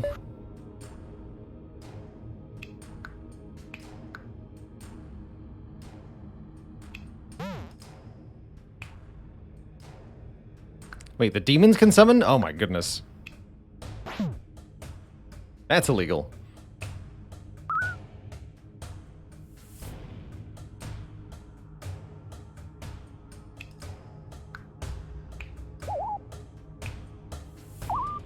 Oh, that healing is not going to help at all. Fair enough.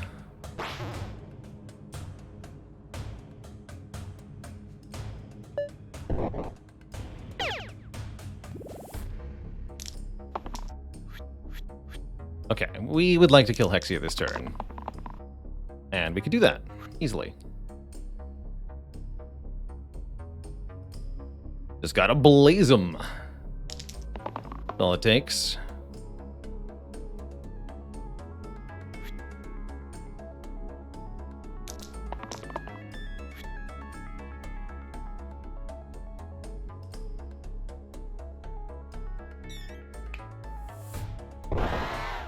Kerblam.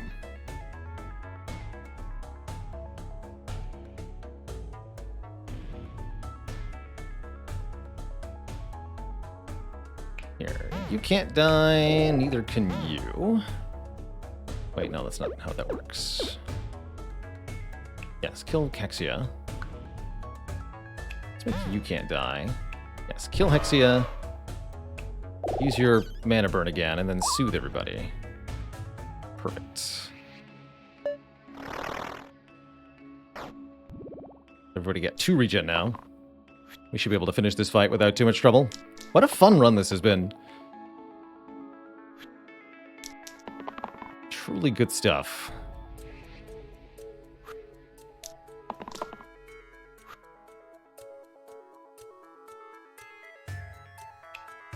Rain. So we'll probably want to cleanse that. Wait, that's rescue, right? Hold on. Use the rescue heal first. And heal 2 and cleanse. Heal you. Heal the leader. Do 4 damage, I guess, to an imp. And then kill it. Excellent.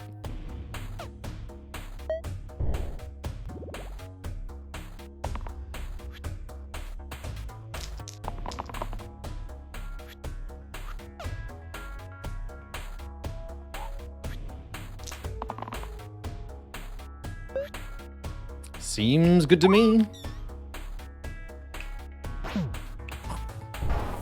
GG. Unfair streak achieved. That's 2 in a row. Excellent. Excellent. Excellent run overall. More deaths than the last one, but what a delight that was. Really a very spell-based run. Monsters with extra health was intimidating, but in the end, very manageable. We found ways to do absolute ludicrous amounts of damage, and turns out 40 health wasn't a problem. GG. I think there's 3 different bosses you can face for floor 20 currently in Slice and Dice. We've seen 2 of them today. GG. GG. So 3 wins on Unfair. We'll be back for more Slice and Dice in the future. However, I do want to get a bit of Slay the Spire in today. A couple more runs towards our not our year-long, towards our Mastery Challenge.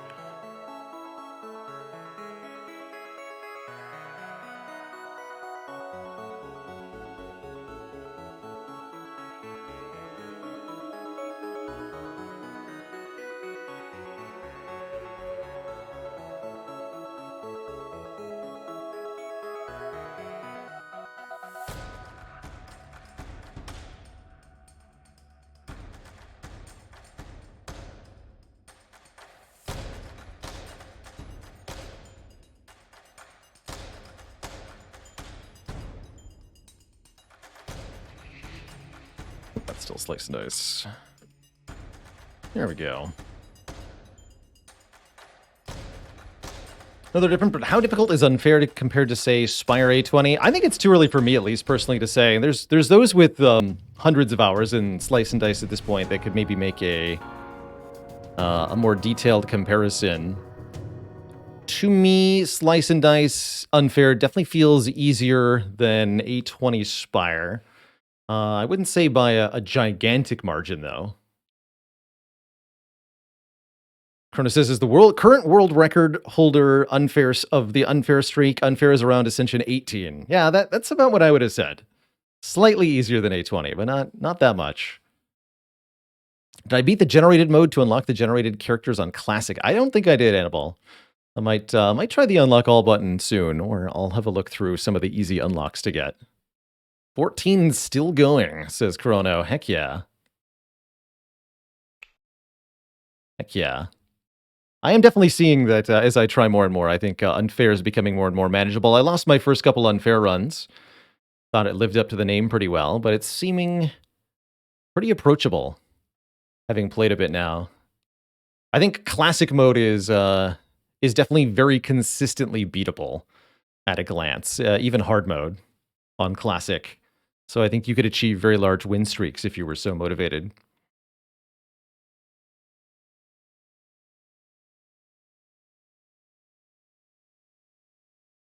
Oh, that's not what I want to show.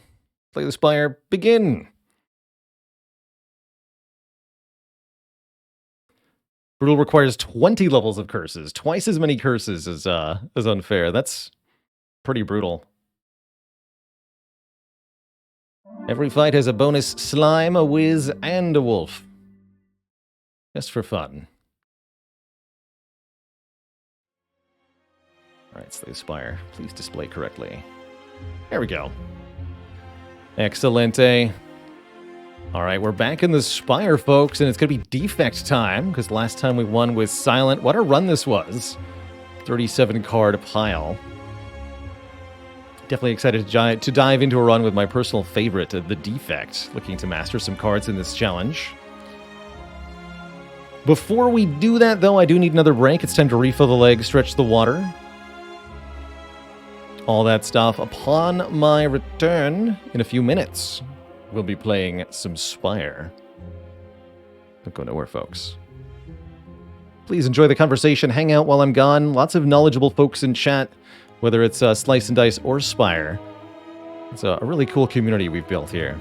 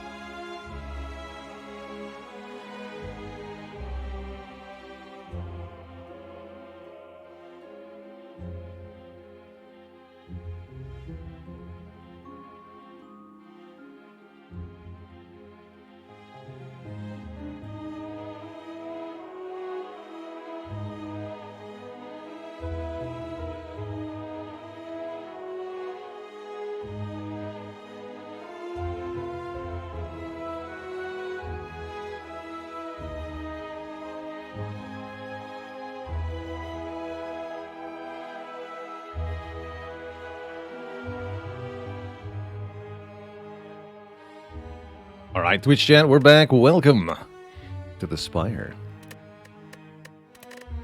It's always nice to change it up every now and then. The metrics tell me to open with Spire as the first game of the day, but it's nice to be able to provide some Slay the Spire for those who tune in the later hours here and there. Today's your lucky day.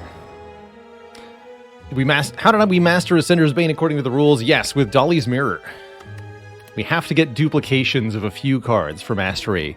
Ascender's Bane, Ritual Dagger, Vigilance, Dual Cast, to name a few. 99 gold rare relic, one of my favorite starts in Spire. I usually only refuse that if I'm forced into an early shop, and we're not, so I'm going to take it. I also doubly like rare relics when you're fighting the slime boss. Specifically because of the stone calendar as a rare relic, but also the ginger and turnip are rares as well. We get an emotion chip.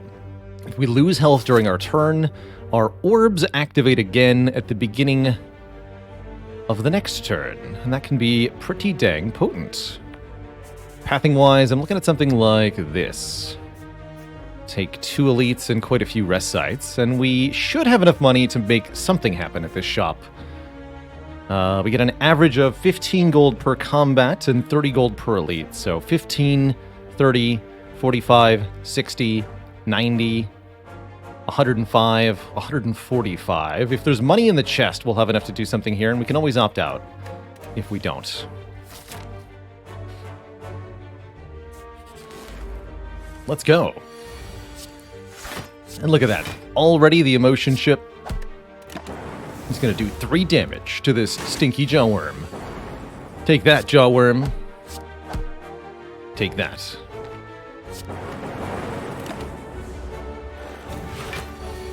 The worst class relic? I wouldn't say by a mile. I think my personal vote for worst class relic is the Specimen. Chill. Everybody chill. It's also first floor Claw, which is technically an option I'm allowed to click on. And Specimen. Duh. Specimen.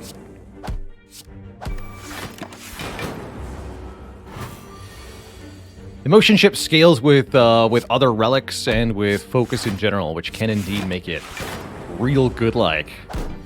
How's it going, Papa, by the way? Gamer detected.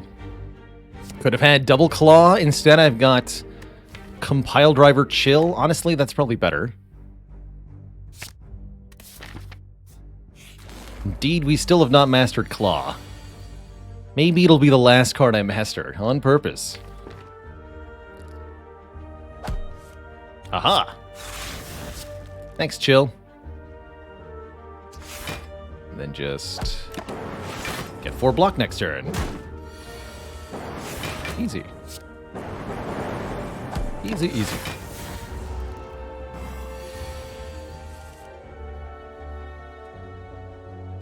Is there a way to increase our likelihood of finding a duplication? There's not, which means I have to be proactive with duplicating hard-to-acquire things.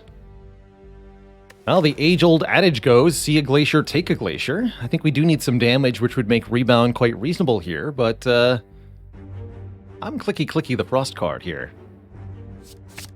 Give me that. And a banana versus a donut. It's only a heal 10 versus a max 5 heal. Give me the max 5 heal.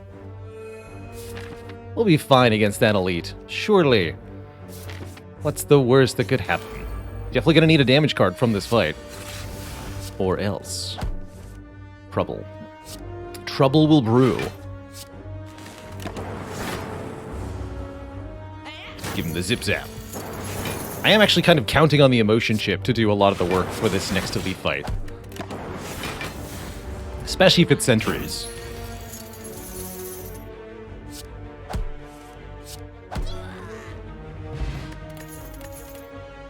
Oh.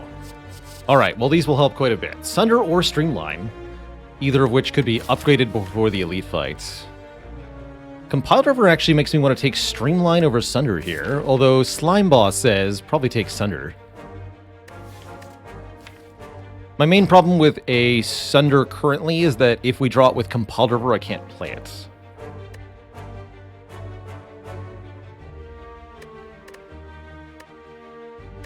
Hey, Bailey. Appreciate that update. Welcome to the stream. Just had a couple amazing runs of Slice and Dice. I actually should highlight both of those. I only marked one, but I think both of today's Slice and Dice runs will make really good variety content. Well explained, well played, really well done overall. And we had a magic statue.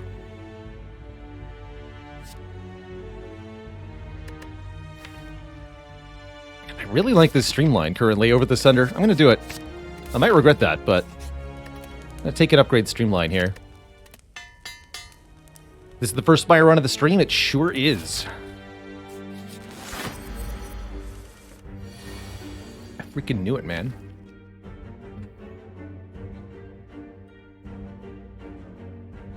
All right.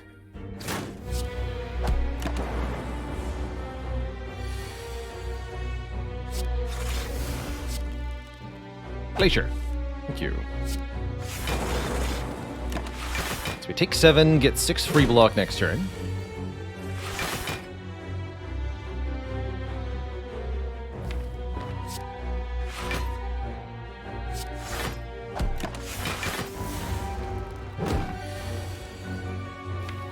Okay, we can go zap, compile. Don't draw the streamline, unfortunately. That's okay. Take 1.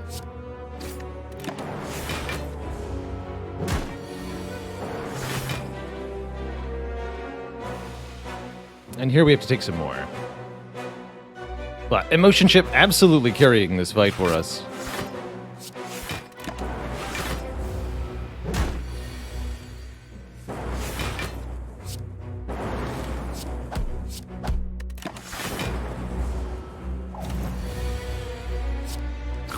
Look at that.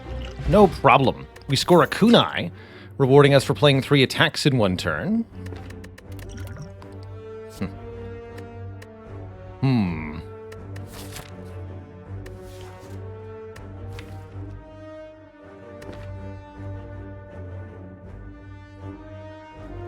Claws are looking a lot better now.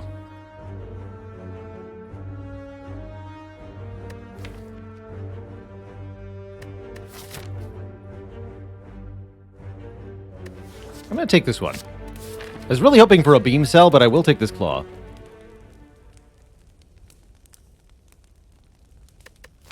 Kind of want to upgrade Zap. Dual Cast, also an acceptable upgrade, although I like having 3 orbs each turn because of the Emotion Chip. So let's do Zap. Make a 0-cost card here.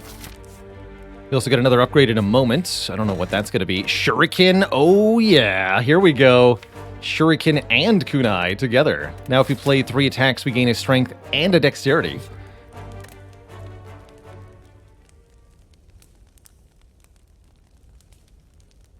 And I'm actually going to upgrade the Glacier.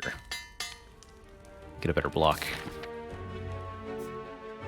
Maybe even want to go an extra combat here. We'll see. We didn't get any money out of the chest, did we? Channel 5 free Frost Orbs.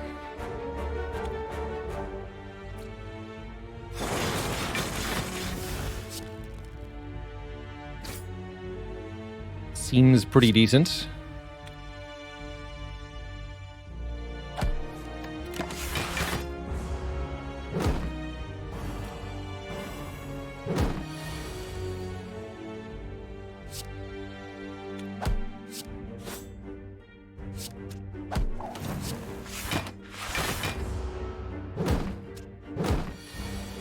Claw actually helped there.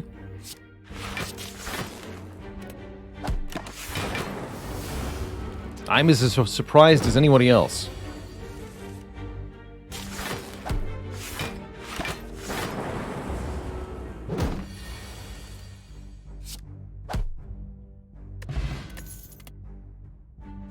Double Compelled River. It's going to make the claws exceptional. Let's go.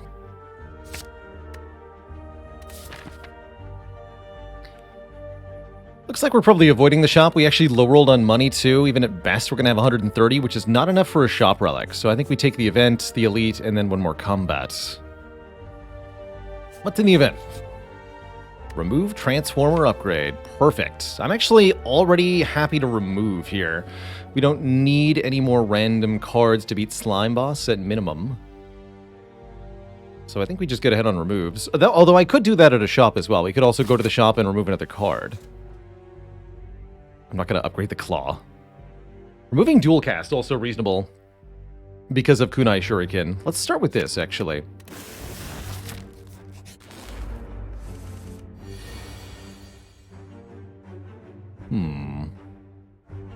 Gremlin Knob. I think we're probably going to need to use the Dupe Pot on Streamline here.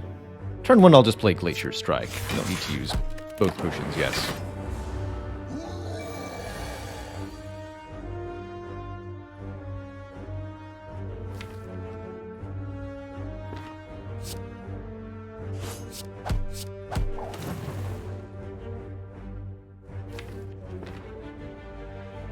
Take 1.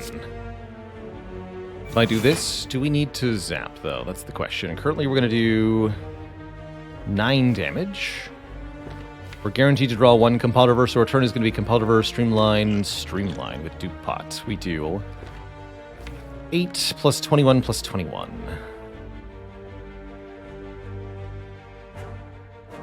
Is 50. We have 9 more from the Lightning Orb guaranteed, so yes, we do need to play this zap to get the kill with only 1 potion next turn. For 3 health.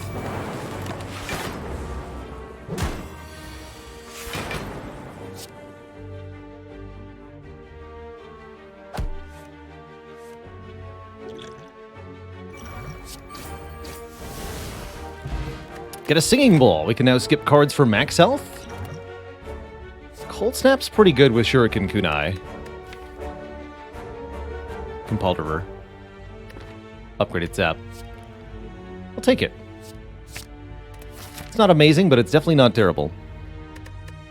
So, pay 75 gold for a remove, or look at another card reward. With Singing Bowl, looking at the card reward seems better. Yeah. Oof. Although, what a fight it might be. Hello.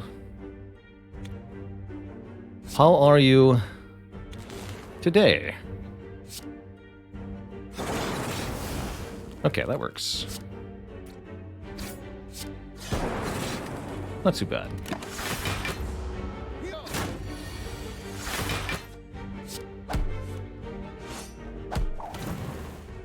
Could take 1 here, don't feel any need.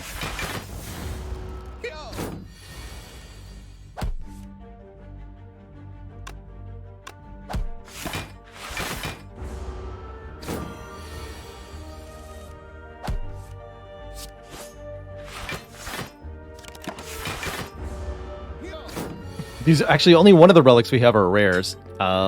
Emotion Chip is rare, but Kunai, Shuriken, and Singing Bowl are all 3 uncommon relics. Double Chill. We are definitely ready for a blizzard.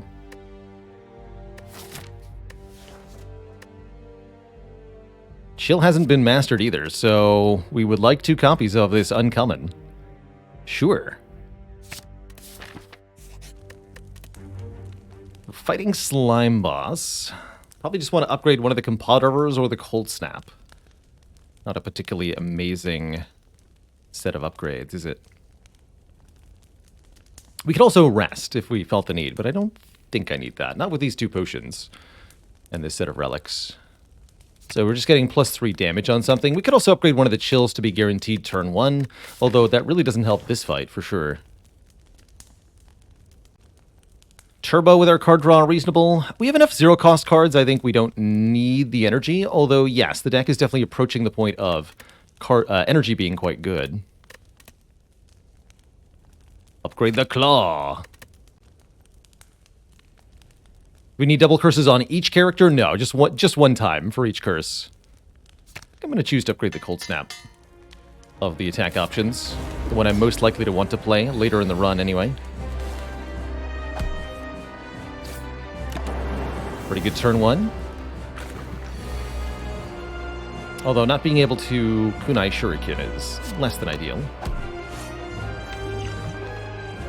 I'll keep one of these around.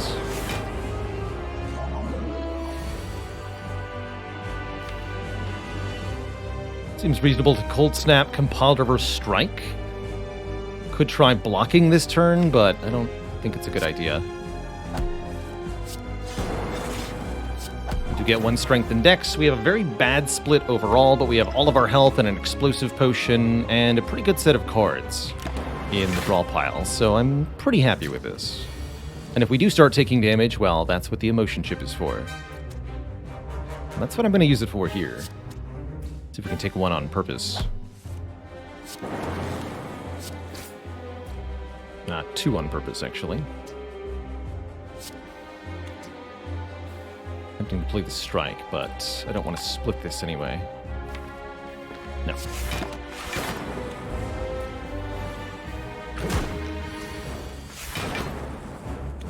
Perfect.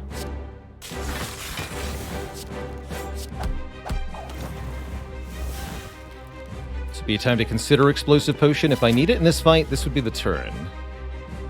But I don't think so. Actually, we could still use it this turn, too. And I don't think we need it, based on this draw.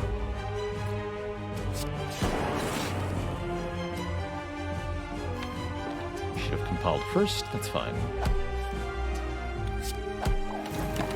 Let's take a hit here. Take one hit, win the fight. That's how I like to look at that.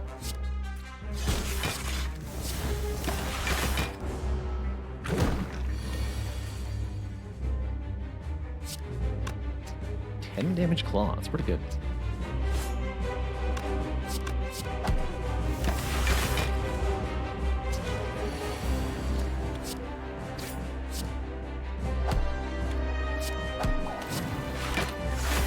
Good fight.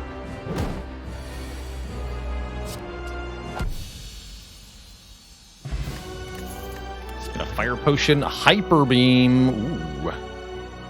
Or machine learning.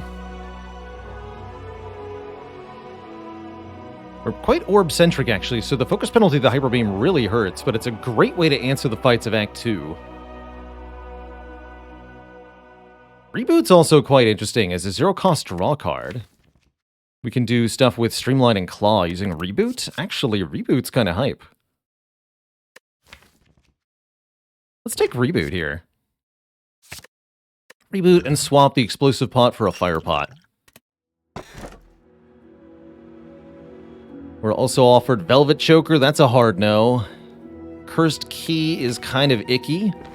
Or Runic Dome, lose the ability to see what the enemies are doing to gain more energy. Giving up additional relics is a little questionable to me. We can do it, but I don't love it. This deck is able to effectively attack and block at the same time anyway, and a lot of times our decisions are made around the relics, not around what the enemies are doing, so I rather like taking Runic Dome here. Let's take the Runic Dome. We won't be able to see what enemies are doing. That's going to make Champ in particular kind of a problem, but with Kunai Shuriken, Champ is not going to be a problem.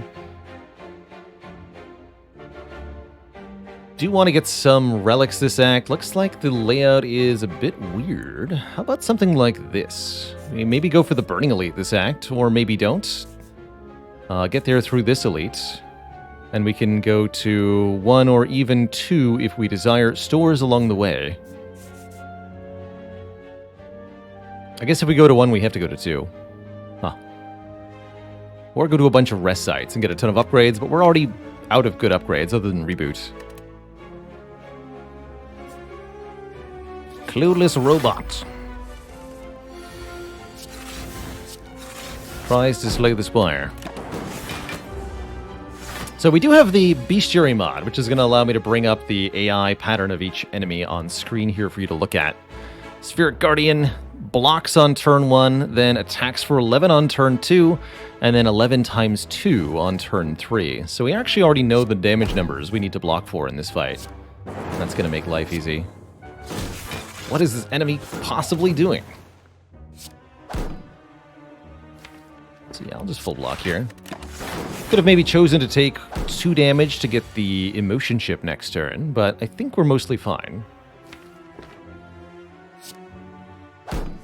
Let's play the reboot. Give me a chance to redraw that streamline. Not quite, huh? Might use the fire potion then. Compounder could also draw Claw, right? Claw zap. There's Claw. Oh, that's so close! Actually would have saved the fire potion if I had taken the damage last turn from the 3 and the lightning. So, lesson learned. But we get a potion back, I won't feel too guilty about it. Rebound can be very nice. It's an attack and puts a card back on top of the draw pile for us to draw with the compile driver. I like it. And we can either remove a card or upgrade all of our strikes and defends. Defends being particularly useful for the long haul with Kunai, but I also really like getting ahead on removes here. We can just remove, remove, remove. Alternately, 8 upgrades is kind of a big deal. Problem is, again, we don't even have good upgrades in the first place. No, I'm going to remove here.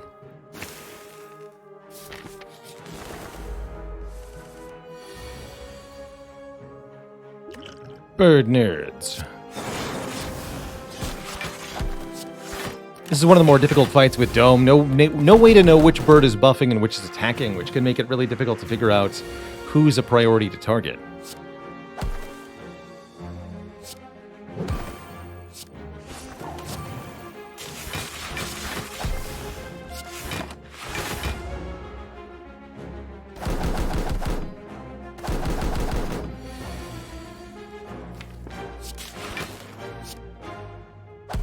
Get 4 hits. No. Probably should have clawed that one. Probably have to play Glacier too. Alright, fine.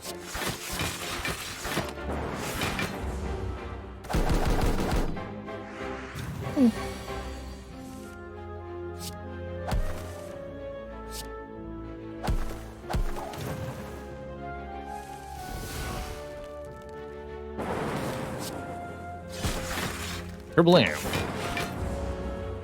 We even dodged that. Excellent. Excellent.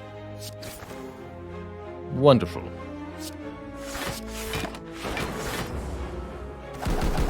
Perfect block. Birds dispatched. Double Blessing of the Forge. Doom and Gloom works really well with compile drivers and offers some area damage to this deck. Feels kind of important to have.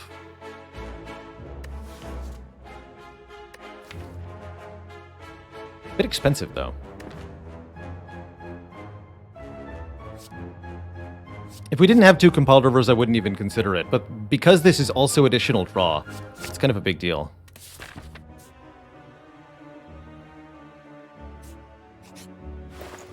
Apotheosis. It's pretty good. Frozen Eye might be better? Flash of Steel, go for the eyes. Hold on.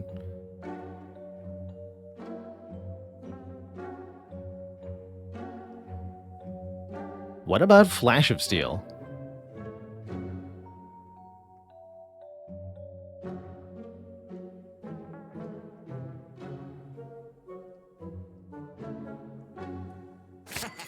Take that over Apotheosis.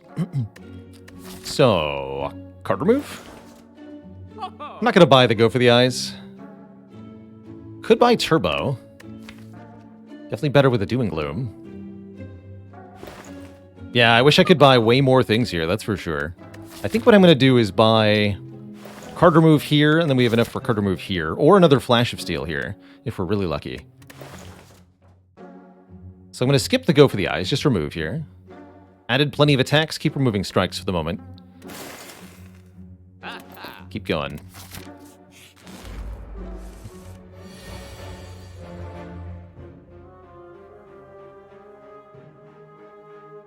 Might as well rebound Doom and Gloom since we'll be confused.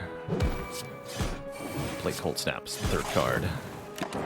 Snecko always confuses on turn 1. After that, they'll attack for either 10 and inflict debuffs, or they'll attack for a base of 18. Reboot without playing chill. I want 2 energy here. Can either rebound the defend or play claw, do less damage. Just rebound it. Nice, we got hit for 10, which means we only took 1. And the emotion chip goes off. Unfortunately, we cannot finish the deal here.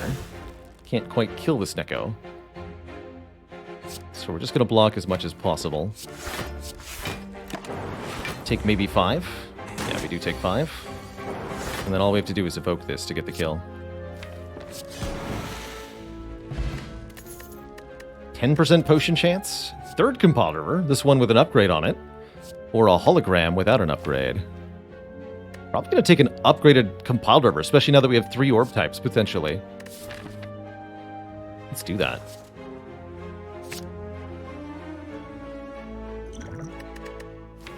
Poor Singing Bull crying in the corner hasn't been used 1 time. And at this rate, we're just going to have a 40-card deck and it won't be used 1 time. Is Essence of Steel better than an upgrade pot? No, because of reboot. Okay. We don't get to reboot, upgrade and reboot until here, currently. Could go this way, but I'm not going to. Snake Plant with Runic Dome. Now that's spooky. I don't know if we're being attacked or not. And it's a lot of damage if we are.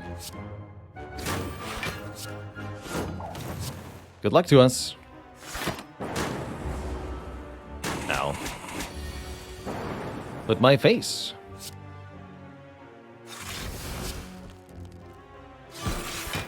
Thinking defend, reboot. Don't bother rebounding, because if I reboot, then the rebound effect is lost. I want to be able to play Glacier if I draw it. Didn't draw it. Not draw it. But I did draw Flash of Steel and Chill.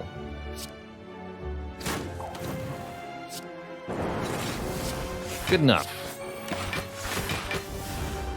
Alright, prevented most of the second round of damage. Not the prettiest Snake Plant fight, but not the worst by far, either. There's Blizzard. There is Blizzard. I don't know that we want Blizzard, actually, but there is Blizzard.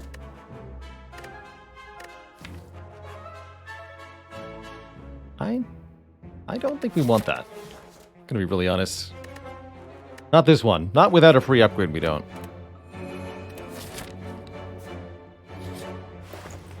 Dark Shackles is not Flash of Steel. Scrape could be kind of interesting with Flash of Steel and such, but I think we just keep removing cards here. Finally, the bull sings. You know what we also don't have are any decent block cards to scale with our dexterity. Like to take a charge battery or something. This one's out of our price range, unfortunately. Uh-oh. Well, I know what this enemy is doing. They're attacking me for 21 on turn 1. Do I even bother playing defend, or do we simply reboot for 4? I think I'd better play the defend. Glad we upgraded Glacier.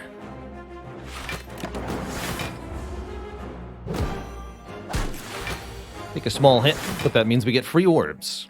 You'd love to see it. This turn I'm going to kill the Fungi Beast. Might as well, with Doom and Gloom. I want to rebound the Doom and Gloom. Chill first. I don't want to rebound the Doom and Gloom. I want to rebound the Cold Snap.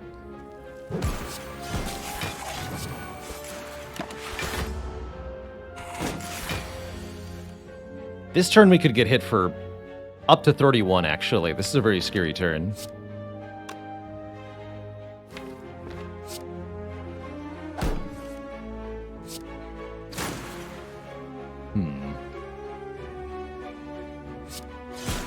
Can't kill it, so we should probably block for as much as possible. Please don't hit me for 31. Thank you.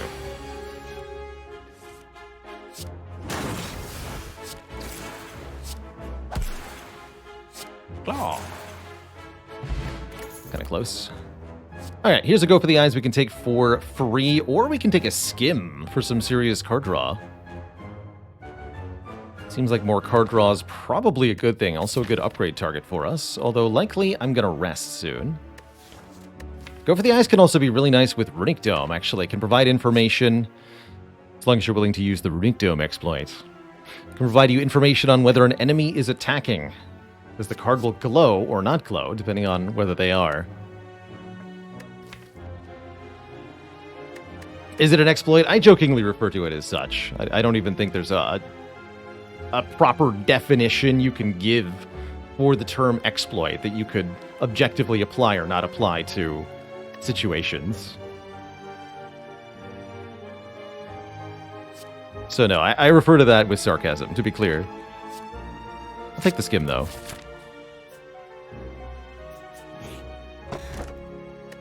I'd also refer to it as a cool unintended interaction of the game. Love Frozen Egg Defect. Can we survive long enough for it to be good? Oof. Not enough money for the Vagrant. Could plead for a relic, getting shame. Or I could say, I don't want your shame. I want to fight an elite. The 3 Schlevermans. Pretty tough challenge. On turn 1, these 3 are. We've got some stuff we can do. Upgrade pot to upgrade the reboot in particular looking good. I might choose to skim and reboot. That lets us look at a lot of cards this turn. We could even Gambler's Brew, but I can't do that. Well, I could use both potions. I just probably shouldn't. I will use this one. Upgrade skim and reboot here. Alright, Claw is getting played. I could rebound the Streamline, but we don't have enough energy to draw into it again. Or, yeah, and play it again if I did that. So we shan't be using the Streamline, I don't think. It's not quite enough damage here. Seems quite difficult to kill any of them in turn 1, unfortunately. I like doing this. Aha, perfect. Okay, much better. Dare I skip Doom and Gloom? Seems like a risky proposition. Now, doesn't it?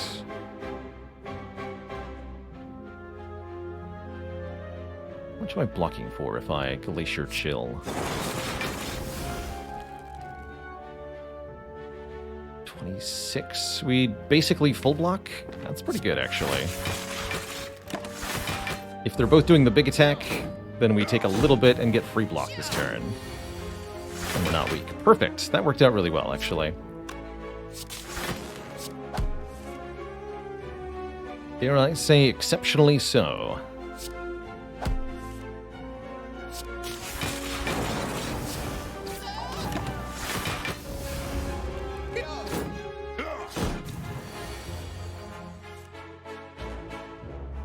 Guess we're going to target the Taskmaster next. Let's do it this way. Rebound, Cold Snap. Draw it with Compulver.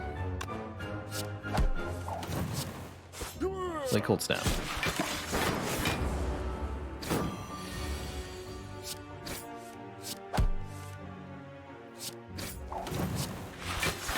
Once we get a couple activations of the relics off, we're strong as heck.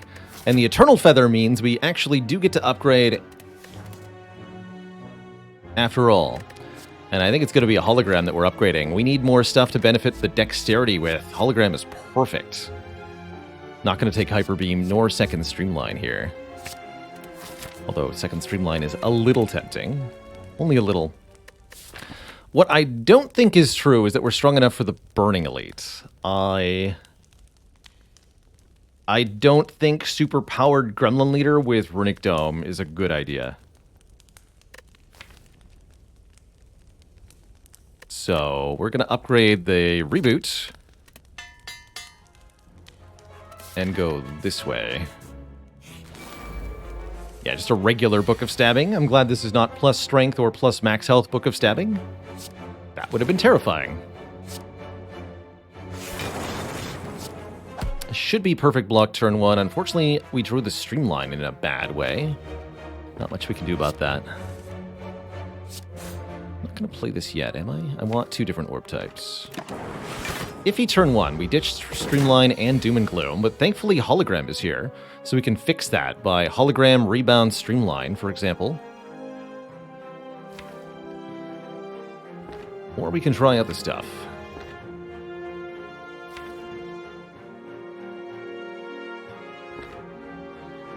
Actually, would like to be gaining strength too. Let's play 3 attacks this turn.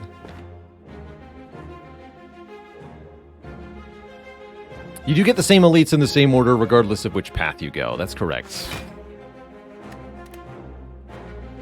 Alright, let's get the claw then.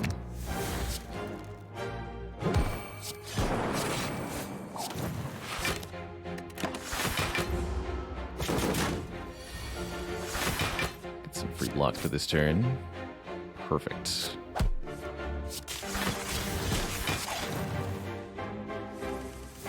Okay, well now we can play either Streamline or the Doom and Gloom. I don't have a dual cast in this deck, so heck the Doom and Gloom, huh? Although I do have 2 competitors. Alright, fine. How's it going, Duo MTL? The goal this year is the Spire Mastery Challenge, since essentially I'm challenging myself to win Spire with all of the different cards in the game. In duplicate, for added challenge. So we need to win with 2 copies of Glacier, 2 copies of Chill, 2 copies of Doom and Gloom, 2 copies of Reboot, so on and so forth, separately for every card in the game. And that takes however many runs it takes.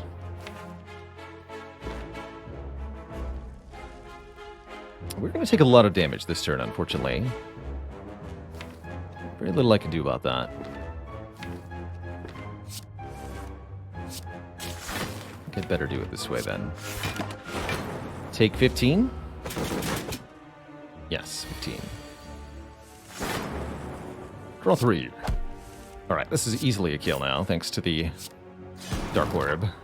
Bit painful, but we get through the fight. You can see, though, why it was important that Book of Strength, Book of Stabbing, not have any bonuses, because a little bit more health on it, or a bit more damage on the attacks, and we would be dead. Really, we're cutting it close there. Here's Charge Battery. Unupgraded, though, I'm just going to take max health. Probably going to rest before Champ, currently. In Act 2, it would have gotten, I want to say 5 regen, 5 health per turn. Oh, there's the 400 video. Let me link that.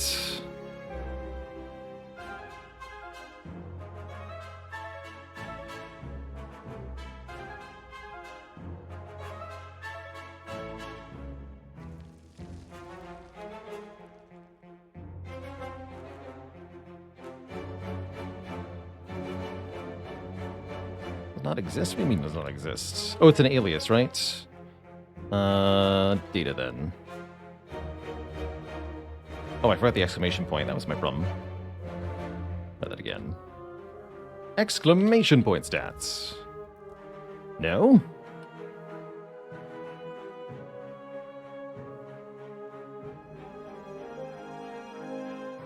There we go. Cool. Perfect.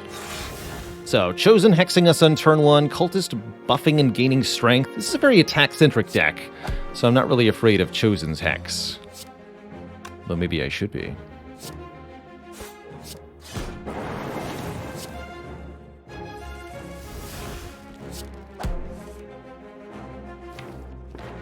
Maybe I should be.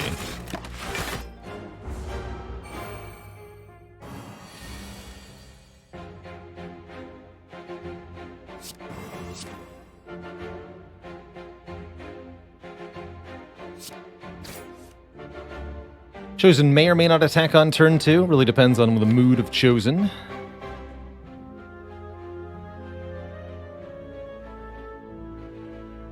I don't want additional days, so we're just going to do this. Might take 8 damage here. And we do.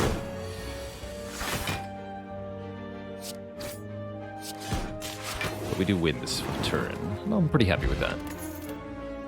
Capacitor Plus. Gain 3 orb slots. That makes these Compodivers quite a lot more reliable, increases the power of the Emotion Chip as well.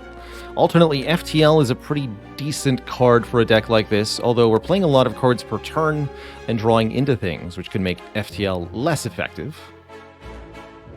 Lose the one draw, but it's still a zero-cost attack, which is quite nice. That said, this Capacitor feels very good.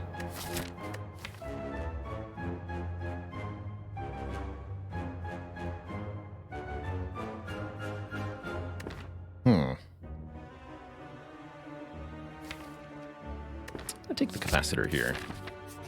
Tough call. Whatever happened to the big comfy chair? Essentially, I moved and completely changed my streaming studio setup. The big comfy chair no longer made sense to be part of things. So I wanted to do a physical backdrop rather than a green screen like I had been using.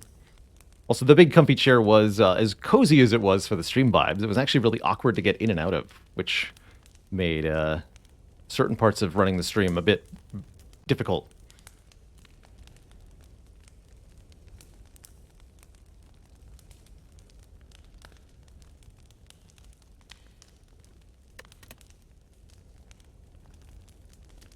So we need to sleep before champ. 30 health shouldn't be enough. I think with the Eternal Feather we'll be able to get several upgrades in Act 3 though. So champ with Runic Dome, always a fun time.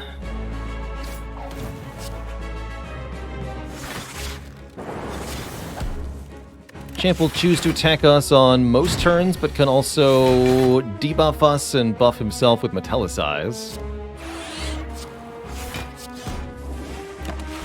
The big thing to remember about Champ with Runic Dome, look at all these different moves, by the way. The big thing to remember about Champ is that every 4th turn is a taunt turn. Every 4th turn, Champ will not attack you. So that's your safety window. Feels like I might want a Hologram Glacier. Let's do that.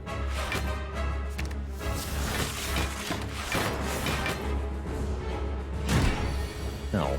Although you are charging my Dark Orb up faster. So this turn we're never getting attacked, and therefore there's no point in trying to block. This champ will be taunting us. We're able to scale ourselves up quite nicely here.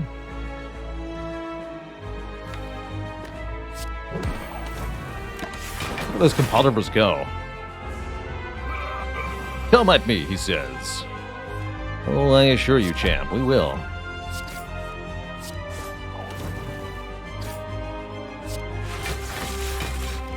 Champ will attack for up to 27 with Vuln, so we're completely safe here.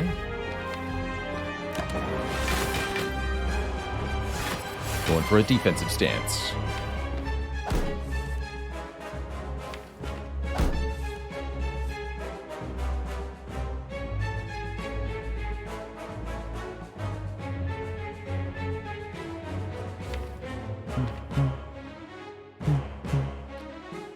Turn after we bring Champ below half health is the key turn. Yeah, we've removed dual cast, so this Dark Orb is never going to really do more than it's currently doing. I'm not too worried about it. I'm just going to go like this.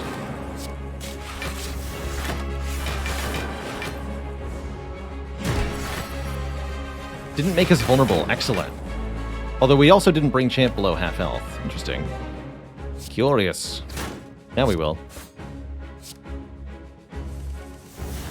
Oof, not a great turn, actually.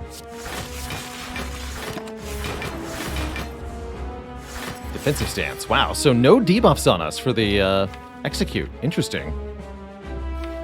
Very interesting.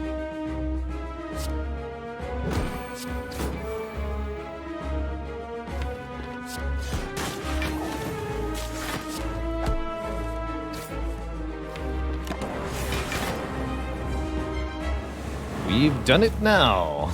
Champ now attacks for a very large number, ×2, the dreaded execute maneuver. I think we have some answers for Champ here. Rebound Compodiver? Rebound Streamline, excuse me. Draw it again. Streamline. 16 plus 6 equals 1 dead Champ. Also the claw. GG. Thought I was going to have to use a potion there, but ended up not being so. So, with 6 orb slots, I imagine one of the best ways for us to get stronger would be to get a whole ton of focus all at once. And Bias Cognition is that 5 focus. We'll lose 1 per turn, but A, that provides us plenty of time to set up strength and dexterity with a kunai, and B, there might be ways to cancel the downside here. Very, very good. Definitely almost obliged to take the bias, having taken the capacitor. Otherwise, buffer or core surge would be more excusable.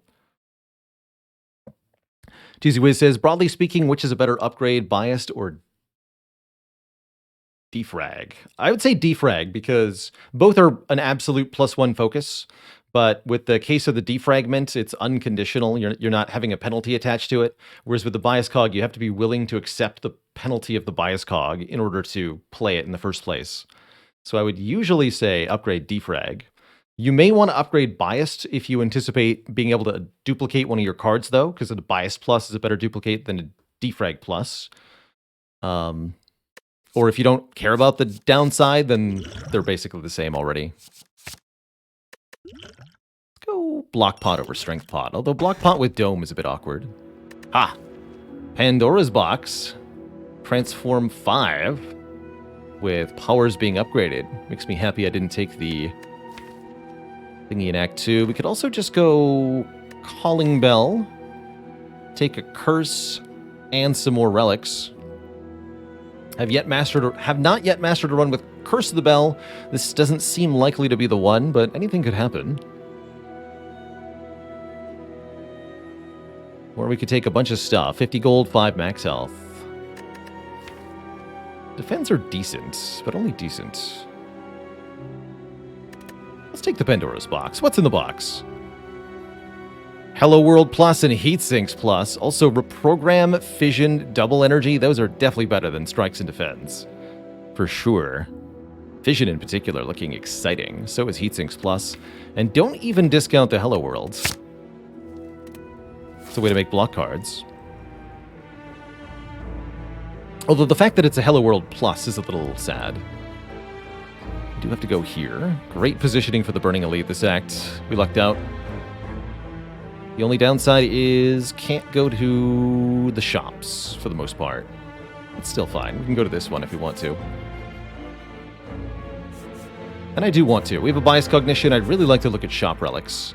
We have enough money for a shop relic. This is another very difficult fight with Runic Dome, sadly.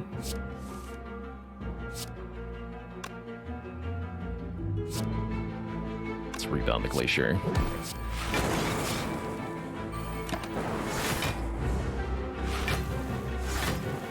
Okay, 2 buffs. That's probably the best thing we could have gotten here.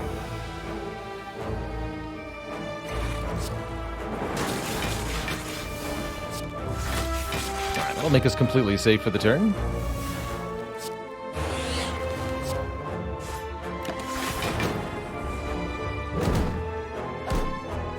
Despite the fairly enormous amount of damage that was headed our way.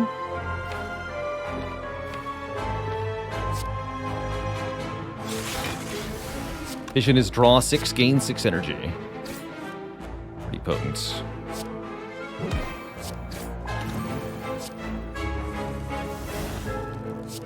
And then double it. Seems even better.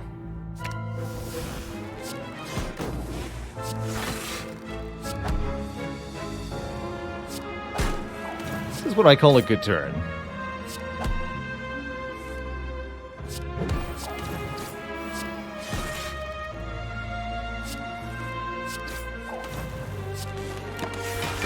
Wow. That's why Runic Dome is good. If we just play all the cards, then what does the enemy doing matter at all to us? Bye, Magic Fish. Thanks for 5 months of support. Speaking of upgraded defragments, here's one. 2 unconditional focus. I like it. I like it a lot.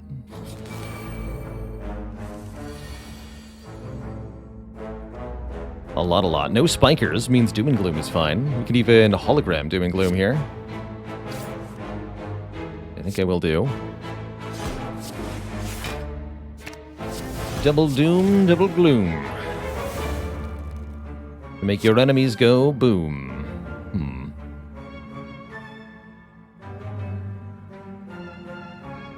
Both of these are attacking for 11 this turn. So we won't actually full block with Glacier. Nor do we full block by just killing one of them. So I guess we'll play Glacier. Take 4. More if the Repulsor is attacking. Ah, they are. Ouch. Bummer.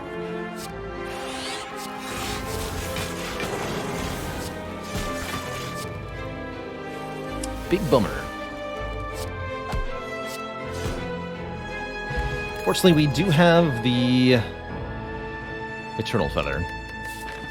I want an unupgraded Cool Headed or an upgraded Rebound. Double Rebound's a thing, but I think we just want to start taking more max health. Go block bot. Transform a card. Yeah, get rid of this reprogram. We are not going to use this card. Another Glacier. There we go. That's more like it. The blockening is here. The membership card is here. And we could buy an Amplify. Shame I can't afford Finesse now.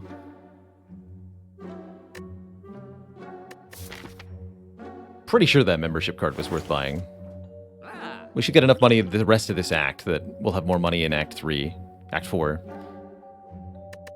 Do we still want to buy Beam Cell? We'd at least think about it. Amplify is interesting.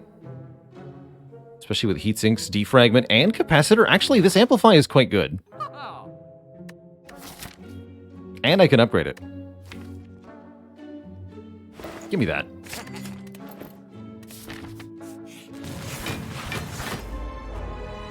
Amplify will be our answer to the bosses then. By and large.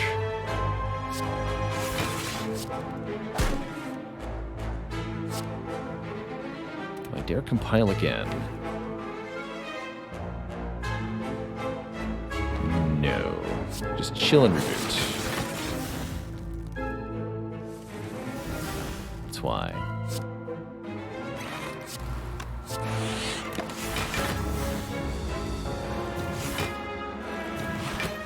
Ooh, triple bellow means they're all attacking for quite a lot this turn, and there's very little I can do about it. Ouch.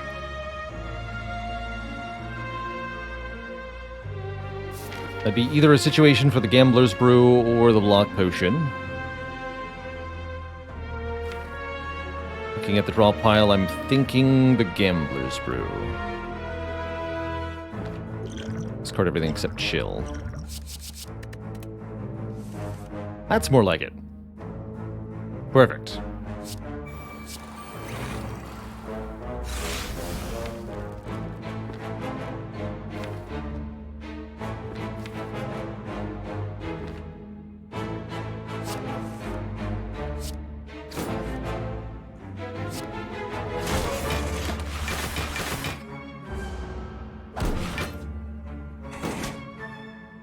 Easy.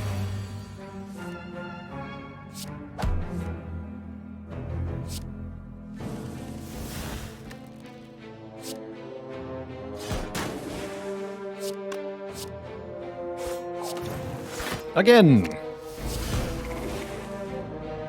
Yay!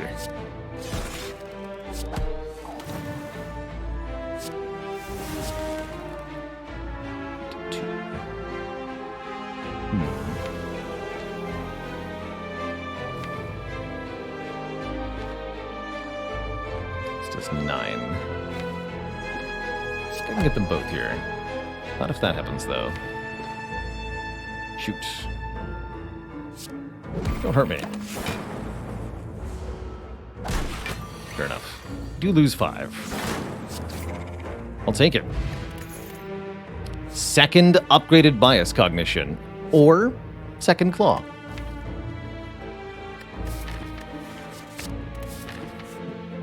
Sweeping beam actually wasn't terrible either there. Gain 20 focus, anyone? Amazing.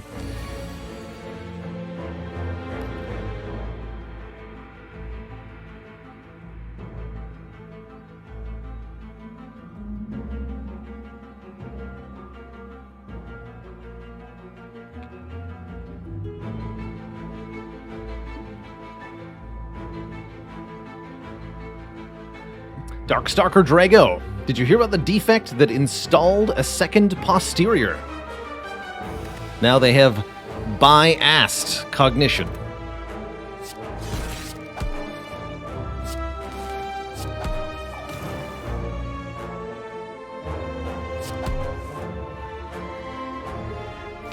Remember, this is a highbrow jokes only stream.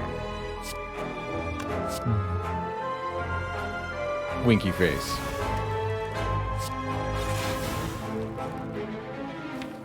Never a half-assed joke.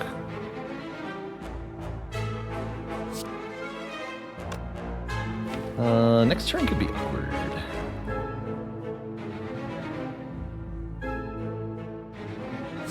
We play this. Hologram, rebound, cold snap. That's the way. We don't actually know what we're getting hit for here, and I don't want to mess with it.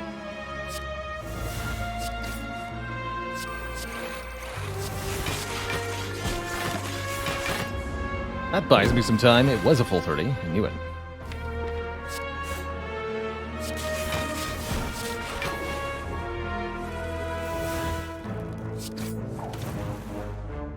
Heat sinks capacitor.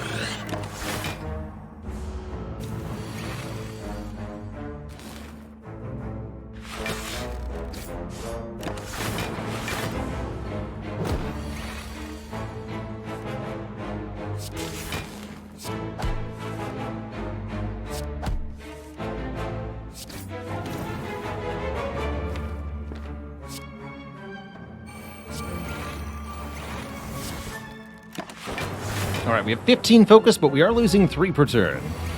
This fight has got to end fast, and I think it will.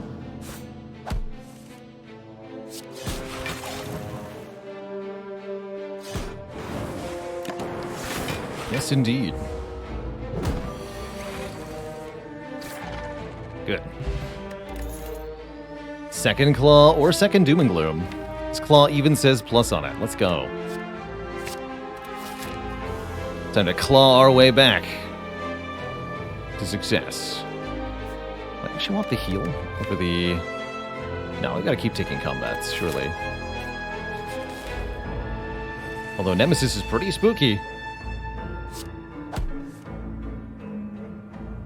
Nemesis is very spooky.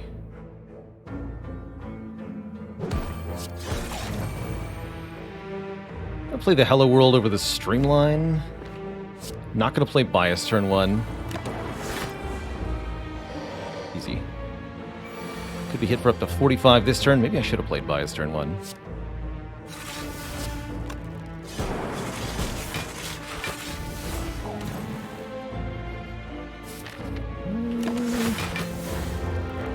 Knew it. Stinker.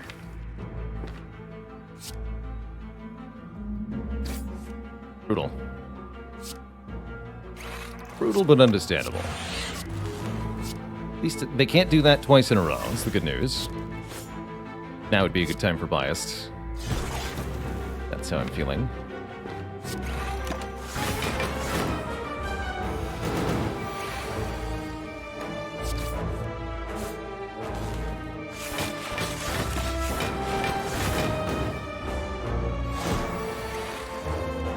Safe turn. So this is a good turn to actually play the Fission then, potentially.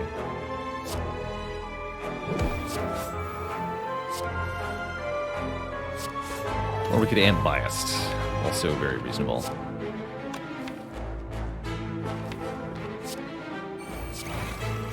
Let's do that.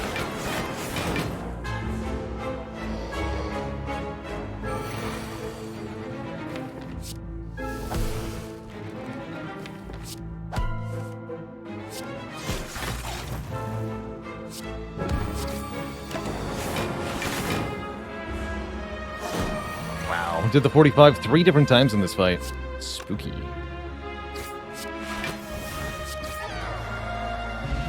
The Darkstone Periapt, giving us max health for curses, and we're offered upgraded Cool Head. That one I'll take.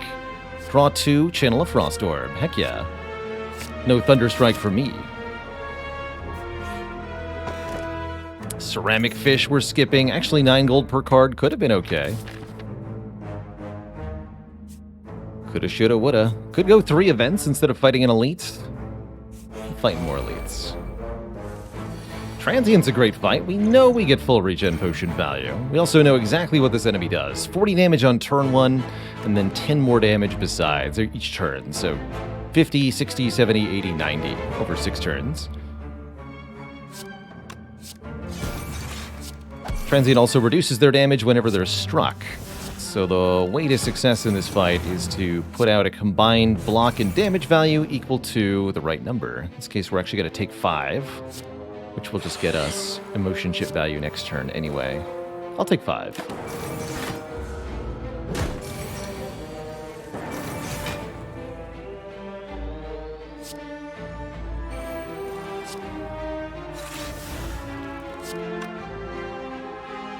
Boot plus.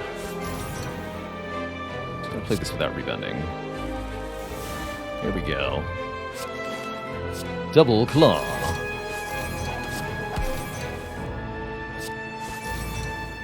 Building up a bunch of strength and dexterity for later turns is pretty good too. I also like getting Streamline discounted, but no, we should definitely defrag.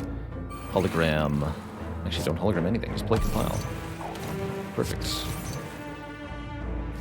Yeah, that's perfect. Also a really good fight for Bias Cognition, because the fight has a predetermined length.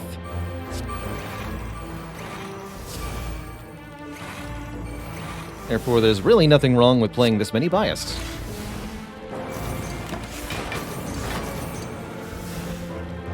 Easy.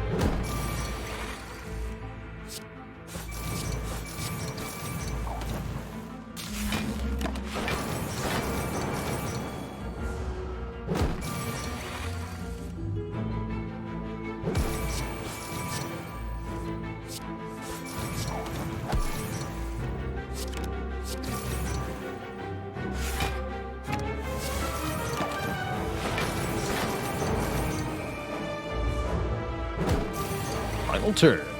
Oh, the barrage does 60 damage. The power. Do it twice. Rebound barrage. Compile driver barrage. Glorious. Strength pot's not bad. Could take a ball lightning, but I feel no need to. Let's take 2 max health. Next elite is Reptomancer. Reptomancer can be kind of spooky here. Strength potion looking almost required here. Makes this a clean dagger kill. Oh yeah, let's do it. Streamline, and I can actually just hologram Streamline. No need to reboot here. Or we can reboot and try to get more done. Reptomancer never attacks on turn 1. She's always summoning daggers. I do think I'm going to reboot. Perfect. Very good.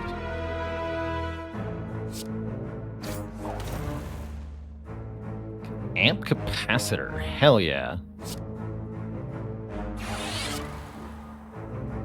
I meant to play Amplify first? Oh, well, whatever. Let's not Amplify then. Let's just do this.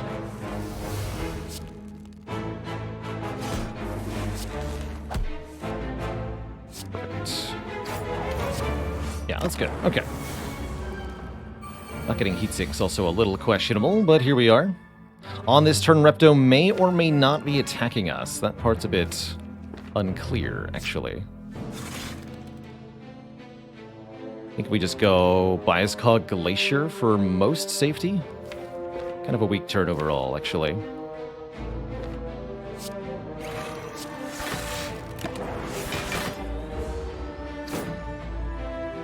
Yeah, we do take a bit of a hit here.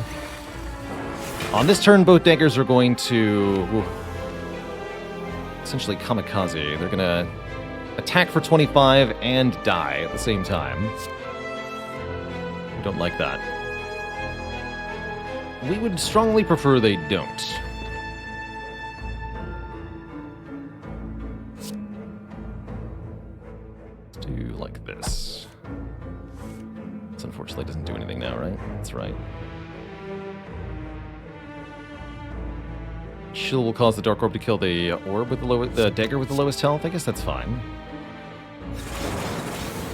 Then I could play Defragment and gain a dex. Sure.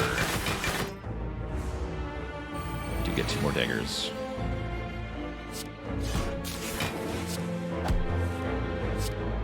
No more daggers.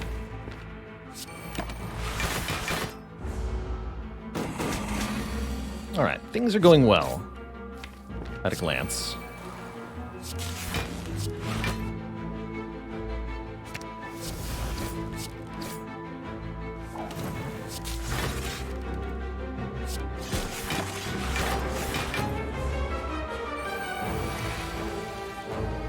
A claw. Blood vial, a little bit of healing. Cultist potion could be good. 1 strength per turn. We're offered another upgraded defragment. Excellent with this amplify. If we want energy, though, there's aggregate plus, which could be a very potent find for us, actually. This might be more important than the upgraded defrag. Let's do it. Gain an energy for every 3 cards in the draw pile. I think that's huge. Ooh, this fight's gonna suck, though. Or is it?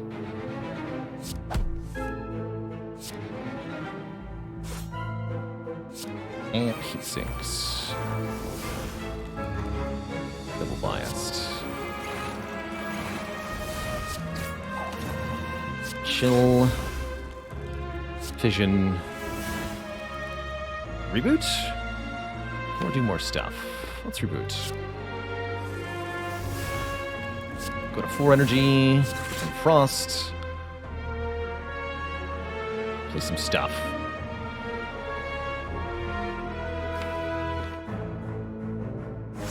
This way. Perfect. Really good turn 1. Just disgustingly good turn 1.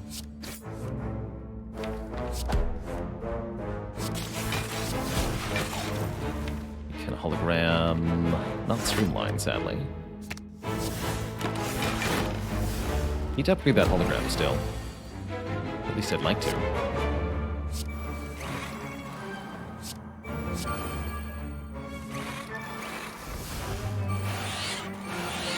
The power.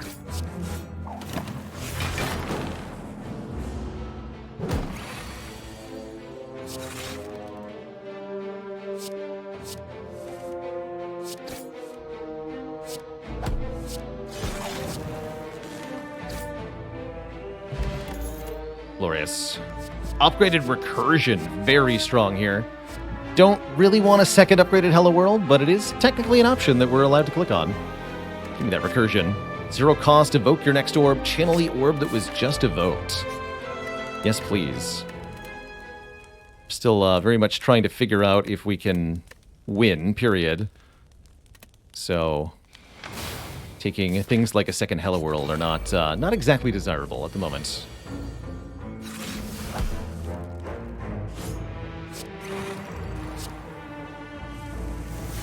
There we go. Aggregate gives us tons of energy. Here we go. Starting to pop off now, proper like.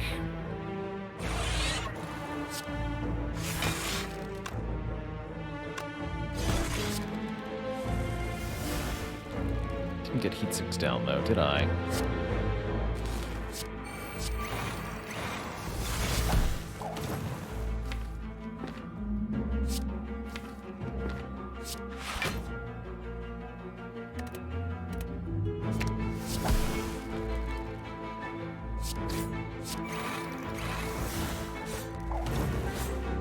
How's that for a turn 1? 19 focus. Played over 20 cards, I think. Pretty absurd.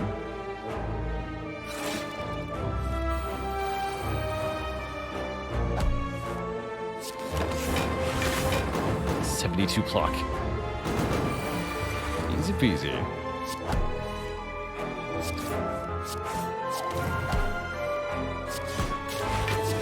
GG. Got a bottled flame, allowing us to have an attack of our choosing in the opening hand. We're also offered Creative AI Plus. If you want additional scaling, I really like it with the heat sinks and the amplify, actually. Let's do it. We're not fighting Awakened One first, either. Excellent. Any bottled attack that looks good? Compiled River Bottled is decent-ish.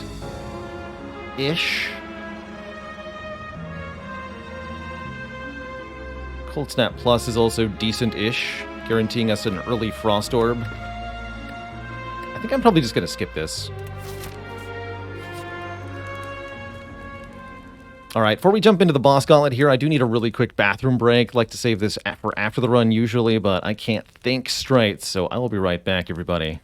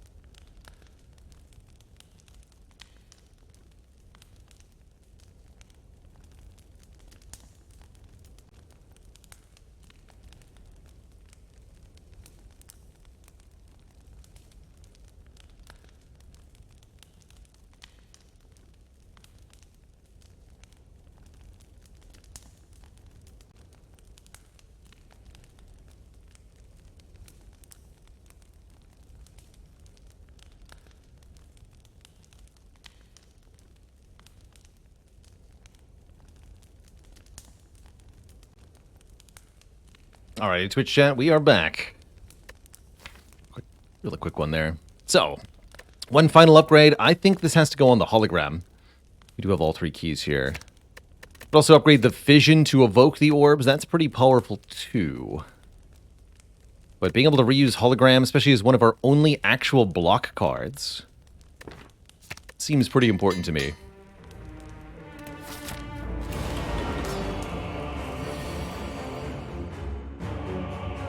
Boy, that is not the turn one we want to see at a time meter here. Okay, that's the turn one we want to see at a time meter. Good.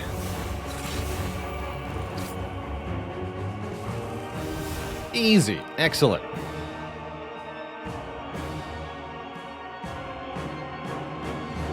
Do I skim? Get 6 more cards. 1, 2, 3, 4, 5, 6. So I can just play this hand currently. We go Cold Snap, Defragment, Creative, Claw, Hologram, Claw. That seems pretty good. We play exactly 12 cards. Time Leader will gain 2 strength, but we'll have pretty well set up here with Defragment, Creative AI already in play. Gain a point of Dex, and even if we do take damage, we'll get more block next turn. I don't feel the need to use the block potion here.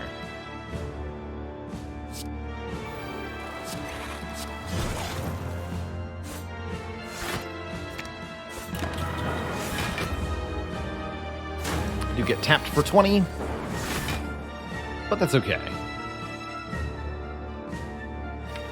Too early to bias, I think.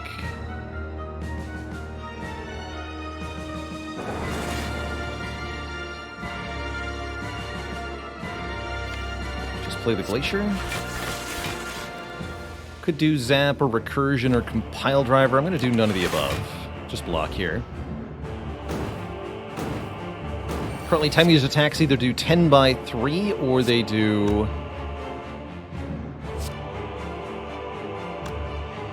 34 for the single big hit.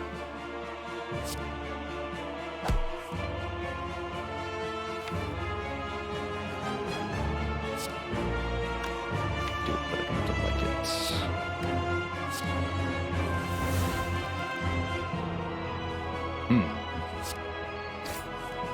Shoot. Why is Heatsink so far down? Dang it. Tempting to use a block potion this turn.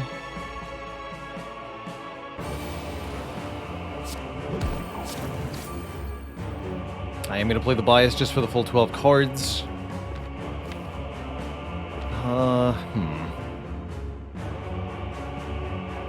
This could be a complete waste of the block potion is the reason I'm not really happy. Time Eater might be debuffing us. Yeah, exactly. Now we use the block potion. Potentially.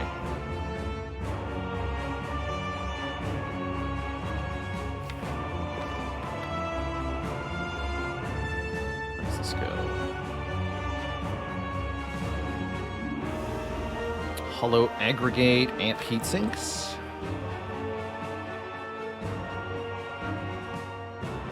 And Capacitor.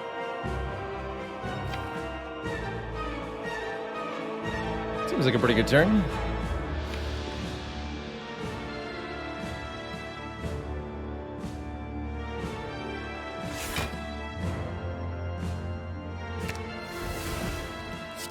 Room in hand.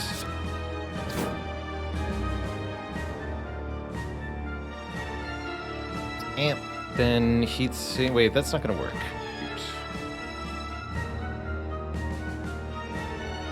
No, I bungled that. I thought I had one more energy to work with. If I amp, then Heatsinks, then Capacitor, I can't play the Aggregate afterwards. Shoot. Screwed that up. Damn it. It's probably Glacier Machine Learning Lockpot then.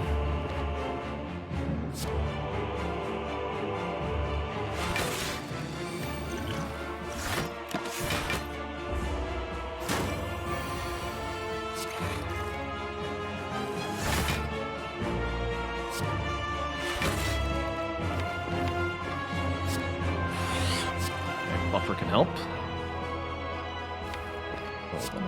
Glacier. Buffer can help later.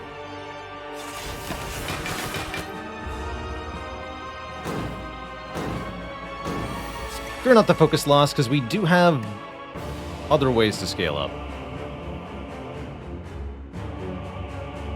Although this turn doesn't look great.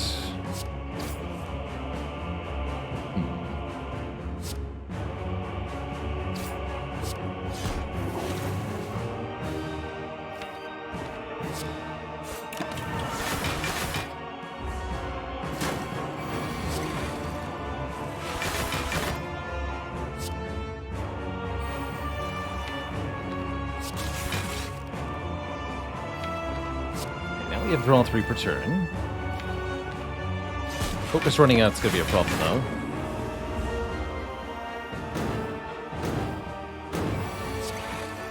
Echo Form is here to help. Or is it? I don't know. Not actually sure I can get away with playing it, but more or less feels like we want... kind of must. I guess Cool-Headed Cold Snap is perhaps a better play. Trouble.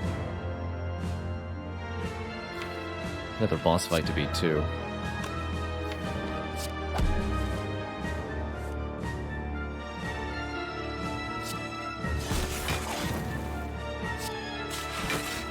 Aha! Easy every time. Got him.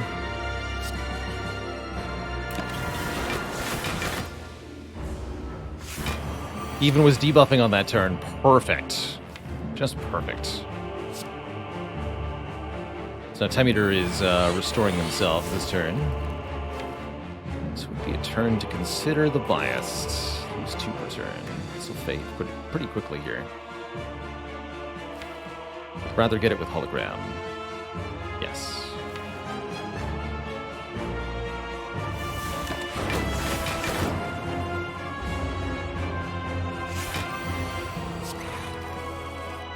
Good.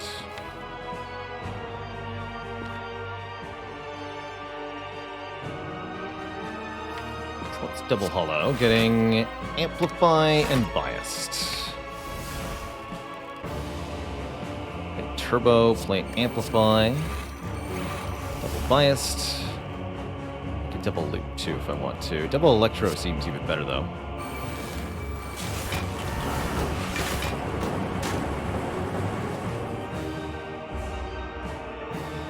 That ought to work.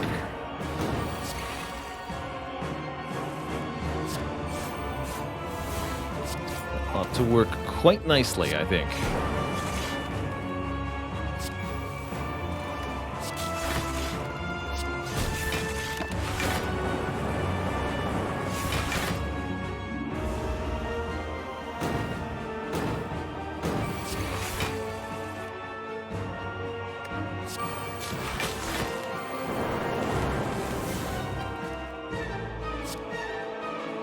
GG.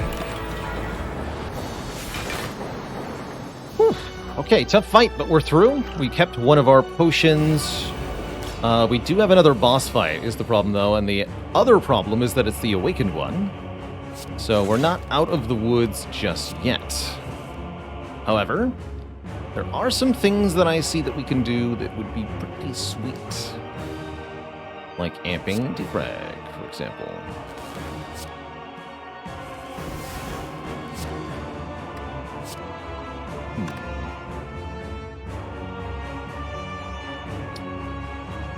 I don't think I want to amplify creative AI, but I might want to play one creative AI. I definitely want to amp the defrag plus.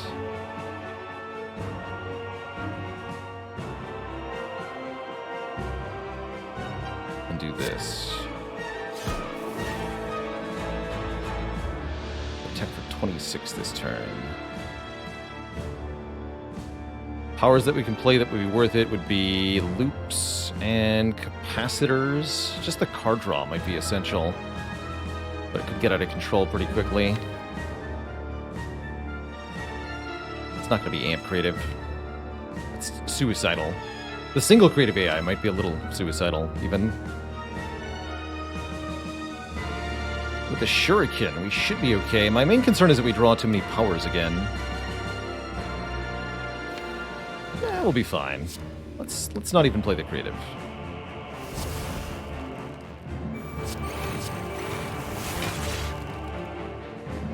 And then we'll get some bonus block next turn. Already. This is 26 incoming. Take 7.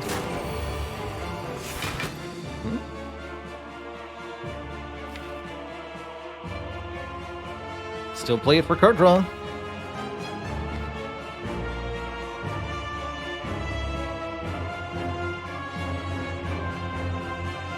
Chill here.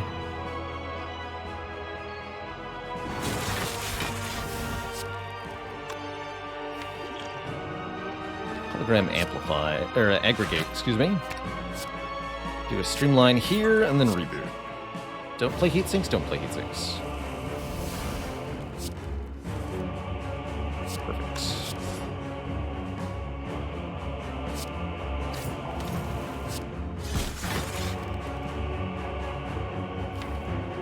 Already essentially full blocking. Keep the chill. Alright, this is a multi-attack turn. It's going to be quite a lot of damage.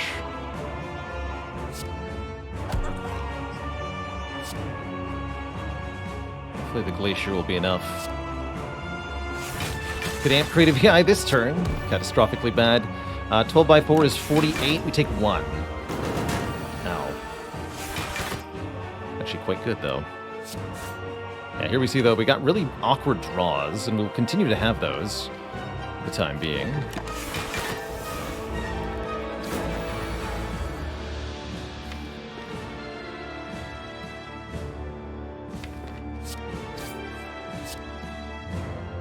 Alright, this better not be a multi-hit turn.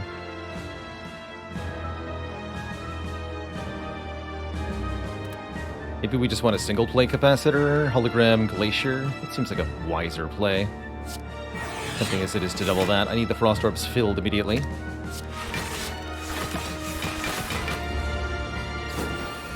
Alright, this is now 48 plus some. Actually, now we can get the creative AI in play. That's allowed.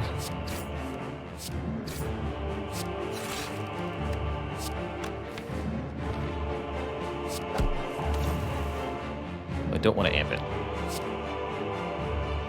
If we play creative AI, this will be 16 by 4. We have to block for 64.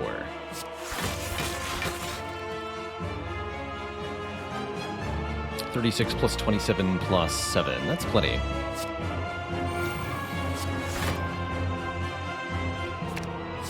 Alright, I think we've prevailed.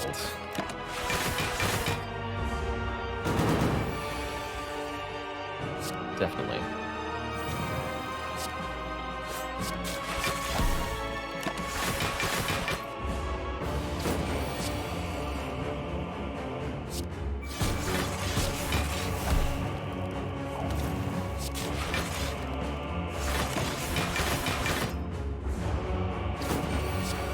On this turn as well.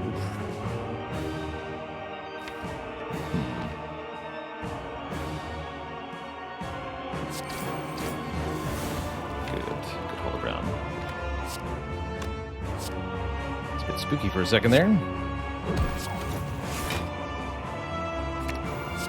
Actually should have gotten the cool-headed.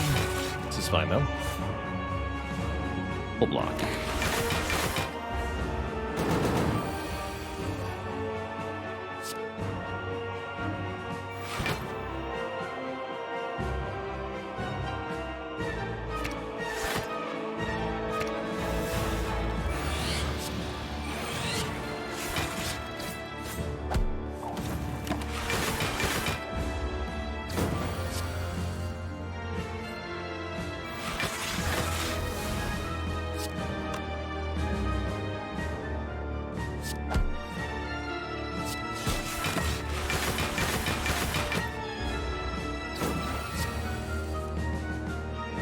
Could double echo form? I don't think we need to, though. This is another block like crazy turn.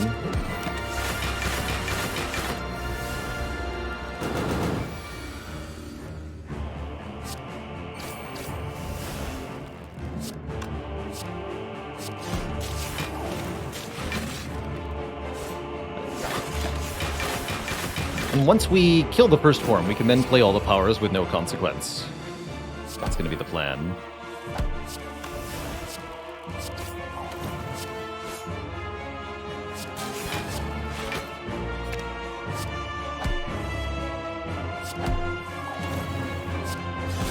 So now I can go ahead and amplify, double loop, double heat sinks.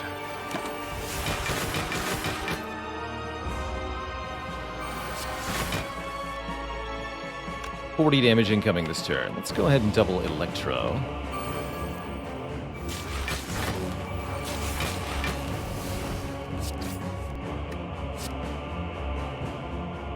Play Biased.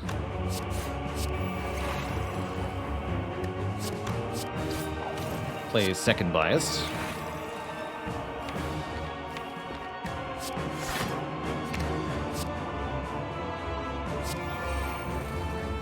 Play third Bias. Why not, really?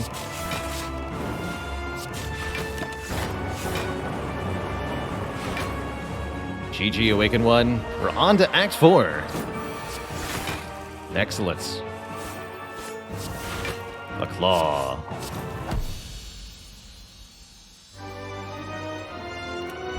Two thump, two thump, two thump, a deep pulsing dread could be felt out the room. Is this the heart of the Spire, the source of these clawsome cards?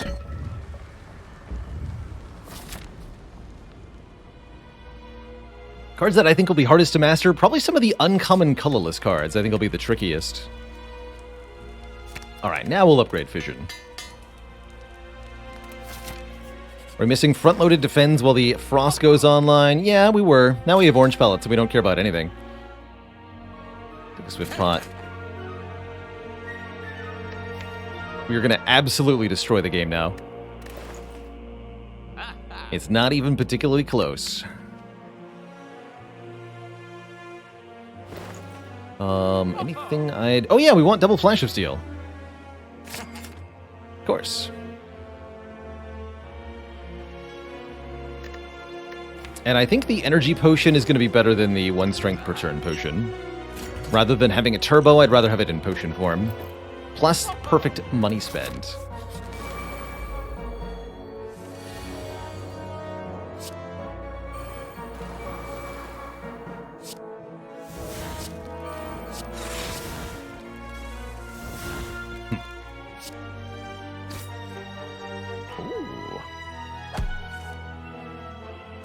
Even more amplification. Interesting.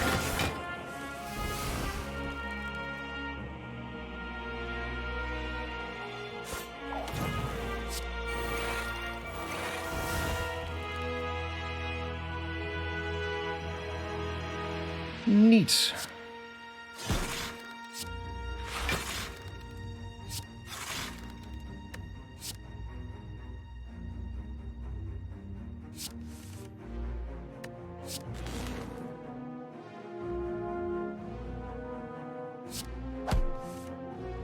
And we can double the creative AI if we want to, or the capacitor.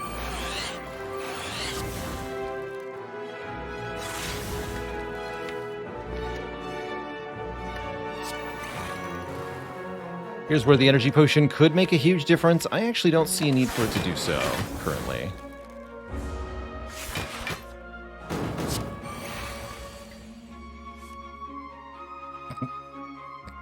Amazing. Okay, well, maybe that's a Swift Potion moment. Although we can also do just fine blockwise this turn.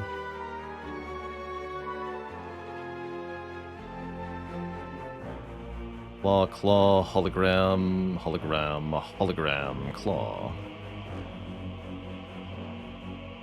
Can't hologram bias. There's nothing in the discard pile. That's why this hand is so awkward. Everything is in the draw pile.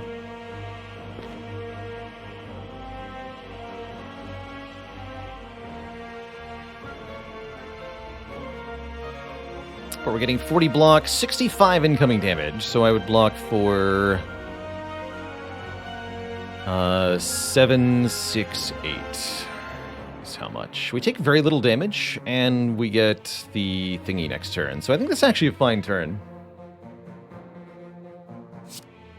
This is fine. This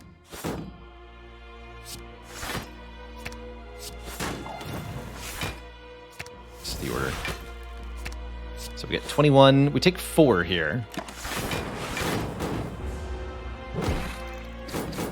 Which actually kind of turns out to be a good thing.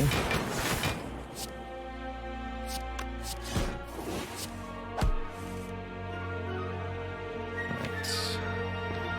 Power's worked out a bit awkwardly here. That's fine.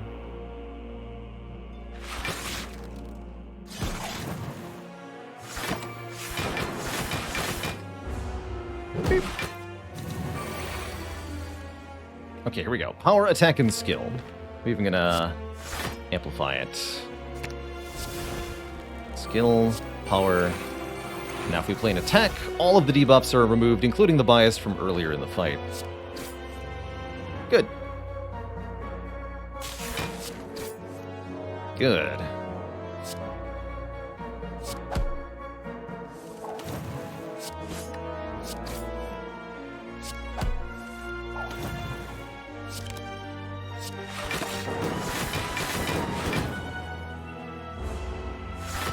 We're only going to be down 2 health for the heart.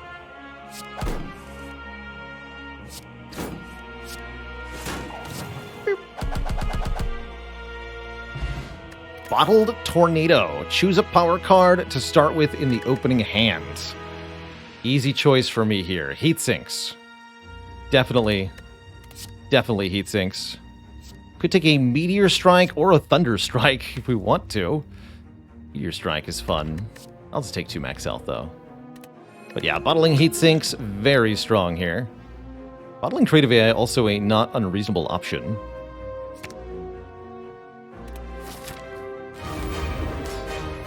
Here we go. Amp heat sinks, turn 1. Yeah, let's go.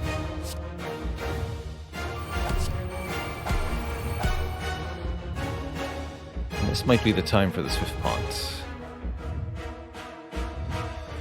Really like to do something other than Hello World, although Heart Fight is actually a good fight for the Hello World card.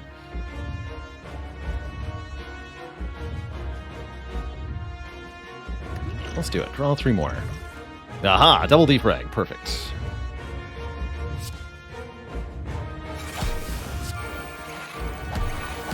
Of course, there's biased. Classic. Beat of Death is kind of shredding us here.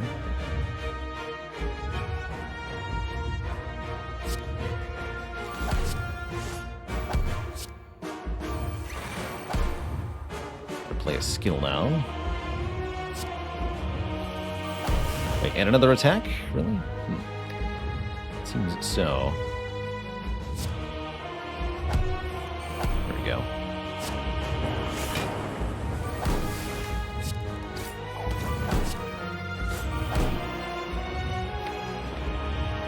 This one capacitor is fine. More important that we get set up now.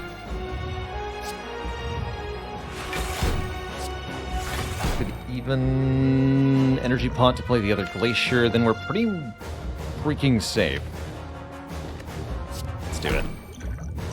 It's very hard to die now. We also, since we took damage this turn, we'll get 44 free block at the start of this turn.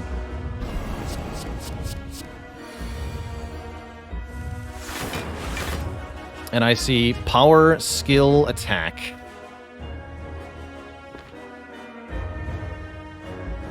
Although the void might stop us here.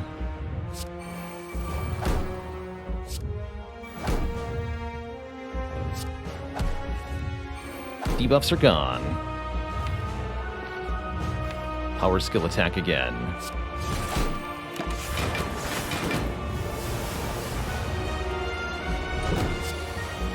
This turn is 2x15.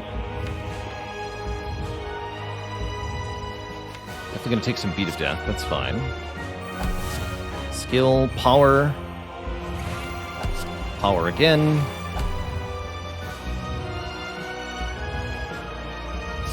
Attack. Buff's gone.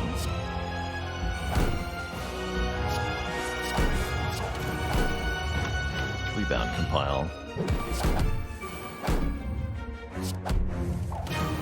Lots of compiling. That cheap. Draw 3 more.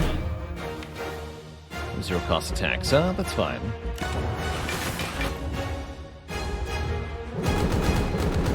This is a buff turn from the heart now, so we don't need to do any damage at all. Although, might as well amplify Hello World. Why not, right?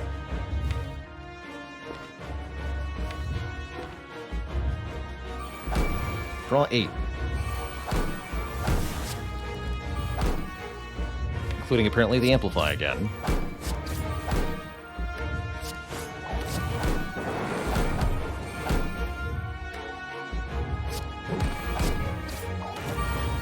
We seem to have successfully made very large numbers.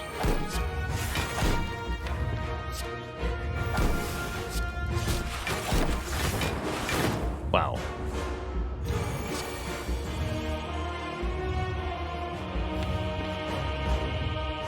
This is either 47 damage or 4x15. Either way, we're full blocking with the Frost Orbs already. Easy.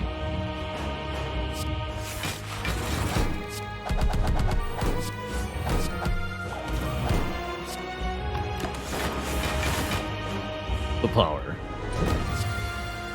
Right, this one is now the multi-hit.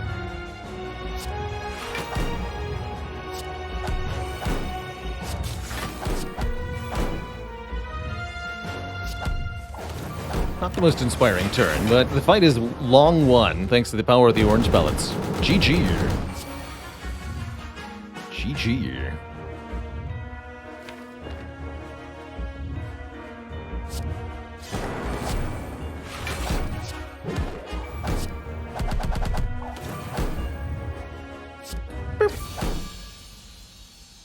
The triple bias cog orange pellets dream.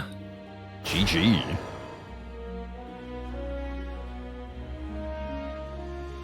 GG, everybody. Not bad. Got duplicates of a couple interesting cards there, notably Flash of Steel. To go with our Shuriken Kunai. Heck yeah. GG. No double Hello World, though. Not this run. GG, Twitch chat. 2792 is the final score. Not too bad. Not too bad. GG. Now what has it been done? The Spire sleepeth, but I shall not. No, I'm not calling it quits yet, Twitch chat. I got one more in me, at least.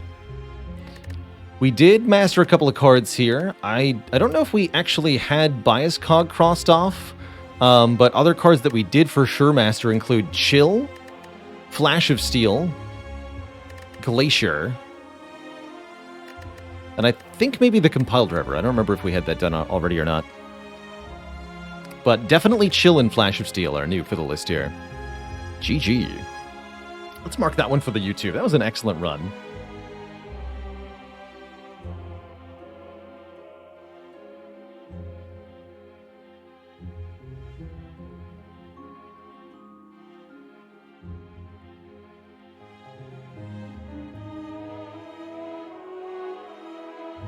We didn't have Biased or Compile, but we did have Claw. Awesome. Progress officially made. I like it. Oh, we might have also not had an Emotion Chip win yet, either. I don't know if that had appeared. Probably a few class-specific relics we haven't crossed off. Darn, Toot and Claw's been mastered. I worry that some of the masteries might just be Dolly's Mirror Waiting Room. Maybe, but I think you might be surprised at exactly what it is we're waiting to master. I think some of the hardest ones won't be last. I'm not worried. Glacier. An Emotion Chip was mastered here. That's right. That's right. Okay, I'm going to take another quick break here. I did relieve myself, but I've got to get some more water and such. And then we're going to jump into a Watcher run to round out our stream today. See if we can't make it another 4-0. We did lose our last Watcher run, flying too close to the sun, but we're back on the 3-0 trade. Awesome stuff. So, back in a few minutes, Twitch chat, and then more Spire.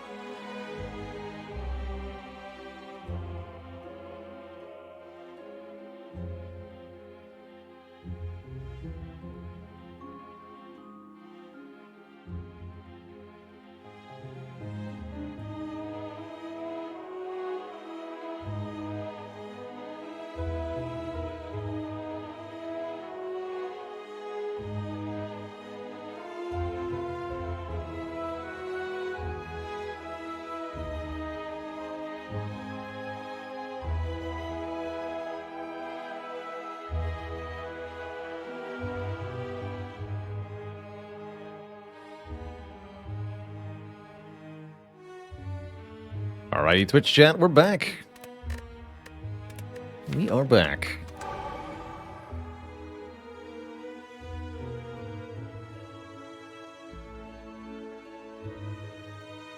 Let's see, the bomb will know. If Enlightenment is mastered. According to the bot says no. I don't think we did. I remember we had a run with 1 copy, but not 2. We did get Double Madness done. That I remember doing.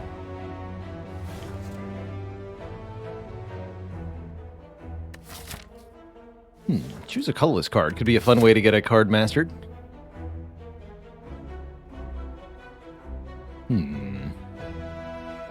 Definitely like this formation. Which means doing this. Or this. This is a lot more reasonable. So I'm thinking choose a colorless, actually. But I could also easily see this being boss swap. I have mixed feelings about boss swap on Watcher in general. Let me choose one.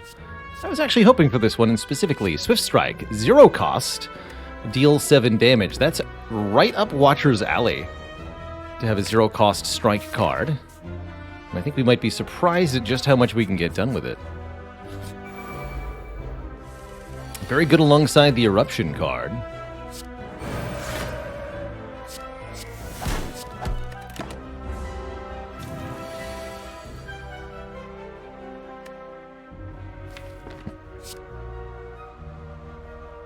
It's 12? That is 12.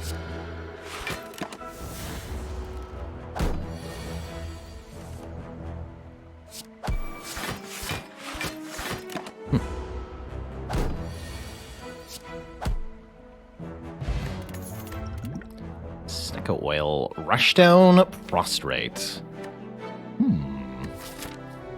Early Rushdown's pretty hype. Let's do it.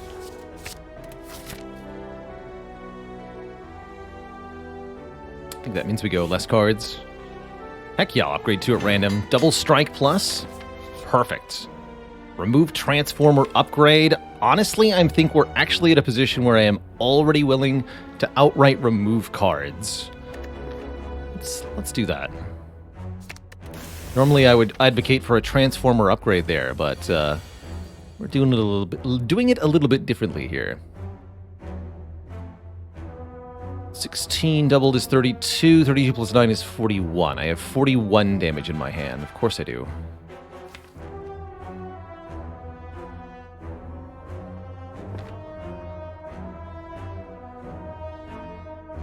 And even with the miracle, I can't... Yeah, that's fine. Alright, so let's do this. Take 4.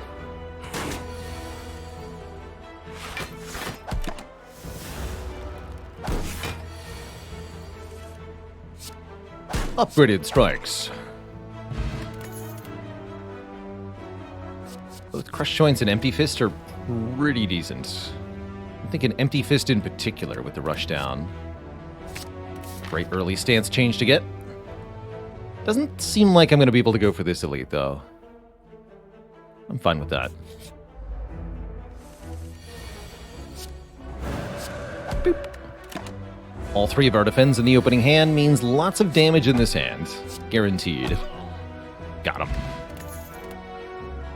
Crush Joints is back. I think it's time to start skipping cards, though. We have pretty much everything we need for the short term. Especially if we remove another card. Especially if I do that. Yeah, this elite's just going to be too gnarly. This elite, though, should be easy. Skip. Skip. For now. Eruption's the first upgrade. Really has to be. I think Empty Fist second, Rushdown third. That's where my brain logic tells me to go. Might not be right, though.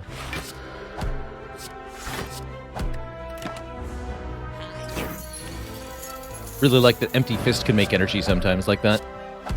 Alongside Vigilance, while also blocking. There we go. Fear no evil. 1 cost calm entry. That with a Rushdown can form a loop. A very powerful loop. That back and let us do some hot nonsense. I like it. Particularly if we keep getting card removes. Which is what we're here to do. Second defend out. Strikes are next. This elite fight could be bad. What about a... Nope, can't afford a potion. Well, never mind then. Alright, good luck to us. Mob Bank right after the shop? Actually, totally dig that. Should be at least 120 gold. Possibly more. Hey, Trebendo Days. Yeah, congratulations on everything. The run, the stream, everything. Yeah. Thank you. Thank you. Alright, I'll do it. Draw 5. I don't love what happened here, but I don't hate it either.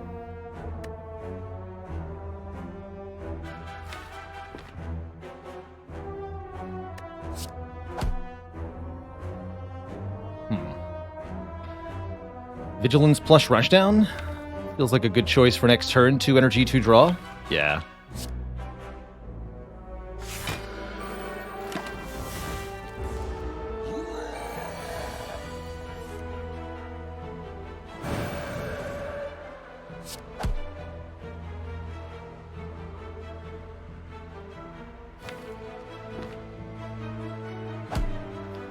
So I can play Pretty Level Vigilance Defend. This does 16, bringing Grunlin to 23. And we can play guaranteed all 3 of these. Their costs aren't re-randomized, so that's 27 damage guaranteed next turn. So we're fine. We, in fact, only take 1 damage. We do have to Empty Fist first, though. Good fight. Get an Nunchaku, energy for every 10 attacks played. Could consider a Fear No Evil now. How about a Blasphemy? Enter Divinity, die next turn. Seems iffy with this stance thing. Deviform likewise, not really necessary here. Crescendo could be good, though. I could definitely see Crescendo being good. It's funny, see the 2 rare cards end up taking the common in between them. I'm gonna do it.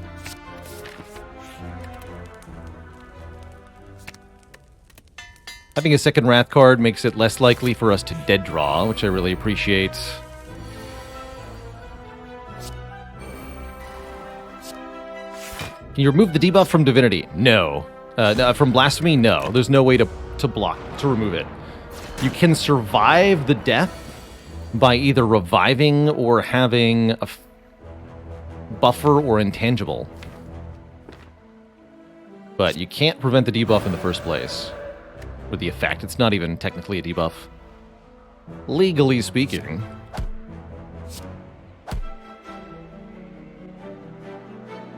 Empty Fist Vigi, take 2. Seems fine to me.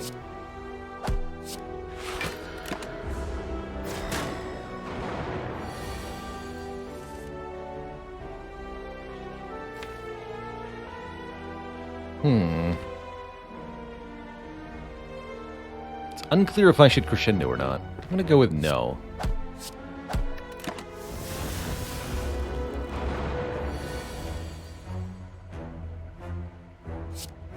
Yes. Does my world record still hold? It does, gigawatts. We still have the Ascension 20 rotating heart world record streak at 20 wins. Matryoshka, a little late, but still acceptable. Second Fear No Evil.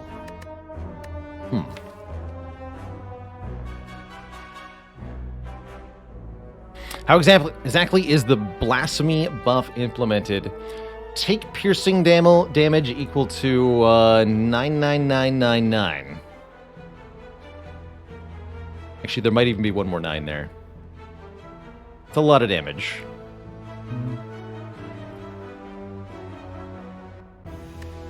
We mastered Fear No Evil.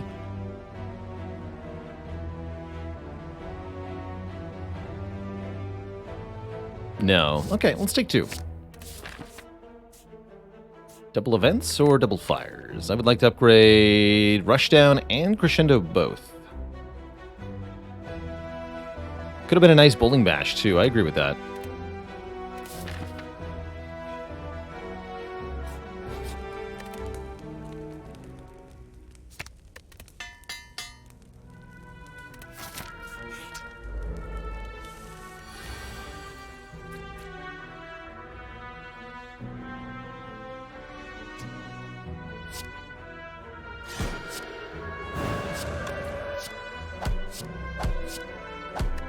Good turn one.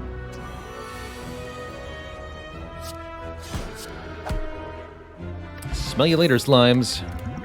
Who needs AoE when you could do that? This is all stuff we don't need. Favorite build in the Spire? 1,000,000 copies of Storm on defect. And like 40 powers.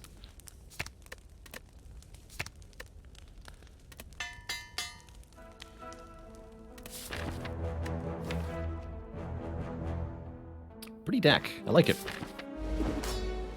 Actually, not 100% sure how the Hexaghost matchup goes here. The question 2. What is the question? Thank you so much for the Prime sub. Welcome to the Cozy Sub Club.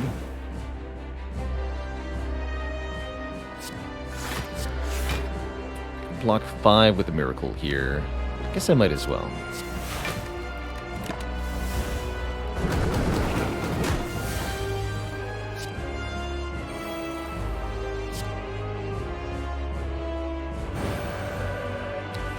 Shuffling the deck without eruption's a little awkward. Only a little bit. So we go Empty Fist, then Fear Navel. Yeah. That way I can keep calm for the future. Something like that. Something like that.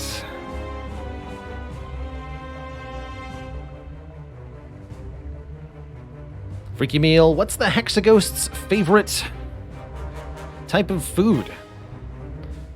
Tex-Mexaghost. Okay, we actually do get to draw Eruption, so I can go Crescendo, Swift Strike, Fear No Evil, Eruption, go back into Wrath, draw more, Strike, Strike, Strike, Vigilance, Defend, take 1. That's pretty good. This turn's not so good, though. Definitely would like a few more removes to make this nice and smooth. Empty Cage from the boss would be particularly spicy here.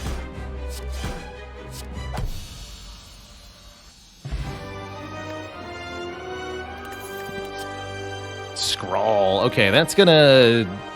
Yeah. We're breaking the game now, that's for sure. This isn't Empty Cage. Calling Valor Astrolabe. Transform and upgrade 3 definitely fits the theme of the deck. I'm oddly tempted by the Culling Bell here.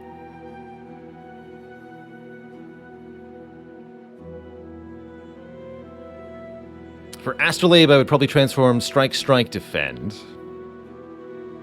And that could definitely bring us much closer to an infinite of some kind. Either by giving powers or exhausting cards or just things that are useful. Card draw. Also significantly improves our upgrade density, which is very nice.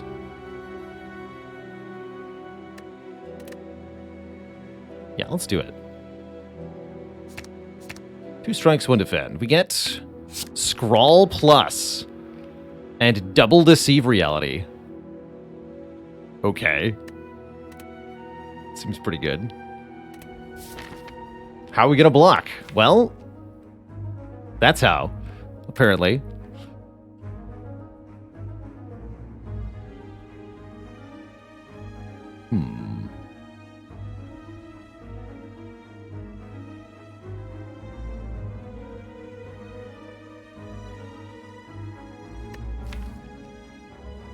Okay, shops can wait. We have Mob Bank going, so let's not go to this early shop. Let's go to only the late stores. Which means not going for the Burning Elite this act, and I'm okay with that. Start out something like this.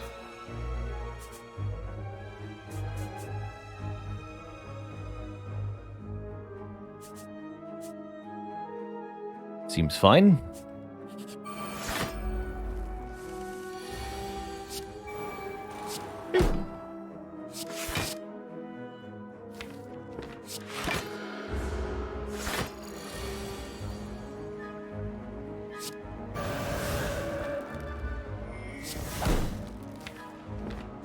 Power. The power.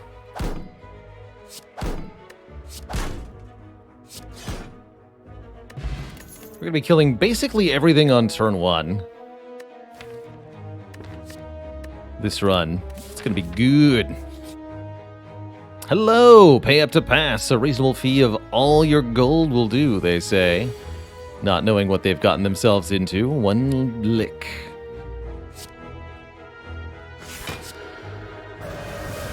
Oh, those both exit me, huh?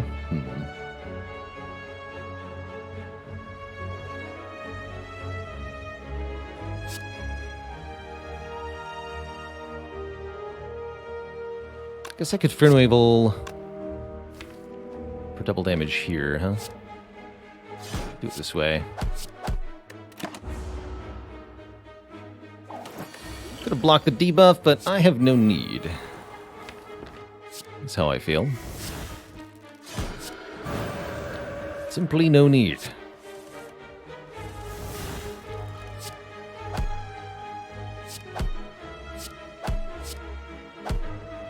There, yes.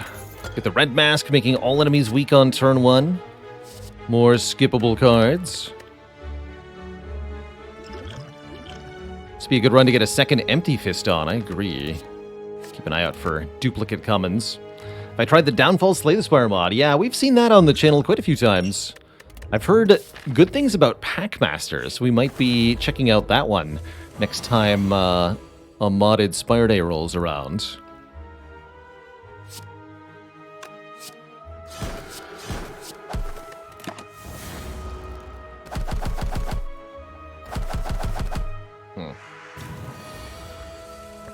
Is this Act 2? It just barely feels like it, but yes, it is.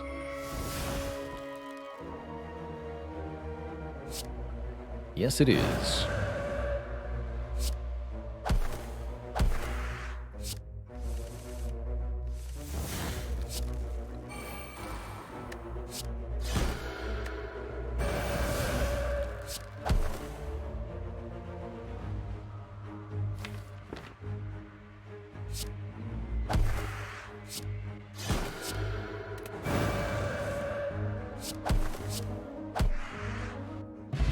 The power. Third Fear No Evil. Could take our first Blasphemy. I don't think I want to, though. Skip. Look at this gold count.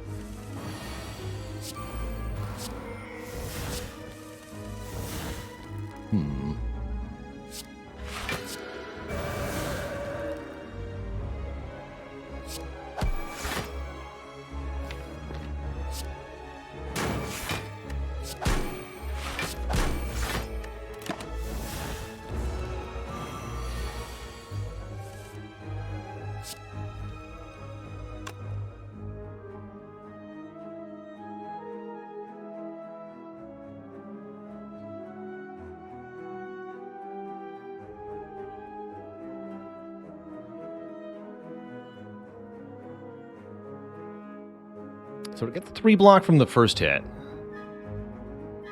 So it goes to 6 with 3 block. Then it goes to 3 with 4 block. Then it goes to 1 with 5 block, and the Swift Strike fails to kill it. So we have to use one of the 2 potions here. Strength Potion's a guaranteed win. Let's just use that.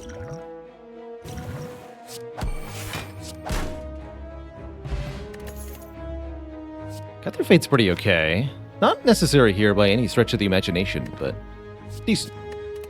If it was upgraded, I'd take it, but without, no need. Let's take some events. I don't need card rewards. Potions, though, those sound good. Got elites coming up. Let me look at 2 potions. I'll take the better of the 2. Fear Pot's pretty good. Gonna upgrade the other Scrawl, make it nice and free. Probably gonna upgrade Swift Strike soon. This is a great use of the Fear Potion, probably. Let's start with this. Excellent. Excellent. Vigilance scroll.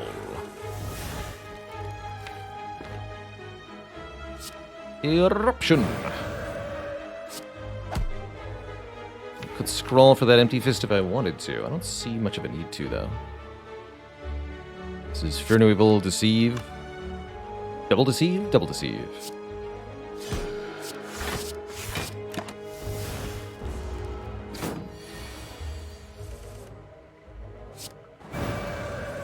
I'm not thinking that I need the Fear Potion here.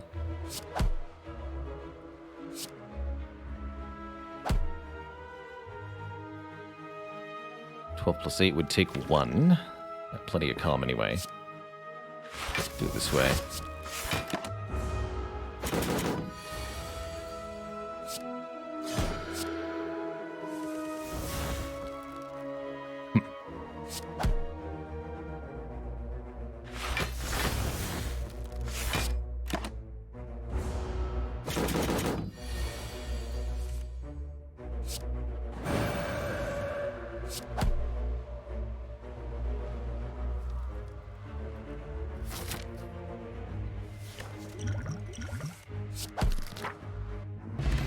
Wing Boots. We can now ignore paths when choosing the next room to go to, so we can take Elite instead of Upgrade here. Interesting.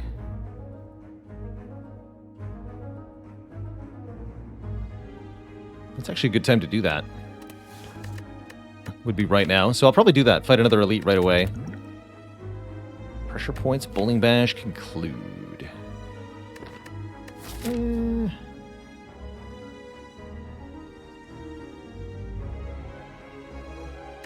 Skip.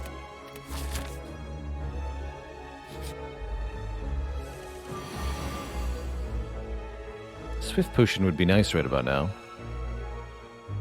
Angry Squint. What about this? Draw 1? Start with draw 1. Aha! Draw 1 is essentially draw infinite. I'll take it.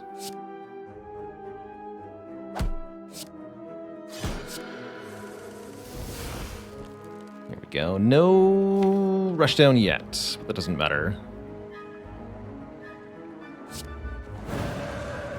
Does not matter.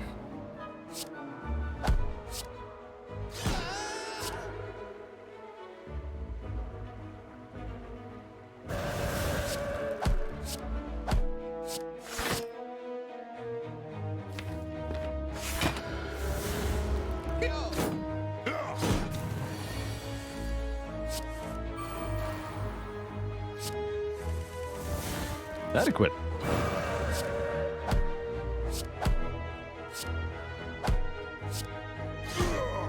Beautiful.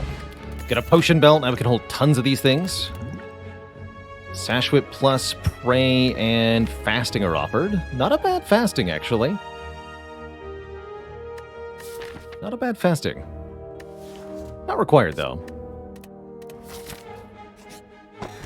Ornamental Fan gives us block for 3 attacks played. Whetstone will upgrade 2 attacks. Currently, we can upgrade Swift Strike, Fear No Evil, and Fear No Evil. Definitely. Definitely.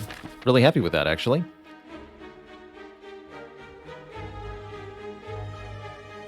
Could also go 2 shops here. Interesting.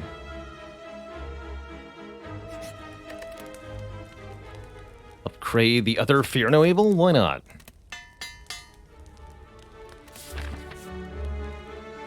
Not going to use 2 Wing Boots charges here for 1 extra elite. That's not worth it. Nobody's attacking me turn 1. Might as well just do this then. Yeah, 600 gold, by the way.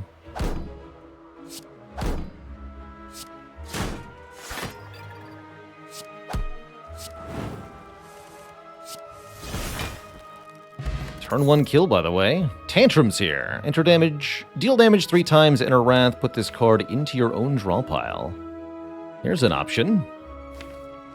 Pretty reasonable option. For a second Wrath entry, especially with double Fear No Evil. It's pretty good.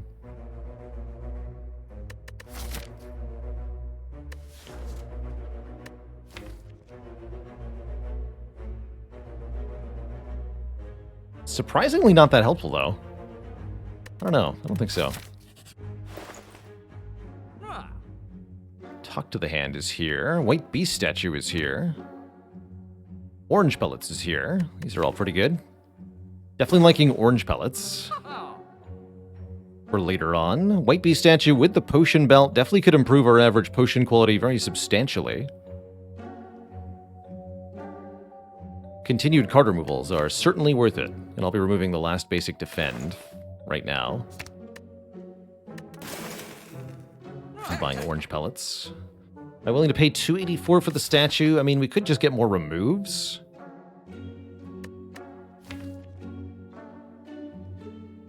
That is a pretty good statue, though. Especially with orange pellets, we can really break the game. 404 not found. Thanks for the Prime sub. Sure, we'll buy it. Welcome to the Cozy Sub Club.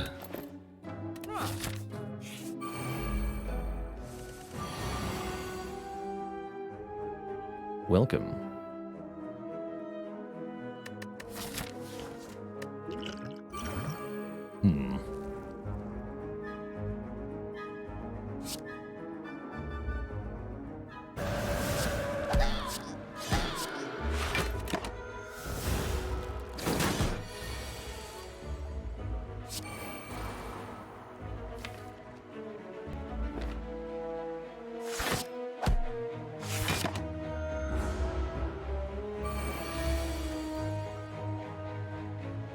Nobody's attacking this turn.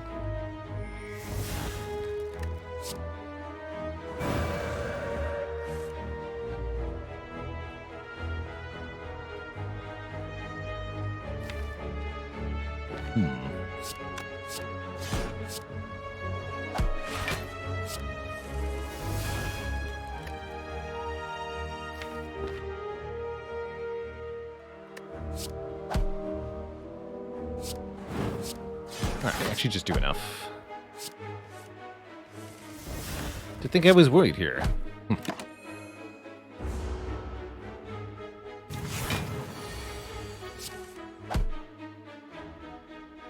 Actually, maybe wanted to block that and regen a bit more. Doesn't matter.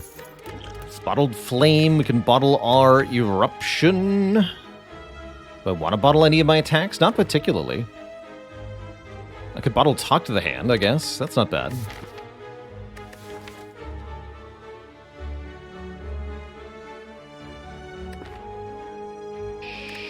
Sure.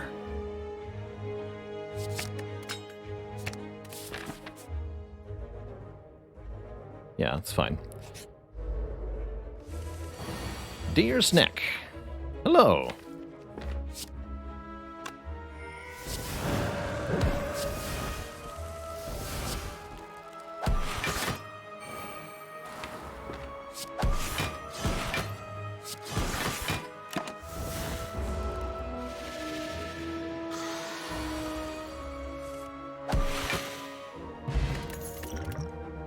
Weight of the Hand plus, great way to weaken enemies or strip artifact layers off of them.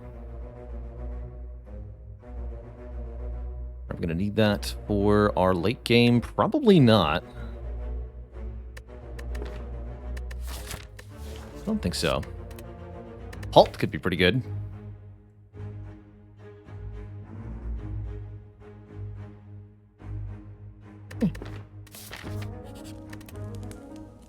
Less cards is more.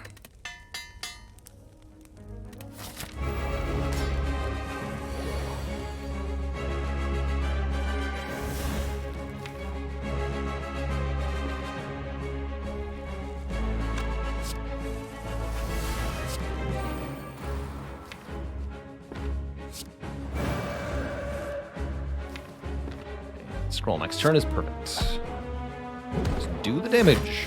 Why not?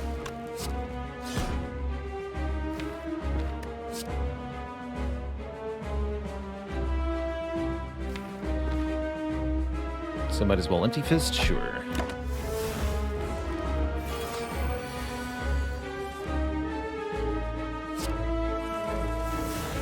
Perfect.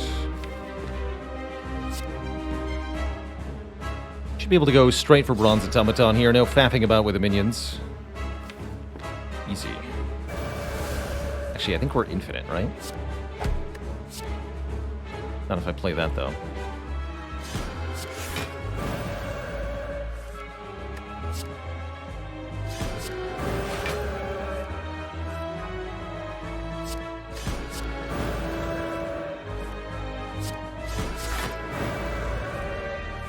Yeah, there we go. But doesn't matter, because you're dead. GG. The power of Scrawl. Triple Scrawl.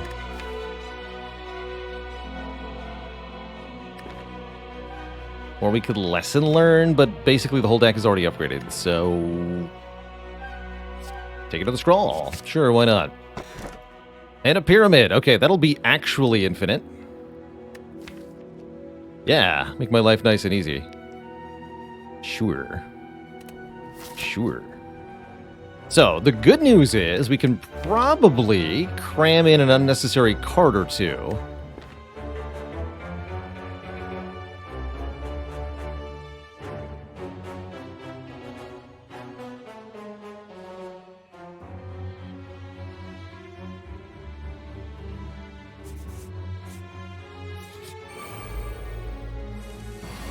For our challenge. What a turn one draw, good lord. That's stupid.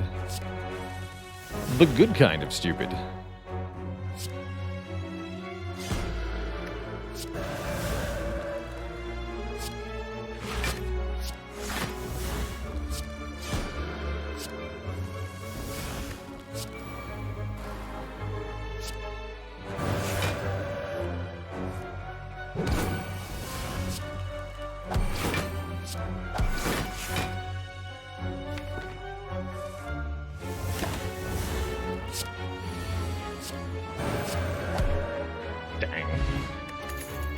Dang. We've already had a double crescendo run, right? Third Eye Plus and Evaluate Plus are also kind of decent. Only kind of. Yeah, we did get crescendo done. Skip.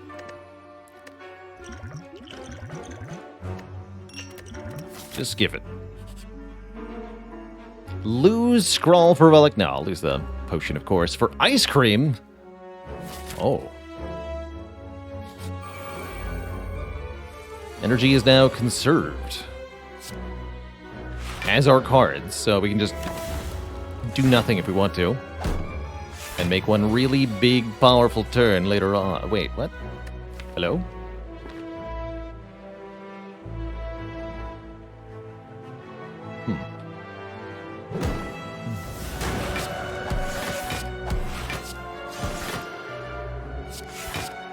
Seems fine.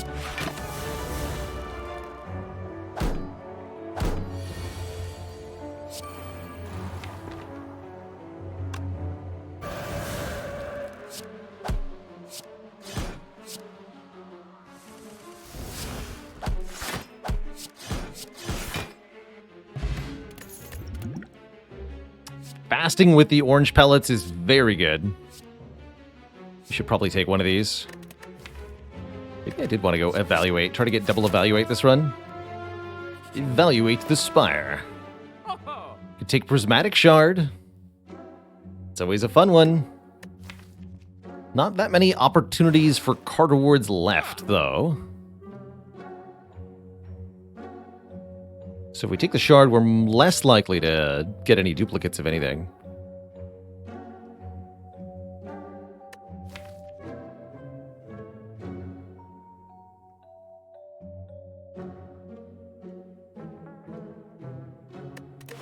Prismatic shard into recycle the power. Probably going to that shop.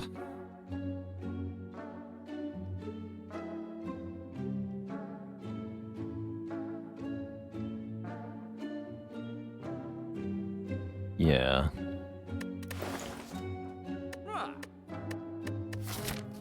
So I'm down for either remove or even don't do anything here. Let's don't do anything here. Yeah, I've got 0 keys currently. Don't worry, that'll change very quickly. We'll have all 3 of them by here. Easy. Fight. Double orb walkers, no prob. No prob. Sure. What do you got? Metamorphosis.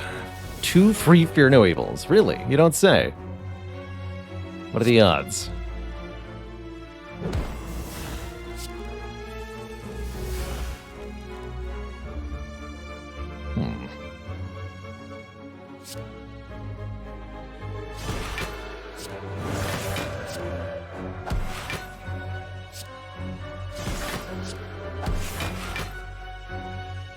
Quite get the kill there. That's fine. At the end, odd.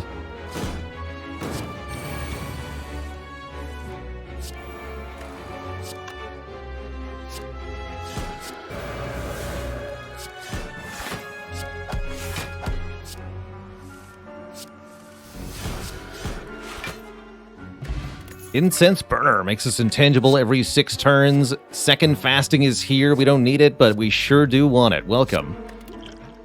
Easy. Double fasting orange pellets overpowered. Let's go. We're gonna wing boots over here. I guess we go fire, then elite, then burning elite. That sounds right.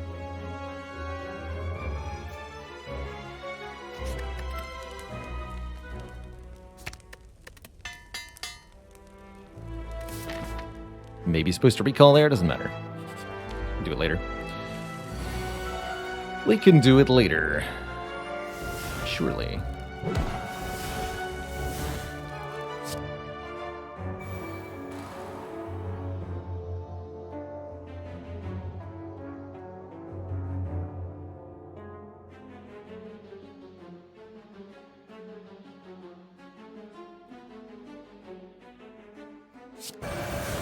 Shindo, here we go.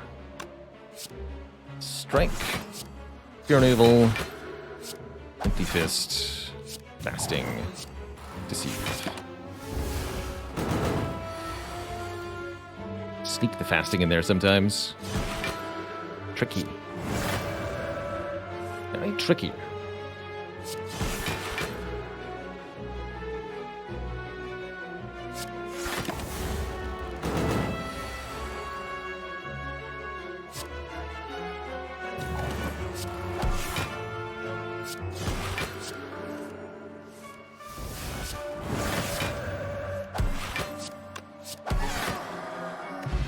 Kunai and an Ambrosia.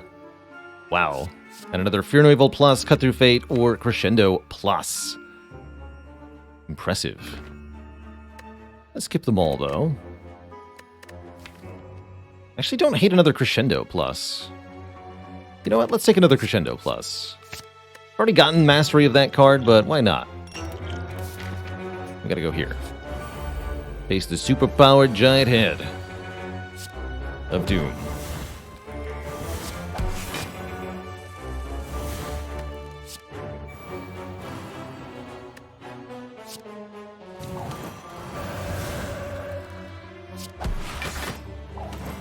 No debuffs from here. Please attack, thanks.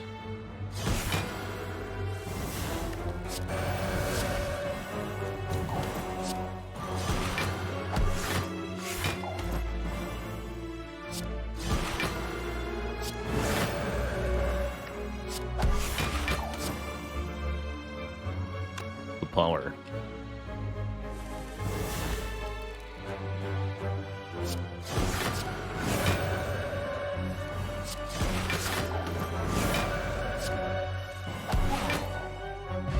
Gremlin Horn. If an enemy dies, gain an energy to draw a card.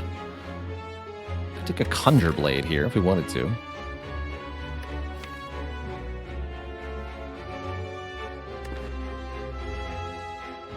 Yeah, let's grab one of these.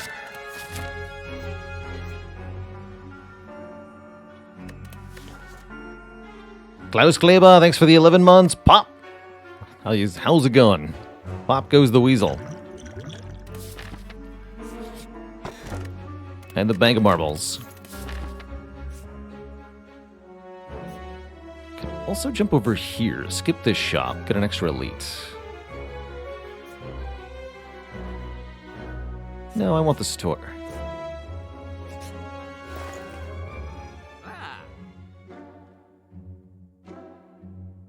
Sweet Luck, thanks for the Prime sub. Welcome to the Cozy Sub Club. Art of War is pretty okay.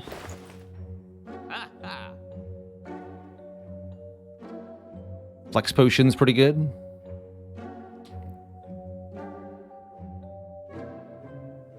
Strange Spoon keeps the scrawls. Oh my, actually, Strange Spoon's hilarious here. Cards that exhaust when played will instead discard half the time.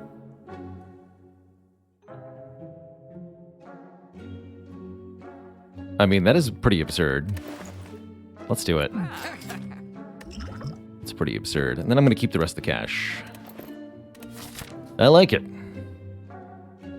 So we want Event Elite?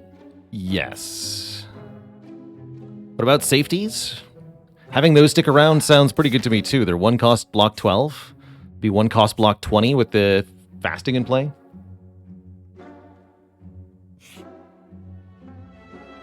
And we get to lose strike for free. Heck yeah.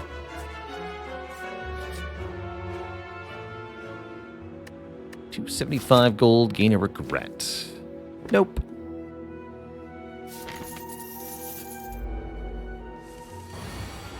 No thanks.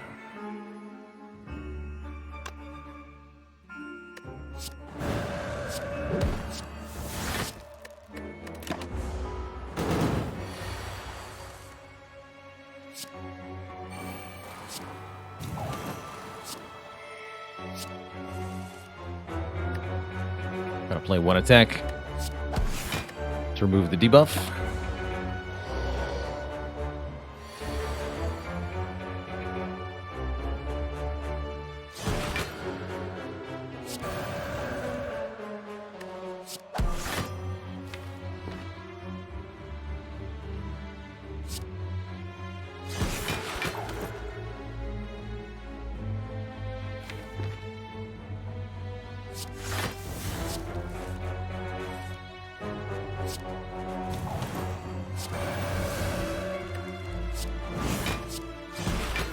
Dead.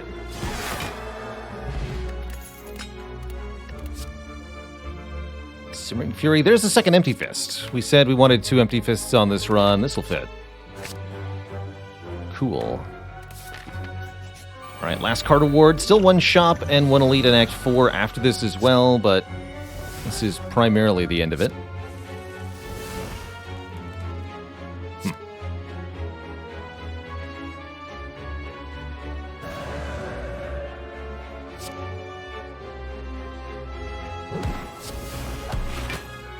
Oh yeah, Gremlin Horn. Perfect.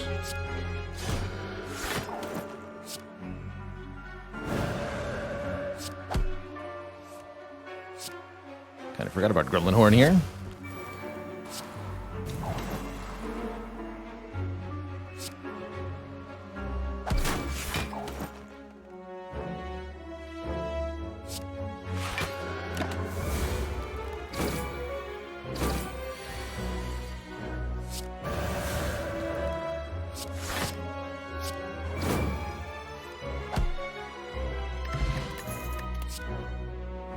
Crescendo, Perseverance, Sands of Time. No thanks.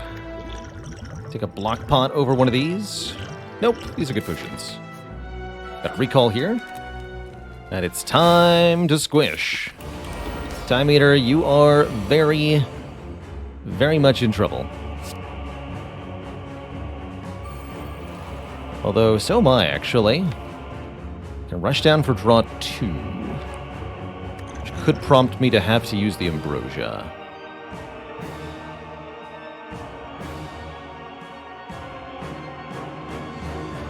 Or we could just take the damage and probably not care that much. Block Potion would have been nice here. Yeah, it would have. I'm just going to take 24.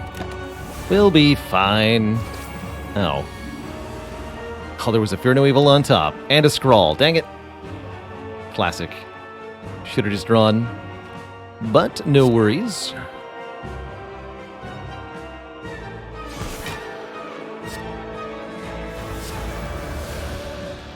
Make a 7-hit Expunger.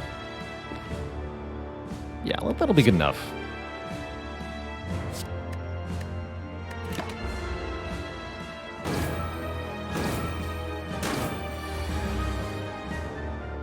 that ought to be good enough.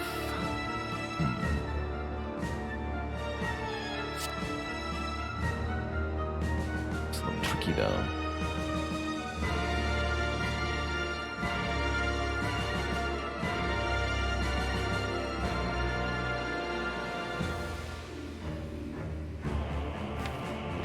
Something like Fear No Evil, then Eruption. Oh. Then Expunger.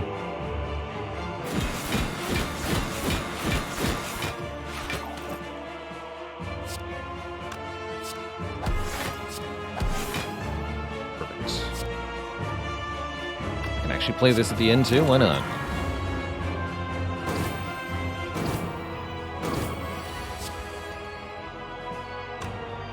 I can't math, that's why not. Would have liked to play Power Attack skill this turn. We'll just do it next turn. Lost a couple energy there, though, unnecessarily.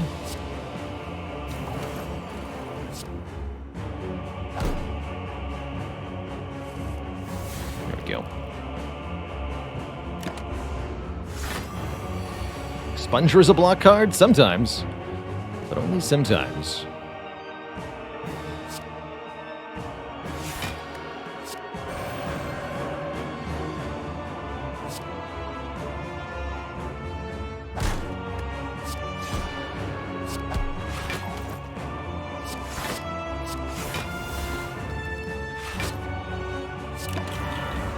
Spoon.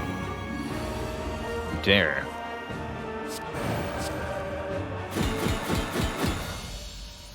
GG. Alright, Awaken 1 is next. Not particularly threatening, thankfully. Spoon.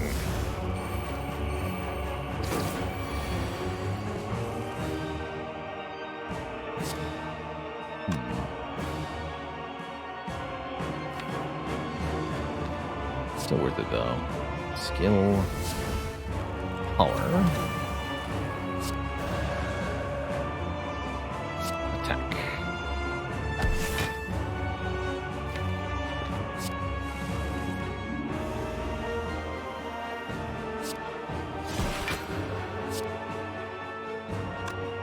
Play the other Fasting 2 if I wish. Don't think I wish yet.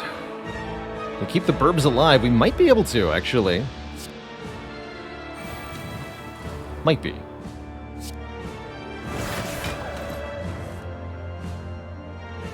Looks increasingly likely, actually.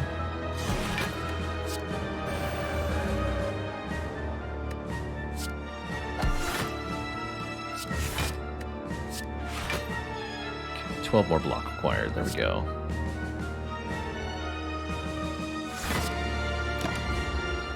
Missing out on Gremlin Horn value, though.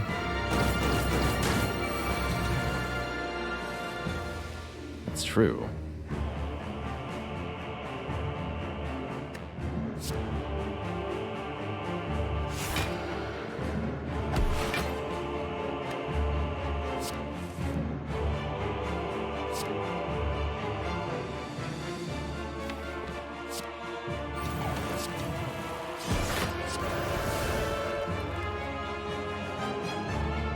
Double tuck to the hands.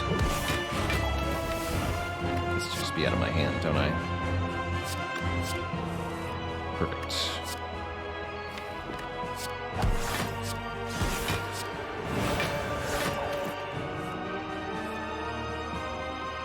Perfect.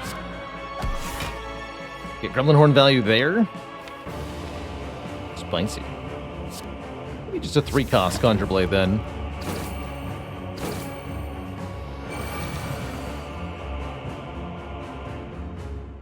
This turn looks tough.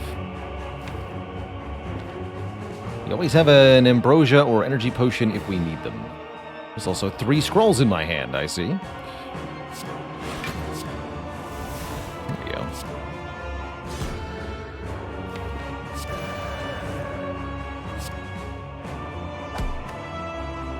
$34 damage 3 times.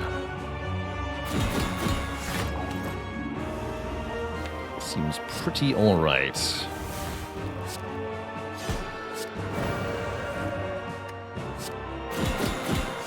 GG. Be free, my bird friends, be free. To thump, a deep pulsing dread can be felt out the room. Is this the heart of the spire, the spores? Explorers? Of all this abomination. Don't worry about the incense burner. We're not going to need that for shield and spear. Probably not anyway. Make it bigger. Come on, double conjure blade. No double conjure blade for us. Lantern's pretty good though. Shuriken could be okay.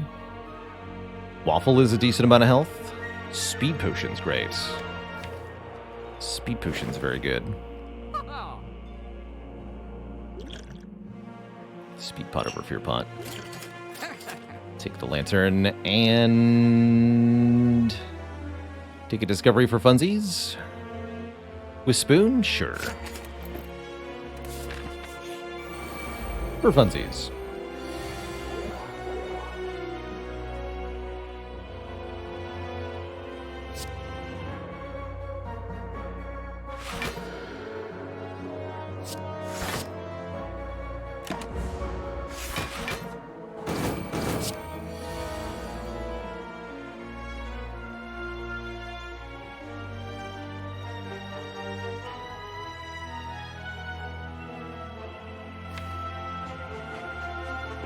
It might be time to gamble.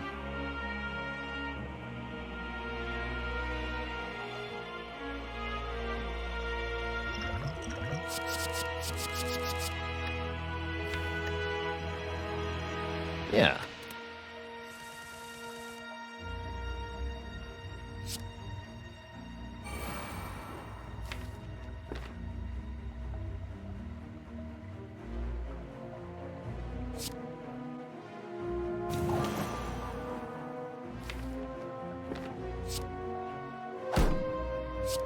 This for the moment. So I want to do what? Crescendo? Furniwable, repeating, huh? Get more energy too. Trying to figure out if I need to Ambrosia or anything fancy here. I don't think so. Could Conjure Blade, then Crescendo into drawing it too. Interesting option.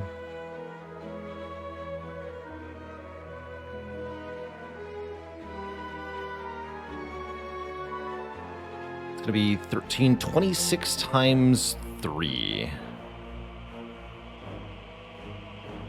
That shouldn't be enough. Okay. So we just, what? Crescendo now? Crescendo now.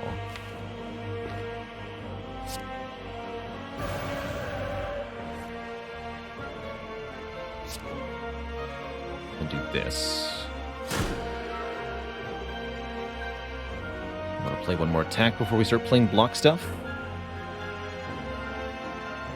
How about scroll for 2?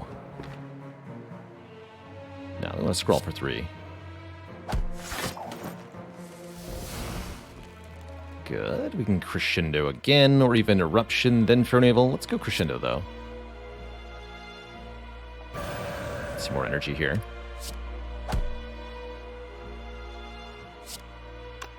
Looking like we might have closer to a kill here. We could maybe play the second fasting for more damage. I think we're good, though.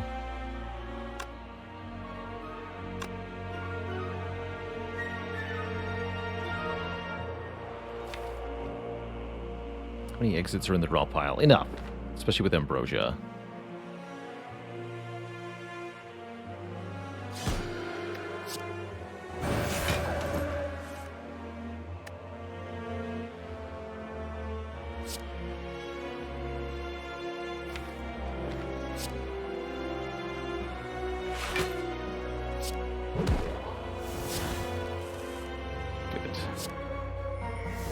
Go Vigilance, then Crescendo.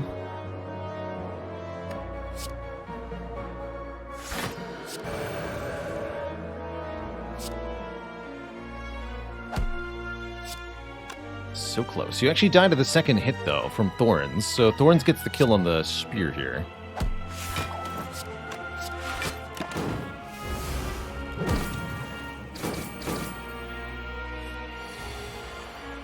Good.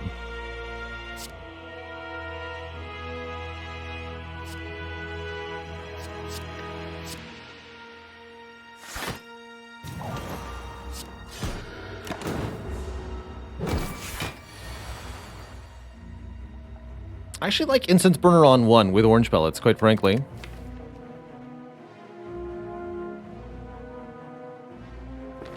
Let's do it.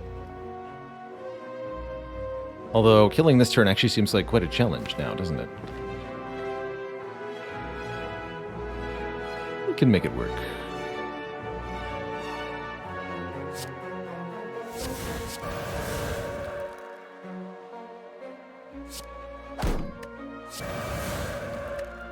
No, we can't. Fair enough. We'll wait a little bit more then. Can't have it on 2. Unacceptable.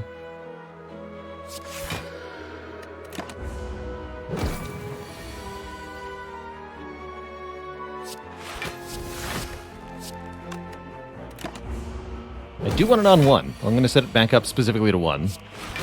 Not 4. Like you would normally want to here.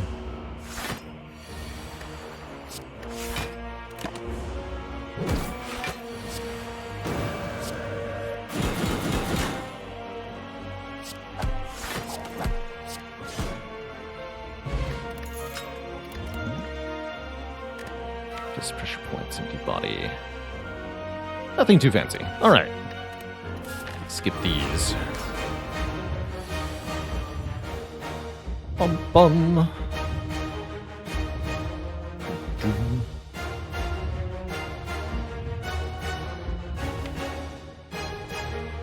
Three powers. Not sure if I'm using the speed potion this turn or not. Might as well use the energy potion right away, though, since we have ice cream. Scrawl is pretty likely to draw power, but it's not guaranteed.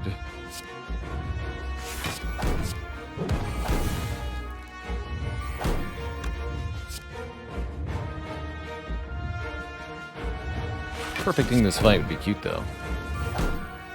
Perfect.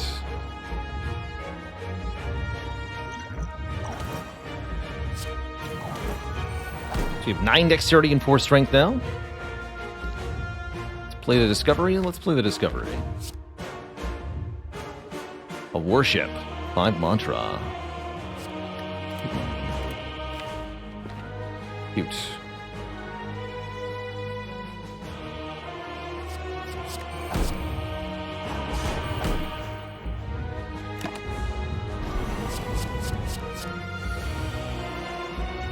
So this turn we want to play Power, Attack, and Skill. This would be a great turn to use the Ambrosia so that we can get a big Conjure Blade summoned. Let's do it.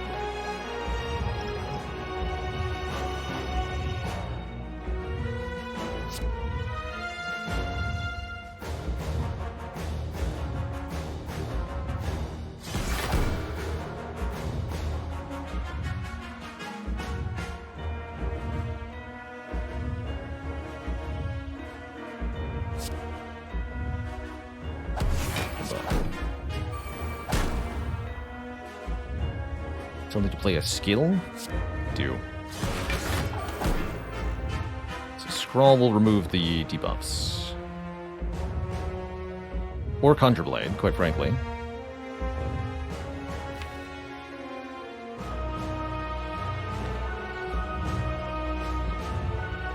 Let's start with Scrawl. Okay, debuffs are gone.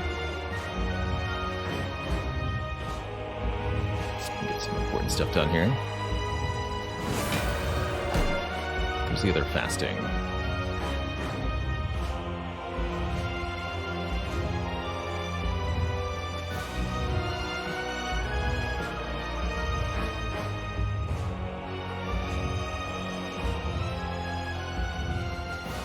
don't think I'm gonna play it yet.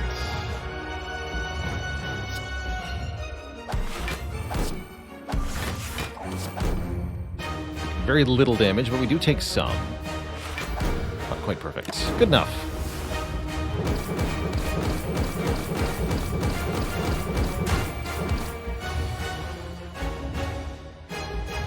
Can get a two thump, a deep pulsing dread. This is the heart of the Spire, the source of all this dexterity.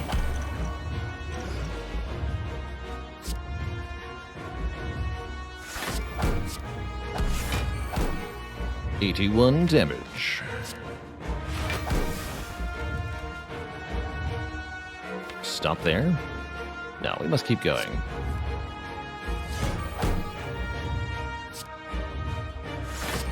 Now we can stop.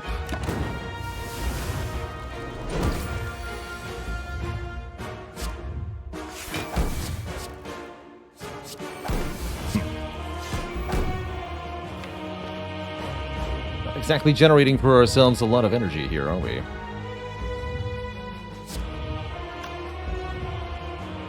Alright, just make an X equals 4. That's fine.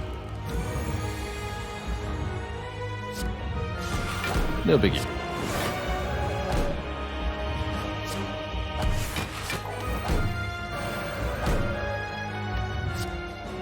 Pew pew.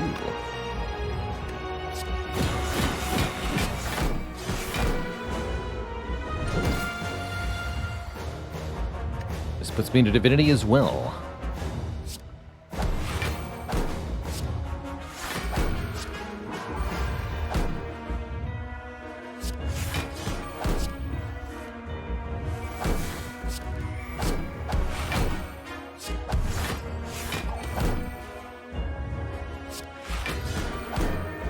Good turn.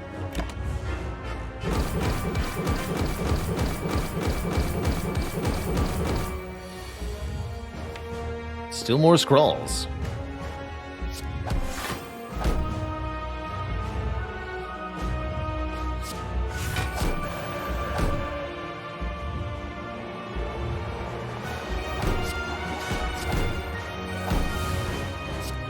GG. Get expunged. GG, Twitch chat.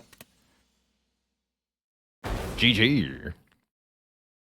There's the double scroll and the double empty fist. Crossed off the list. Just casually scrawling down the deck list. GG. Expunged. Not a lot of duplicate cards on this one, but just a couple.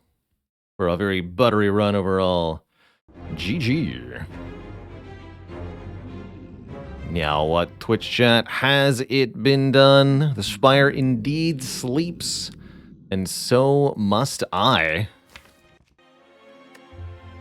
Double Scrawl, double Deceive, double Fasting, double Fear No Evil. Fear No Evil is one we didn't have, but a lot of these other dupes we already had. Crescendo, Deceive, Fasting. We got double Empty Fist, double Fear No Evil, double Scrawl, though. I'll take it. GG. GG. Alright, Twitch chat, I have got to get on out of here. It's dinner time for me.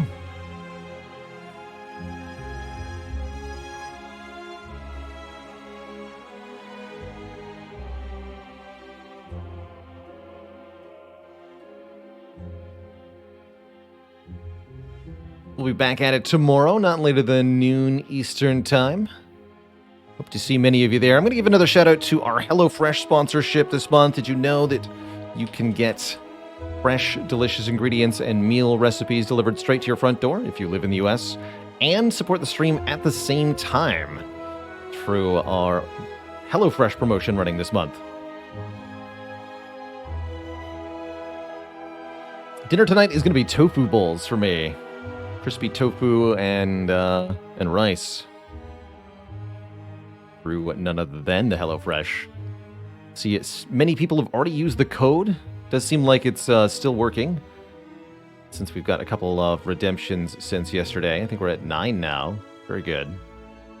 Very, very good. So thank you, everybody, for that. And the continued... again, that code will be able to be used for the whole heckin' month. So plenty of time to rack up the redemptions. All right, folks. Thanks so much for watching. Ta-ta for now. We'll be back at it tomorrow with more. Till then, stay cozy, my friends, and have a good one. Toodaloo.